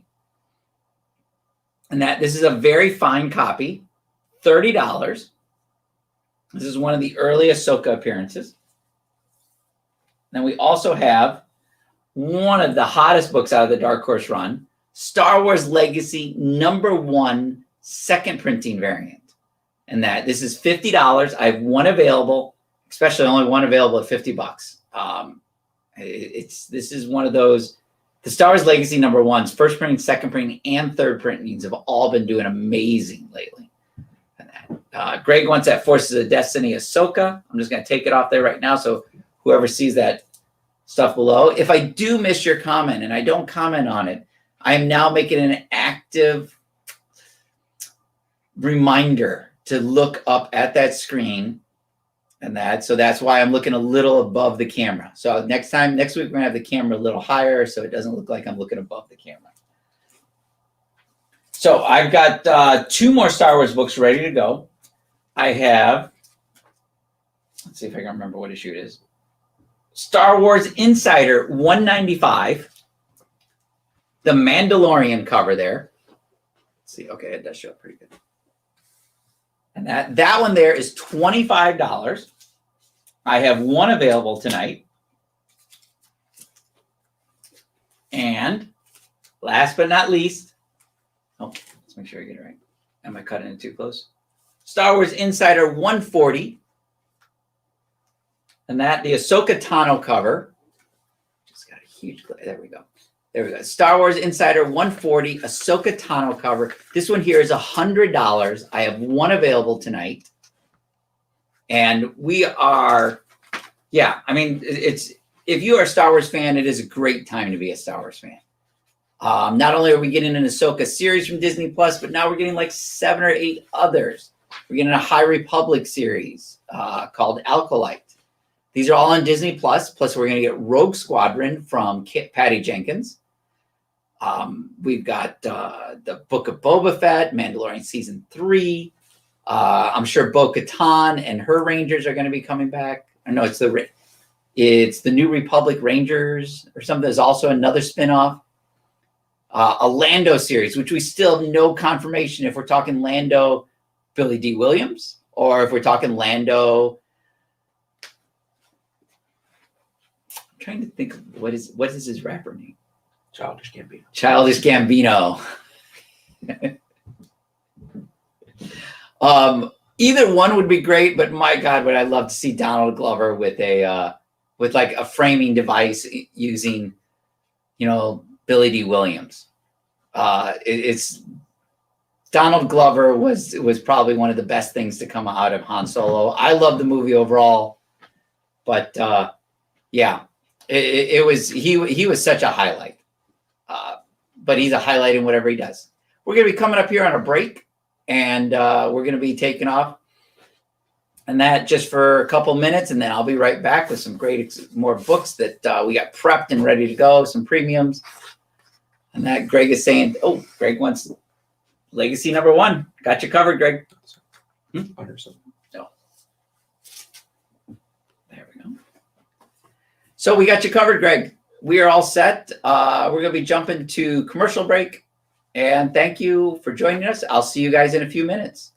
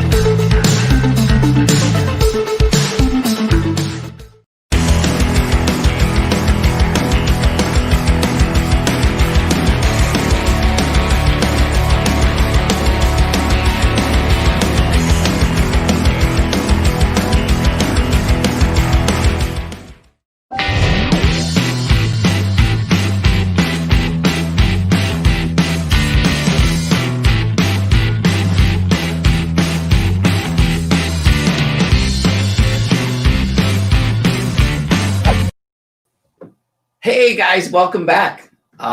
We've got big stack of books here. They're all ready to go. We got some variants, we got some incentives, we got some hot issues. So a little bit of everything. So we are going to throw them up here. And if you guys have anything you're looking for, and that, just let us know. Or if there's something, hey guys, you guys have some this week's new books. Do you have this available? You know, if your local store sold out. Let's see. We'll see what we can do. We have an entire store right here full of comic books. And we got the DC stuff. We got the Marvel stuff. We got our indies. So we got a little bit of everything going on. We still have some of the local comic shop day stuff I see over there. So we're going to start doing the comics. I'm going to it's a good variety of, yeah, it is literally a little bit of everything. So I will actually need some help, as there's going to be some on here that I have no clue what they are. This is the Rick and Morty #1 first printing. It is the variant. It is a very fine copy. It's $70. This is for the Galaxy Milk variant. And then we have Phoenix Resurrection Phoenix Resurrection #3, the 1 in 25 Stephanie Hahn variant. And that one there is $25. Stephanie Hahn, who in the last year has become one of the top cover artists that has been in demand. I believe there's a really great Star Wars cover from her just a few weeks ago. And I could be wrong on that too. But Spider-Woman #1, this is the 1 in 500 variant. It was a 1 in 500 variant for $120. This is the Art Germ cover Virgin variant. This is the one that I have no clue what's special about this issue. DC's Very Merry Multiverse. This was Gender fluid Flash. I'm sorry, what? First gender fluid Flash from Future State. It is the first Flash from Future State. And that first appearance for $25. All these issues that you're seeing going up now, I have only one copy available. If I miss a comment or that and Adam sees it, please let me know. There we go. Also the Jewish Lobo. I did not know that. We have Dark Knight's Death Metal, Legends of the Dark Knight. First Robin King for $12. I'll save these for a little bit later. Young Avengers, who we all know coming up is a heavy part of Marvel Phase 4. And that Kevin Feige is setting up. This is Avengers Children's Crusade #1, first printing. Great Jimmy Chung art. Alan Heinberg is the writer for $10. I have a couple Alex Ross variants here. Amazing 798. I believe it was a 1 in 100 Virgin variant. Amazing 799. Another Alex Ross 1 in 100 variant. These are $40 a piece. As I said, just one. The stuff I'm offering now is single copy items. Let's see. I have Amazing Spider-Man 601. This is the anniversary frame variant. The frame variant meaning that they frame just like they did back in the 80s when they did frame variants. They have all the characters framing around the frame of the cover. This is the Mary Jane 601 variant. That one there is $10. Batman 608. Part 1 of the Hush series from Jim Lee. We have that horror. There we go. It's $35. It's a first printing. This is one of those rare cases where second printings are actually worth more than the first printings. A second printing of this would be $100 at least.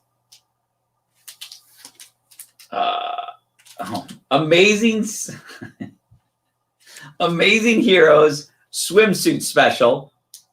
A Toxic Avenger appearance. I believe it might be one of his first appearances ever in comics.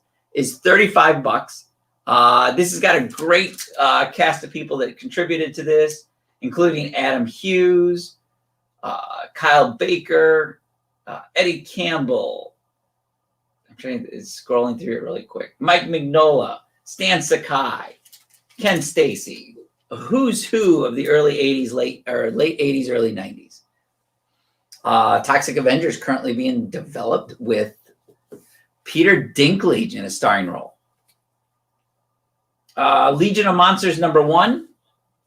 a low print Morbius issue here. This one here is $25.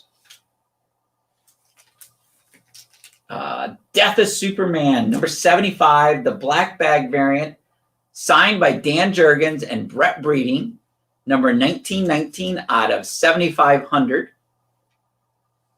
Lloyd Kaufman endorses it. That's awesome. Wow, here's one I'm surprised to see here. Okay, here we go, guys. Straight out of Future State Teen Titans. This is the very first appearance of Red X anywhere in comics. It was Teen Titans Go, number 23. This is a fine to very fine copy. Let me show you right there. Of Red X. And that who is on the last page of Future State Teen Titans, who is on the alternate cover of Future State Teen Titans number 2. And that, I believe I'm getting all this correct. This one here is $100. This actually might be a book I'm sending to CGC if it doesn't sell tonight. Teen Titans. Teenage Mutant Ninja Turtles, the original Mirage series, Volume 1. Oh, we're going to take these out. Volume 1 is $15. This was City at War Part 1. It was a 12-part story that went over Teenage Ninja Turtles Volume 1, 50 through 62, I believe. Here is King in Black variant for issue number 1 for $20. Oh, I look at it. $20 there. Then we have the Mighty Morphin Power Rangers Zero Red Ranger variant for $20. Champions Outlawed number 1, the second print variant for $30.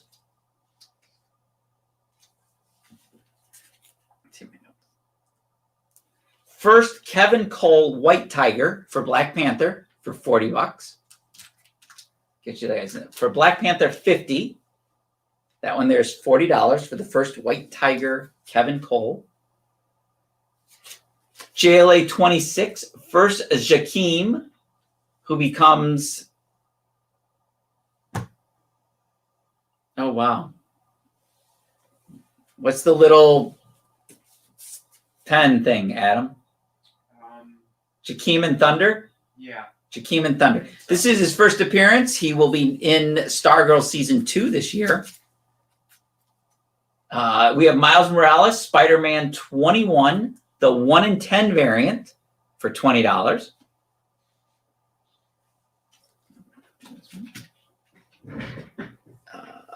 So let's see. Tying in with this week's, this month's WandaVision. Greg needs a King in Black, the number 1 variant. Is that this? Might still be in that set. Yeah. Nope. Nope. One further. Yeah. Okay. So Greg just got the King in Black.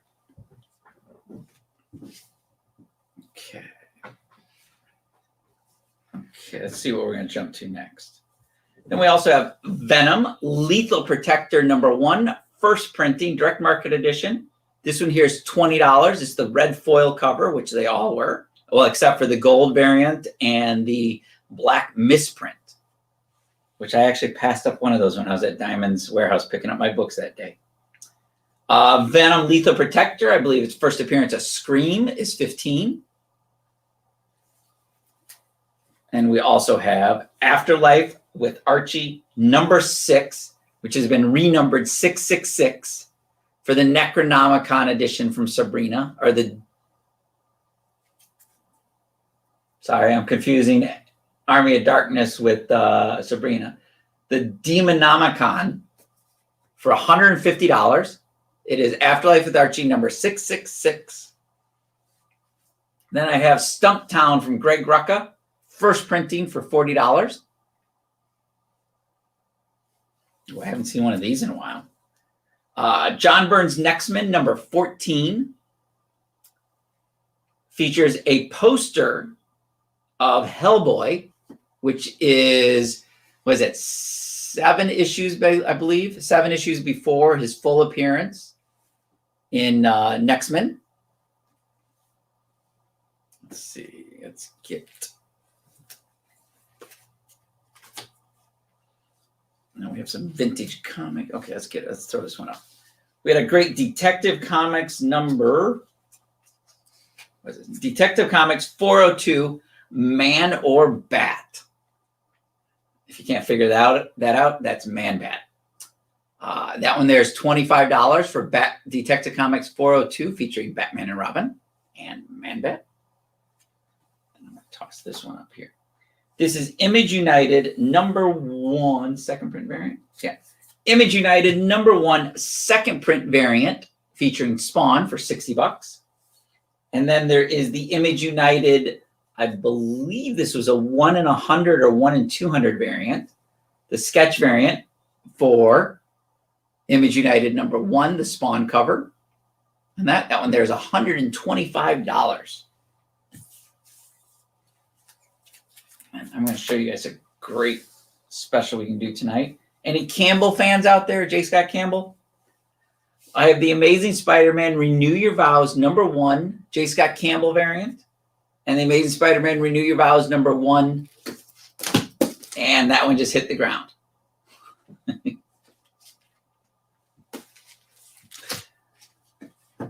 Adam is like beating his head against the desk right now.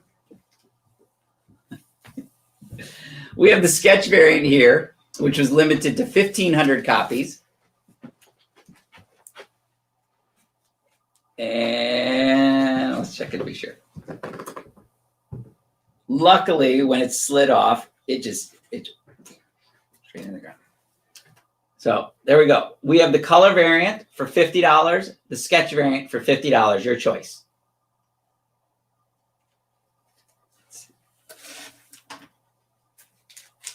There we go. Then we have, with the new Venom movie coming up, we have Carnage, It's a Wonderful Life for $35. And then we have the Clayton Crane Carnage miniseries. I've got #1 here for $30.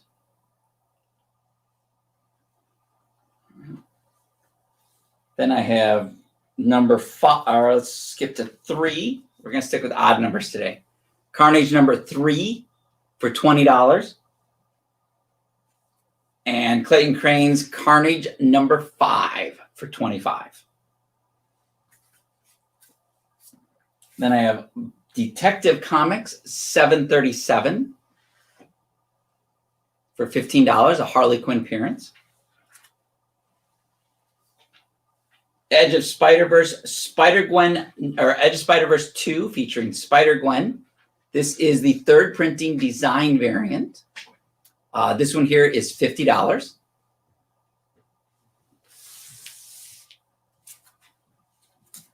Let's jump into these Visions and Scarlet Witches. So I'm going to start with the old ones first.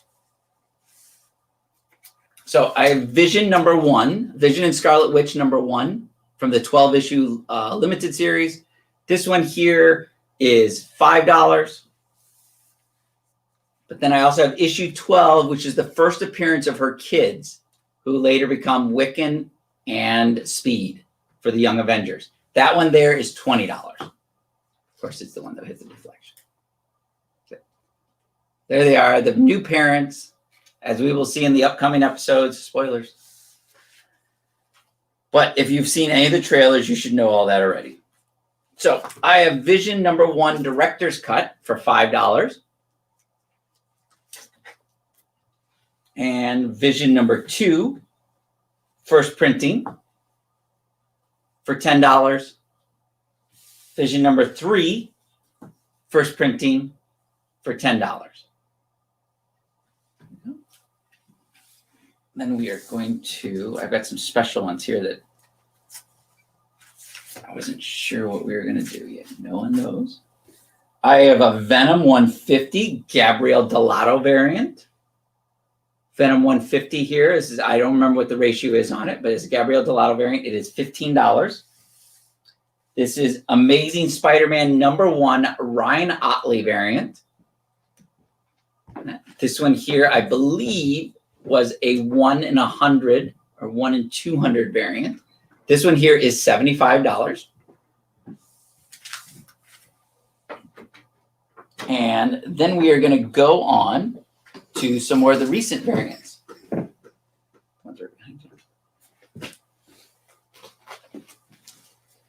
Thank you.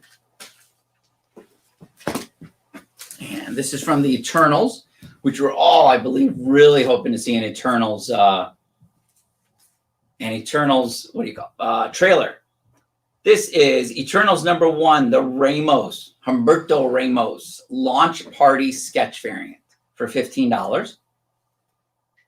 Eternals 1 in 50 Boss Logic variant for $20. Just need that little bit of a groove right there, tilt right there. And then we have the 1 in 10 design variant for $7. The 1 in 25 Inhyuk Lee for $10. The Cho variant for $8. The 1 in 50 John Romita Jr. variant for $20. This is the Kirby Hidden Gem variant. This is a 1 in 100 for $40. Let's see. I still have a couple more Eternals here. This is the Eternals Art Adams variant for $7. Terry's going to take the Venom. I assume the Gabrielle Delato one. Terry gets the Gabrielle Delato Venom 150 Delato variant. You know, English. Venom #1 Joe Quesada variant for $8. I'm sorry, not Venom. Eternals #1 Joe Quesada variant for $8. Eternals #1 Ramos launch party variant for $8. Oh, wow, cool. We still have one of these. Amazing Spider-Man 56 legacy numbering 857 for $7. This is the Philip Tan variant. And is this Last Witch, Adam? What? This is the Last Witch variant, correct? Yes. Yeah. This is the 1 per store Corona variant, which is the, I believe, artist. 1 per store variant for $15. If I'm wrong, somebody please correct me there. So I show you there. Just as I said, 1 per Eternals Choi variant. I don't even remember a Choi variant. Did you have a show? Cho variant. There we go. That I did have. Jeff Hansel needs Eternals #1 Cho variant for $8. Got you covered, Jeff or Julie, whichever one. Also needs the Ramos, which I believe was the last one I put out here, right? Nope, that was the Corona. I believe Ramos launch party variant right there. As we only had one of each of these, we got you covered on both those, Jeff. So we've got 10 minutes to our next break. We are going to jump into the next batch of great exclusives that we have. Try and see what we should grab next. Since these are all done, we're going to move on to the next batch.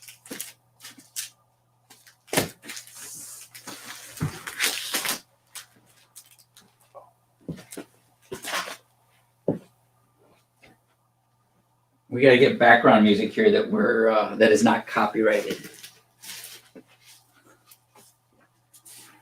So we have some really good key books here. Adam definitely dug out some really good stuff. Wow. Okay, so first thing we're going to start with is Wolverine Limited Series from Frank Miller, Chris Claremont and Frank Miller. This is Wolverine #1. from 19. Jeez. I want to say 84, but I'm probably wrong. 82. Jeez, I should have went with my first instincts. But we have number 1 right here for 75. Number 2 for 30. Number 3 for 30. And number 4 for 20. If anybody's interested in that, just pop up in here and let us know. I have Journey into Mystery number 93. This is 10 issues after Thor's first appearance in Journey into Mystery 83. This is $70. It is a 2.0 to 3.0. I have Immortal Hulk number 20, Bill Sienkiewicz exclusive variant, only available from Bill. This was not available directly through anybody else. It was BillSienkiewiczArt.com. This is Immortal Hulk number 20, his homage to Swamp Thing or the monsters of the 70s. And that one there is $30. It was limited to 1,000 copies. I have a Miss Marvel number 1, Frank Cho, $10. Mighty Marvel must-haves. It also had the 9/11 issue in there. That one there is $40. Some great silver. Okay, cool. Amazing Spider-Man number 77 for $20. We're starting to get into some Silver Age again. Amazing Spider-Man 142 Mysterio for $20. Which I don't know about you guys, but I believe that Mysterio is going to be back. The Quentin Beck, Jake Gyllenhaal Mysterio, that is. Jake Gyllenhaal? Gyllenhaal. Then we have Doc Ock, Amazing Spider-Man 157 for $20. Amazing Spider-Man against the Sinister Six. We've got Vulture, Man-Wolf, Green Goblin, Doc Ock, Rhino, and Dr. Faustus for $20. Amazing Spider-Man 148 featuring the Jackal. This was the start of the Clone Saga for $25. I think a lot of people don't know Clone Saga started a long time before that, the 90s or 2000. Detective Comics number 1. First printing from New 52, featuring a great Tony Daniel Joker cover there for $20. This is the Giant Flash Annual for $50. The celebrating 50 years of Action Comics. So this would have come out in 1988. This is an Action Comics number 1. Got you covered, Jeff. I'll grab you that Miss Marvel. Action Comics number 1. 1988 anniversary reproduction of the Superman story for $15. I'm going to pull out that Miss Marvel that I had. Did I already pull it out back then? Might already be in my other stacks. Yep, already took it down. I will get you covered. There we go. Got you covered, Jeff. Here we go. We've got some classic Wonder Womans. Wonder Woman 159. I can't remember what was special about this here.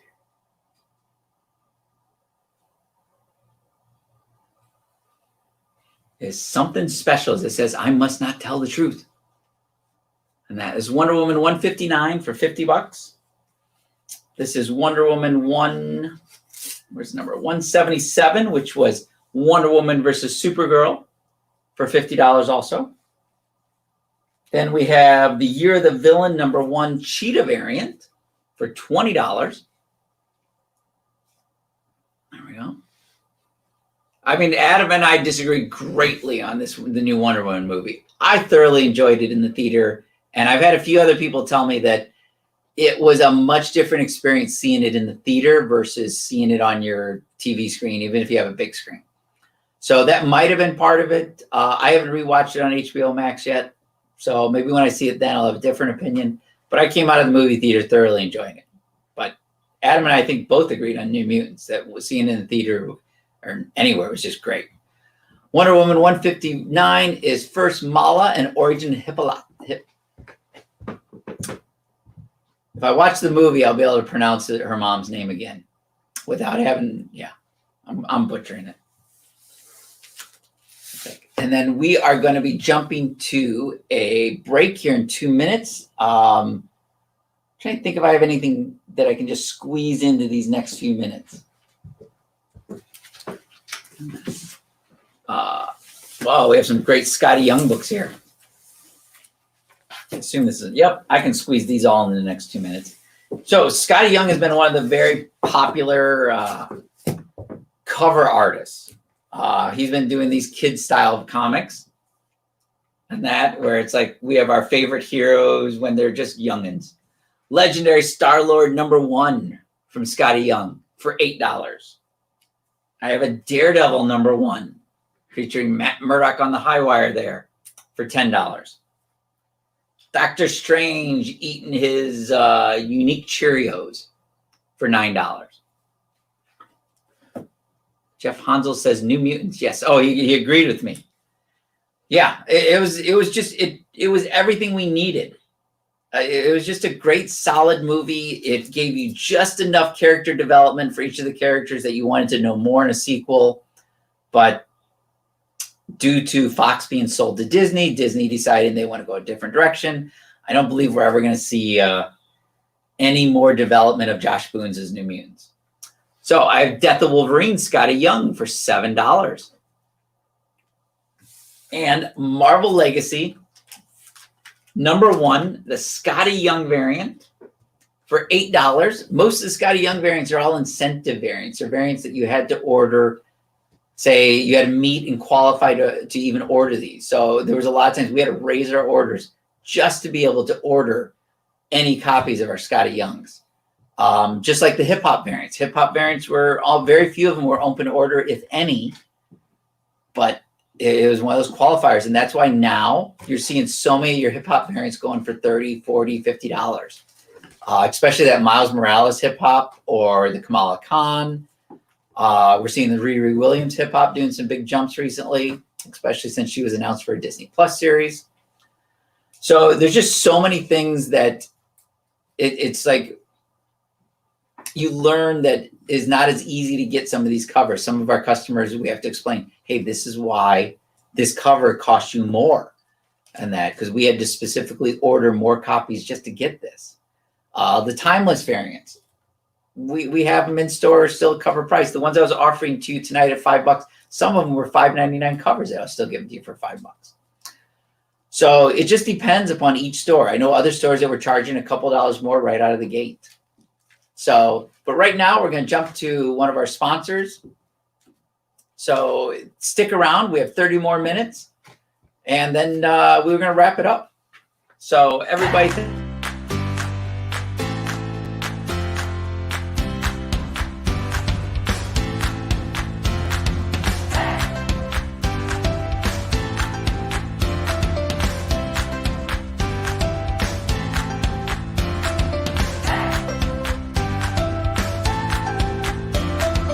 There's something for every imagination at your local comic shop. Visit ComicShopLocator.com to find a store near you.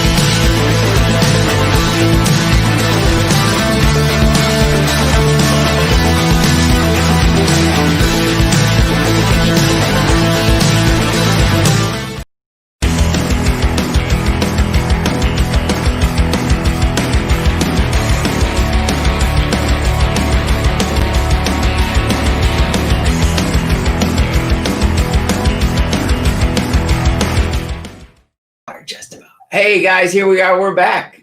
Thank you for joining us once again. We're in our final 30 minutes. And thank you for staying up with me tonight. Or if you're out west, this is just, it's not even 7 o'clock for you guys yet. So thank you for joining us, though. We really appreciate anybody joining us and listening to me gab for a while, offer you guys some really cool books, such as, let's see, Ultimate Thor #1. This is the Universal Outpost J. Scott Campbell variant. It is a CGC 9.8 blue label. It is $100 tonight. This was a cover that he created exclusively for us. The UniversalOutpost.com was another company I started for a short period of time. We went to explore trying to do something that wasn't related to Rupps, and that, like, at least not in name. And so we started a new company. This one went great for a couple of years. And then we just decided, we're just going to merge everything back in with Rupps Comics and RuppsWorld.com.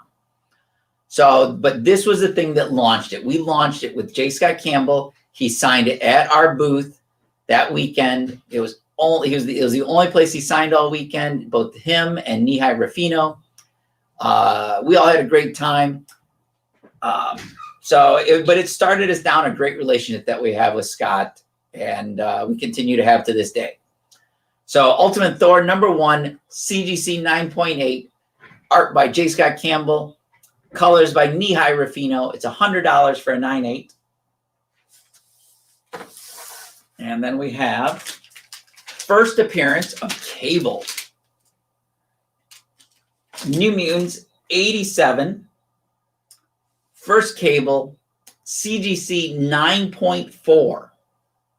And that is why this is only $200, guys. Is a CGC 9.4 first Cable. And that Rob Liefeld's introduction to, Cable to the wonderful world of mutants. Just dropped in this mystery hero. We had no idea who he was. Some time traveling hero that we later find out that this is Scott and Jean's son. Go figure. So New Mutants 87, CGC 9.4, $200. I think next week what we're going to do is we're going to pull out some really serious keys to at least share with you so you can, to show you what we also have here. We have like a Strange Tales 110. First Doctor Strange, Amazing Spider-Man #1 from 1963. And then we have, let me make sure I get the grade on this right. Invincible Iron Man #1, the Adi Granoff Retailer Incentive variant. This is a CBCS 9.4 signed by Adi Granoff for $125.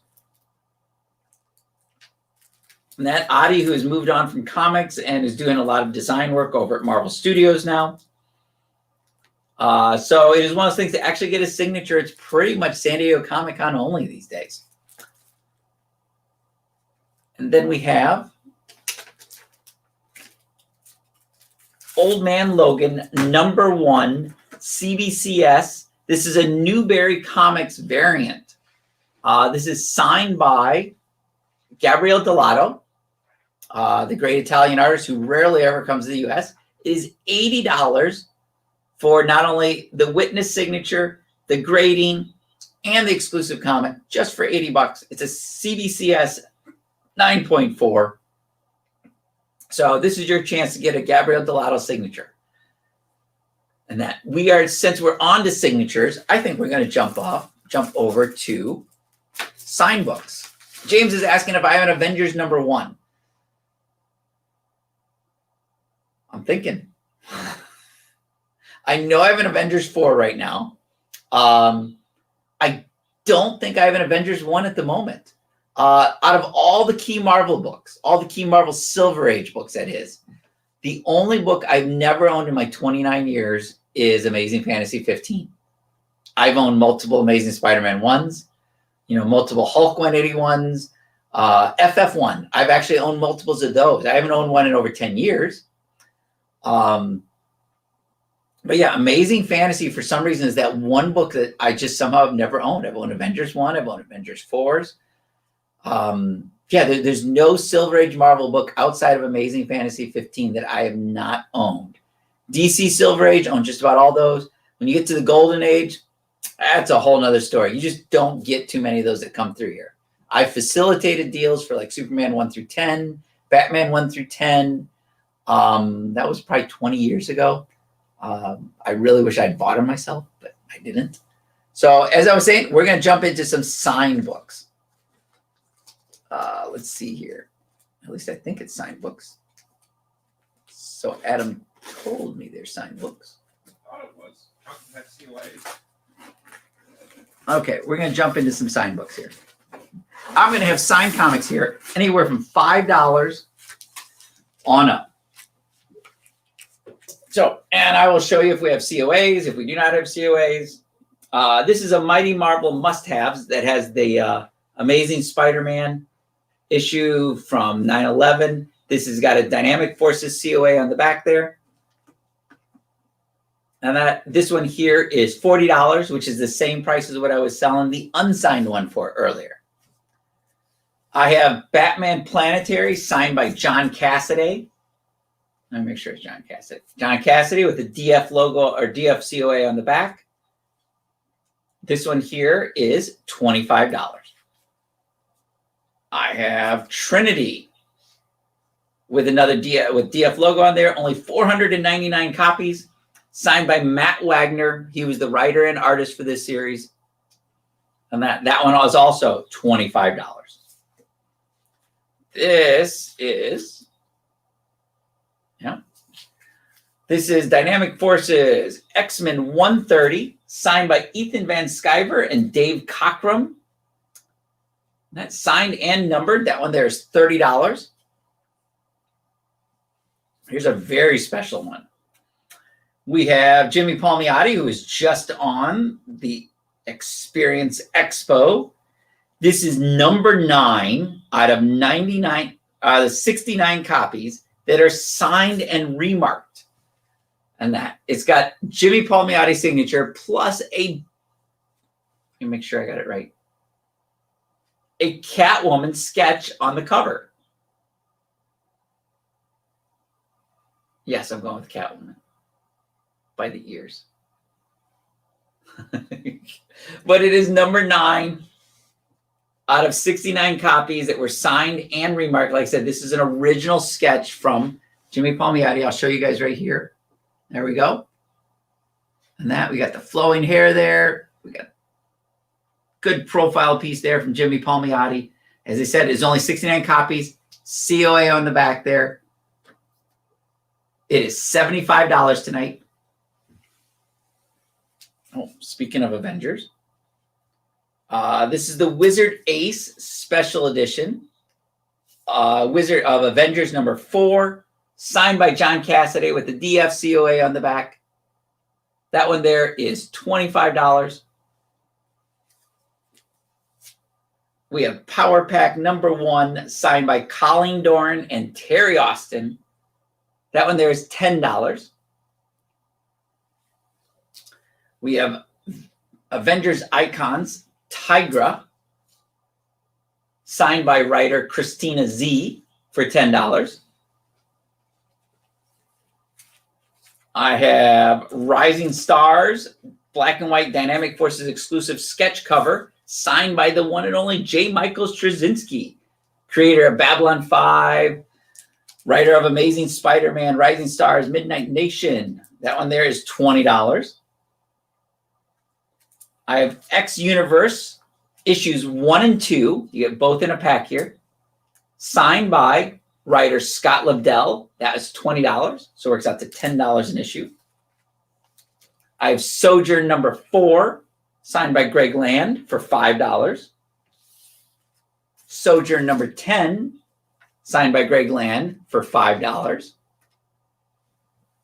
And then we're going to keep going through all of these additional signed books that we have coming up.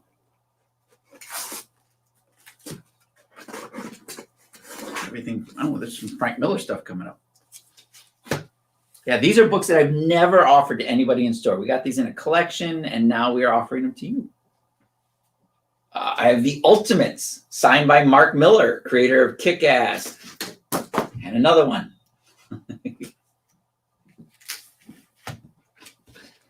Luckily, they're all going. They're It's going in for a slide. And that we have Marvel Universe #1, 750 copies, signed by Steve Epting. That one there is $10. Spectacular Spider-Man 217, signed by Sal Buscema for $20. Who this signature is? Bernard Chang. There we go. New Mutants #1, signed by Bernard Chang for $15.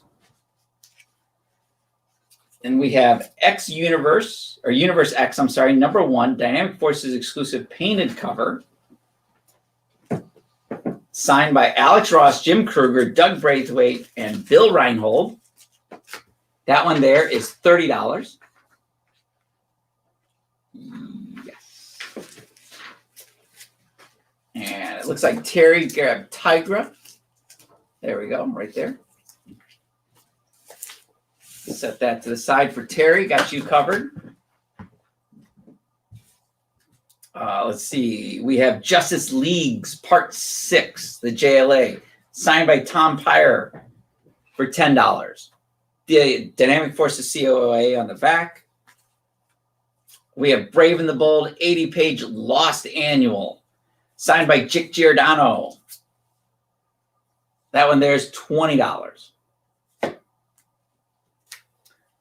Here's a very special one. I want to see who did the remark first. So we have a Crisis on Infinite Earths DC Millennium Edition with a Supergirl remark on there. It is signed by Marv Wolfman and George Perez, and also signed and remarked by Dick Giordano. You can see, yeah, you have a, let's see if we can get this on here.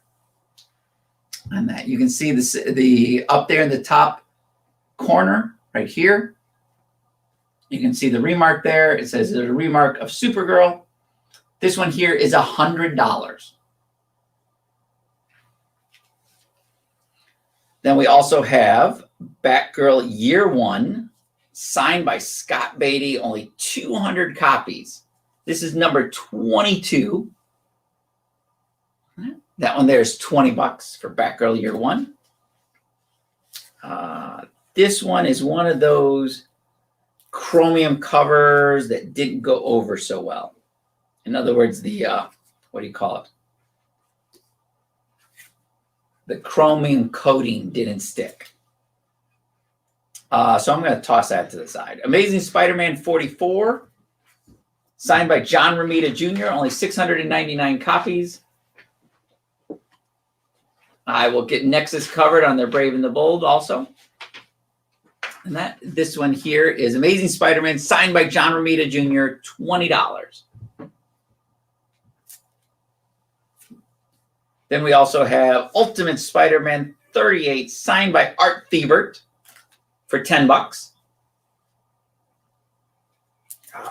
Great cover, John Romita sign. I mean, it's a Humberto Ramos cover, but let's see. We have Amazing Spider-Man 129 Wizard Ace Edition, signed by John Romita Jr.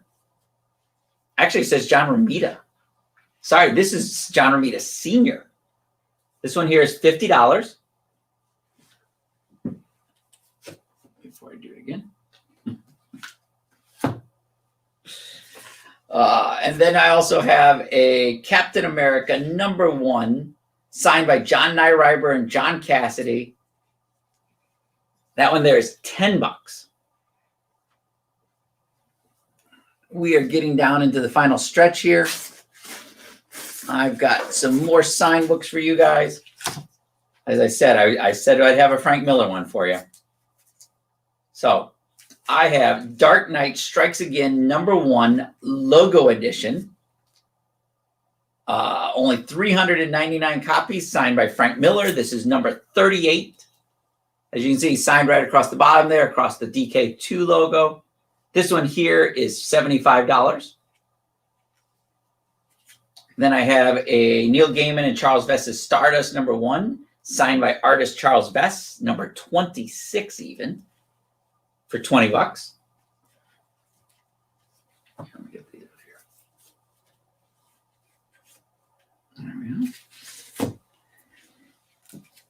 Then we have the sequel to the Kingdom Come called The Kingdom #1, signed by Mark Wade, with Dynamic Forces COA on the back there for $10. Then we have Superman 166, signed by, so it is signed by Jeff Loeb and Ed McGuinness and remarked. So it says by Ed McGuinness. Oh, there's a Superman head right on Superman's chest. Ed McGuinness did a great little sketch on there. That one there is $40. Dynamic Forces COA on the back. We have Defenders #1, signed by Eric Larson. Number 28 out of 1,500. Take a look there for $20. Bishop, The Last X-Men #1, signed by Joe Harris for $15. Nightwing #25, signed by Carl Story for $10. Now here's an awesome one. Incredible Hulk Wizard Ace Edition, signed by Andy Kubert on the Andy Kubert exclusive cover for the Wizard Ace Edition for $25. Hopefully I'm not missing any comments. I keep forgetting to look up at the screen now. Superman Doomsday Wars #1, signed by Dan Jurgens. That one there's $20. And a Superman Madman Hula Bulu #1, signed by the one and only Mike Allred, creator of Madman and artist. Number 238, signed in an amazing blue fluorescent ink. That one there is $25.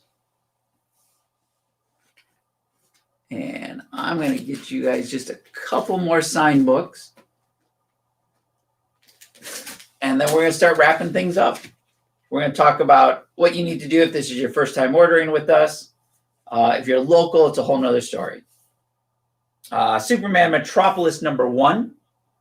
I'm sorry, I didn't look who signed it. Signed by Roy Thomas and Ted McKeever. That one there is $10. These are not signed. Oh, let's see. I've got a couple. I've got a Bill Sienkiewicz and Art Adams and a Michael Golden.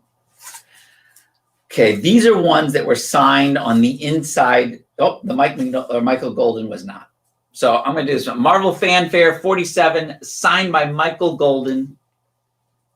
That one there is $10. Wolverine #14, signed by Bill Sienkiewicz on the inside. That one there is $10 also. And Fantastic Four #347, signed by Art Adams for $10 also, signed on the inside front cover.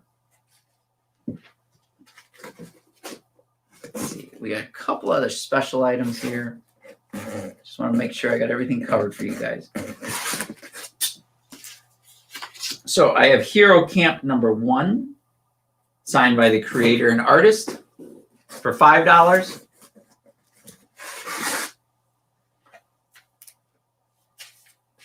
I have Hero Camp 2, signed by the creator and artist for $5. Hero Camp 3, signed by the creator artist for $5. Spider-Man Daredevil, signed by John Romita Sr., only 199 copies that were signed. That one there is $50. Dynamic Forces COA on the back. I have Marvel 1602 #1, signed by Andy Kubert for $20. These are all with Dynamic Forces COAs. Avengers #1, the Rough Cut edition, signed by George Perez, right across Thor's hammer there. That one there is $30. I have a Sojourn #11, signed by Greg Land for $5.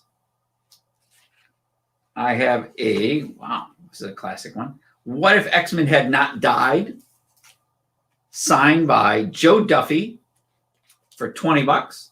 It's a classic one there. And then we have, what's this? Just Imagine Stan Lee with Dave Gibbons creating Green Lantern.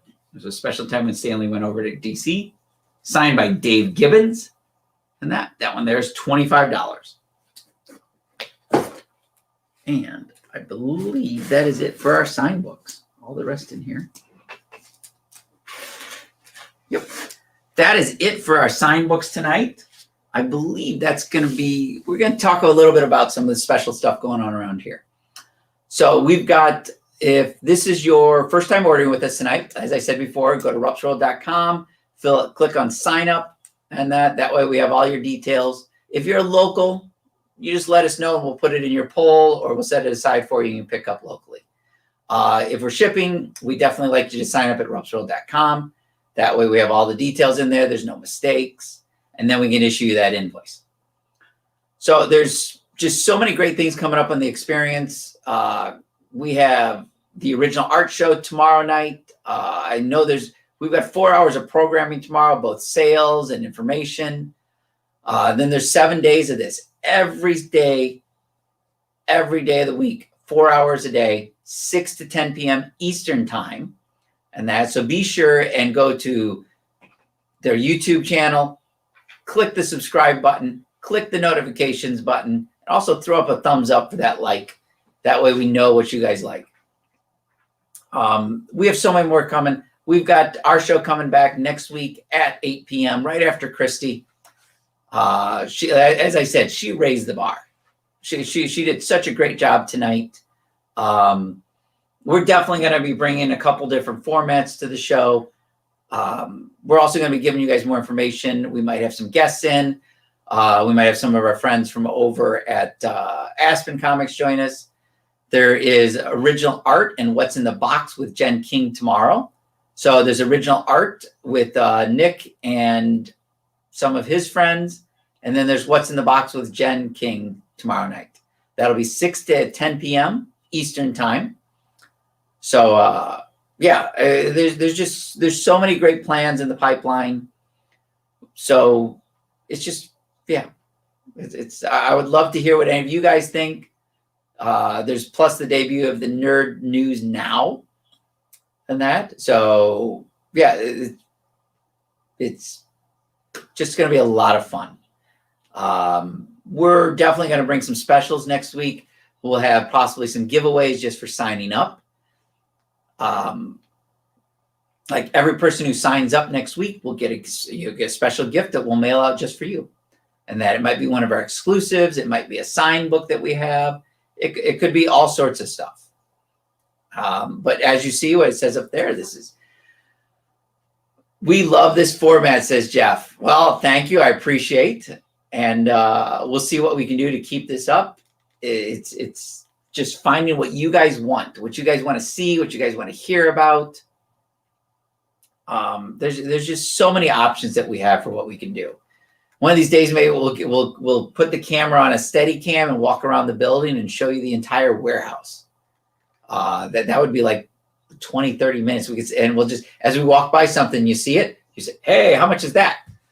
And that we can say, there we go. We make a deal right there on the spot. For anybody who doesn't have a local store near them, you can reach out to any of us. There's Jen King, there's Christy, there's Aaron Halland. There's so many more people, and that I'm being told that I have access to 2 steady cams that we can use now, and that is awesome to hear. That's great news, and that I think they're motorized steady cams even too, or something. So it'll be great to do those. There's Nick popping in there. Thank you, Nick. I appreciate. Checked out you and Kyle last night. Terry needs a Campbell Renew Your Vows Mary Jane cover. I assume, Terry, you want the color one or the sketch one or both. Let me know. That was a special price that we offered just tonight. It was $50 on each cover. So whichever cover you want, let us know. We'll get you taken care of. If it pops up here in the next few minutes, I will definitely call it out. Those are ones that I decided, I was going to sneak in every so often in the, a really special deal. And Spider-Man Renew Your Vows at $50 each. Yeah, those are some great ones. There were ones that we did earlier that, it really surprised me that, when nobody snagged those Renew Your Vows, but then I saw you did right now. I was like, those are extremely tough to get these days. Just a great one. And Terry says he wants the color one. We'll get you taken care of, Terry. As Terry's one of our locals, we'll just put it down in his pull and hold box. That way we'll get him taken care of. But if we had to ship it, anybody who's gotten orders from us before can attest to our shipping. We do not ever ship anything in an envelope. Everything we ever ship is boxed. Anything over a certain price, I believe $100, it is always double boxed. We ship our CGCs extremely well packed. We also insure everything. So if there's ever an issue, we will take care of you. If we can't replace it, we're just going to refund your money. So it's, 29 years here. I'm going nowhere. I own this entire complex here. I own our other warehouses also. So yeah, this has been a great time. This has been 29 years of a lot of fun. I look forward to another 29 years, although that puts me close to 70. So it'll be interesting to see doing something 10 years from now as I'm getting close to that 50 mark. And it's been like, I'm starting to feel things a little bit more than I used to. I definitely don't feel my age, but once in a while, my body reminds me, you are getting older. So this has been a lot of fun tonight. I look forward to working with Christy and Nick and Aaron and Jen and Kyle. And it's just a great set of guys here in the experience. And the better thing will be how many times I say and or like and that. Those are the two things I learned many years ago not to say, yet I've heard myself say like and multiple times. It's just one of those things you learn in speech class. So not to end on something, but I'm going to say and like. So if you guys are keeping track, take a shot. Maybe that's what we'll start next time, right, Adam? Every time I say and or like, we're going to take a shot. Of water.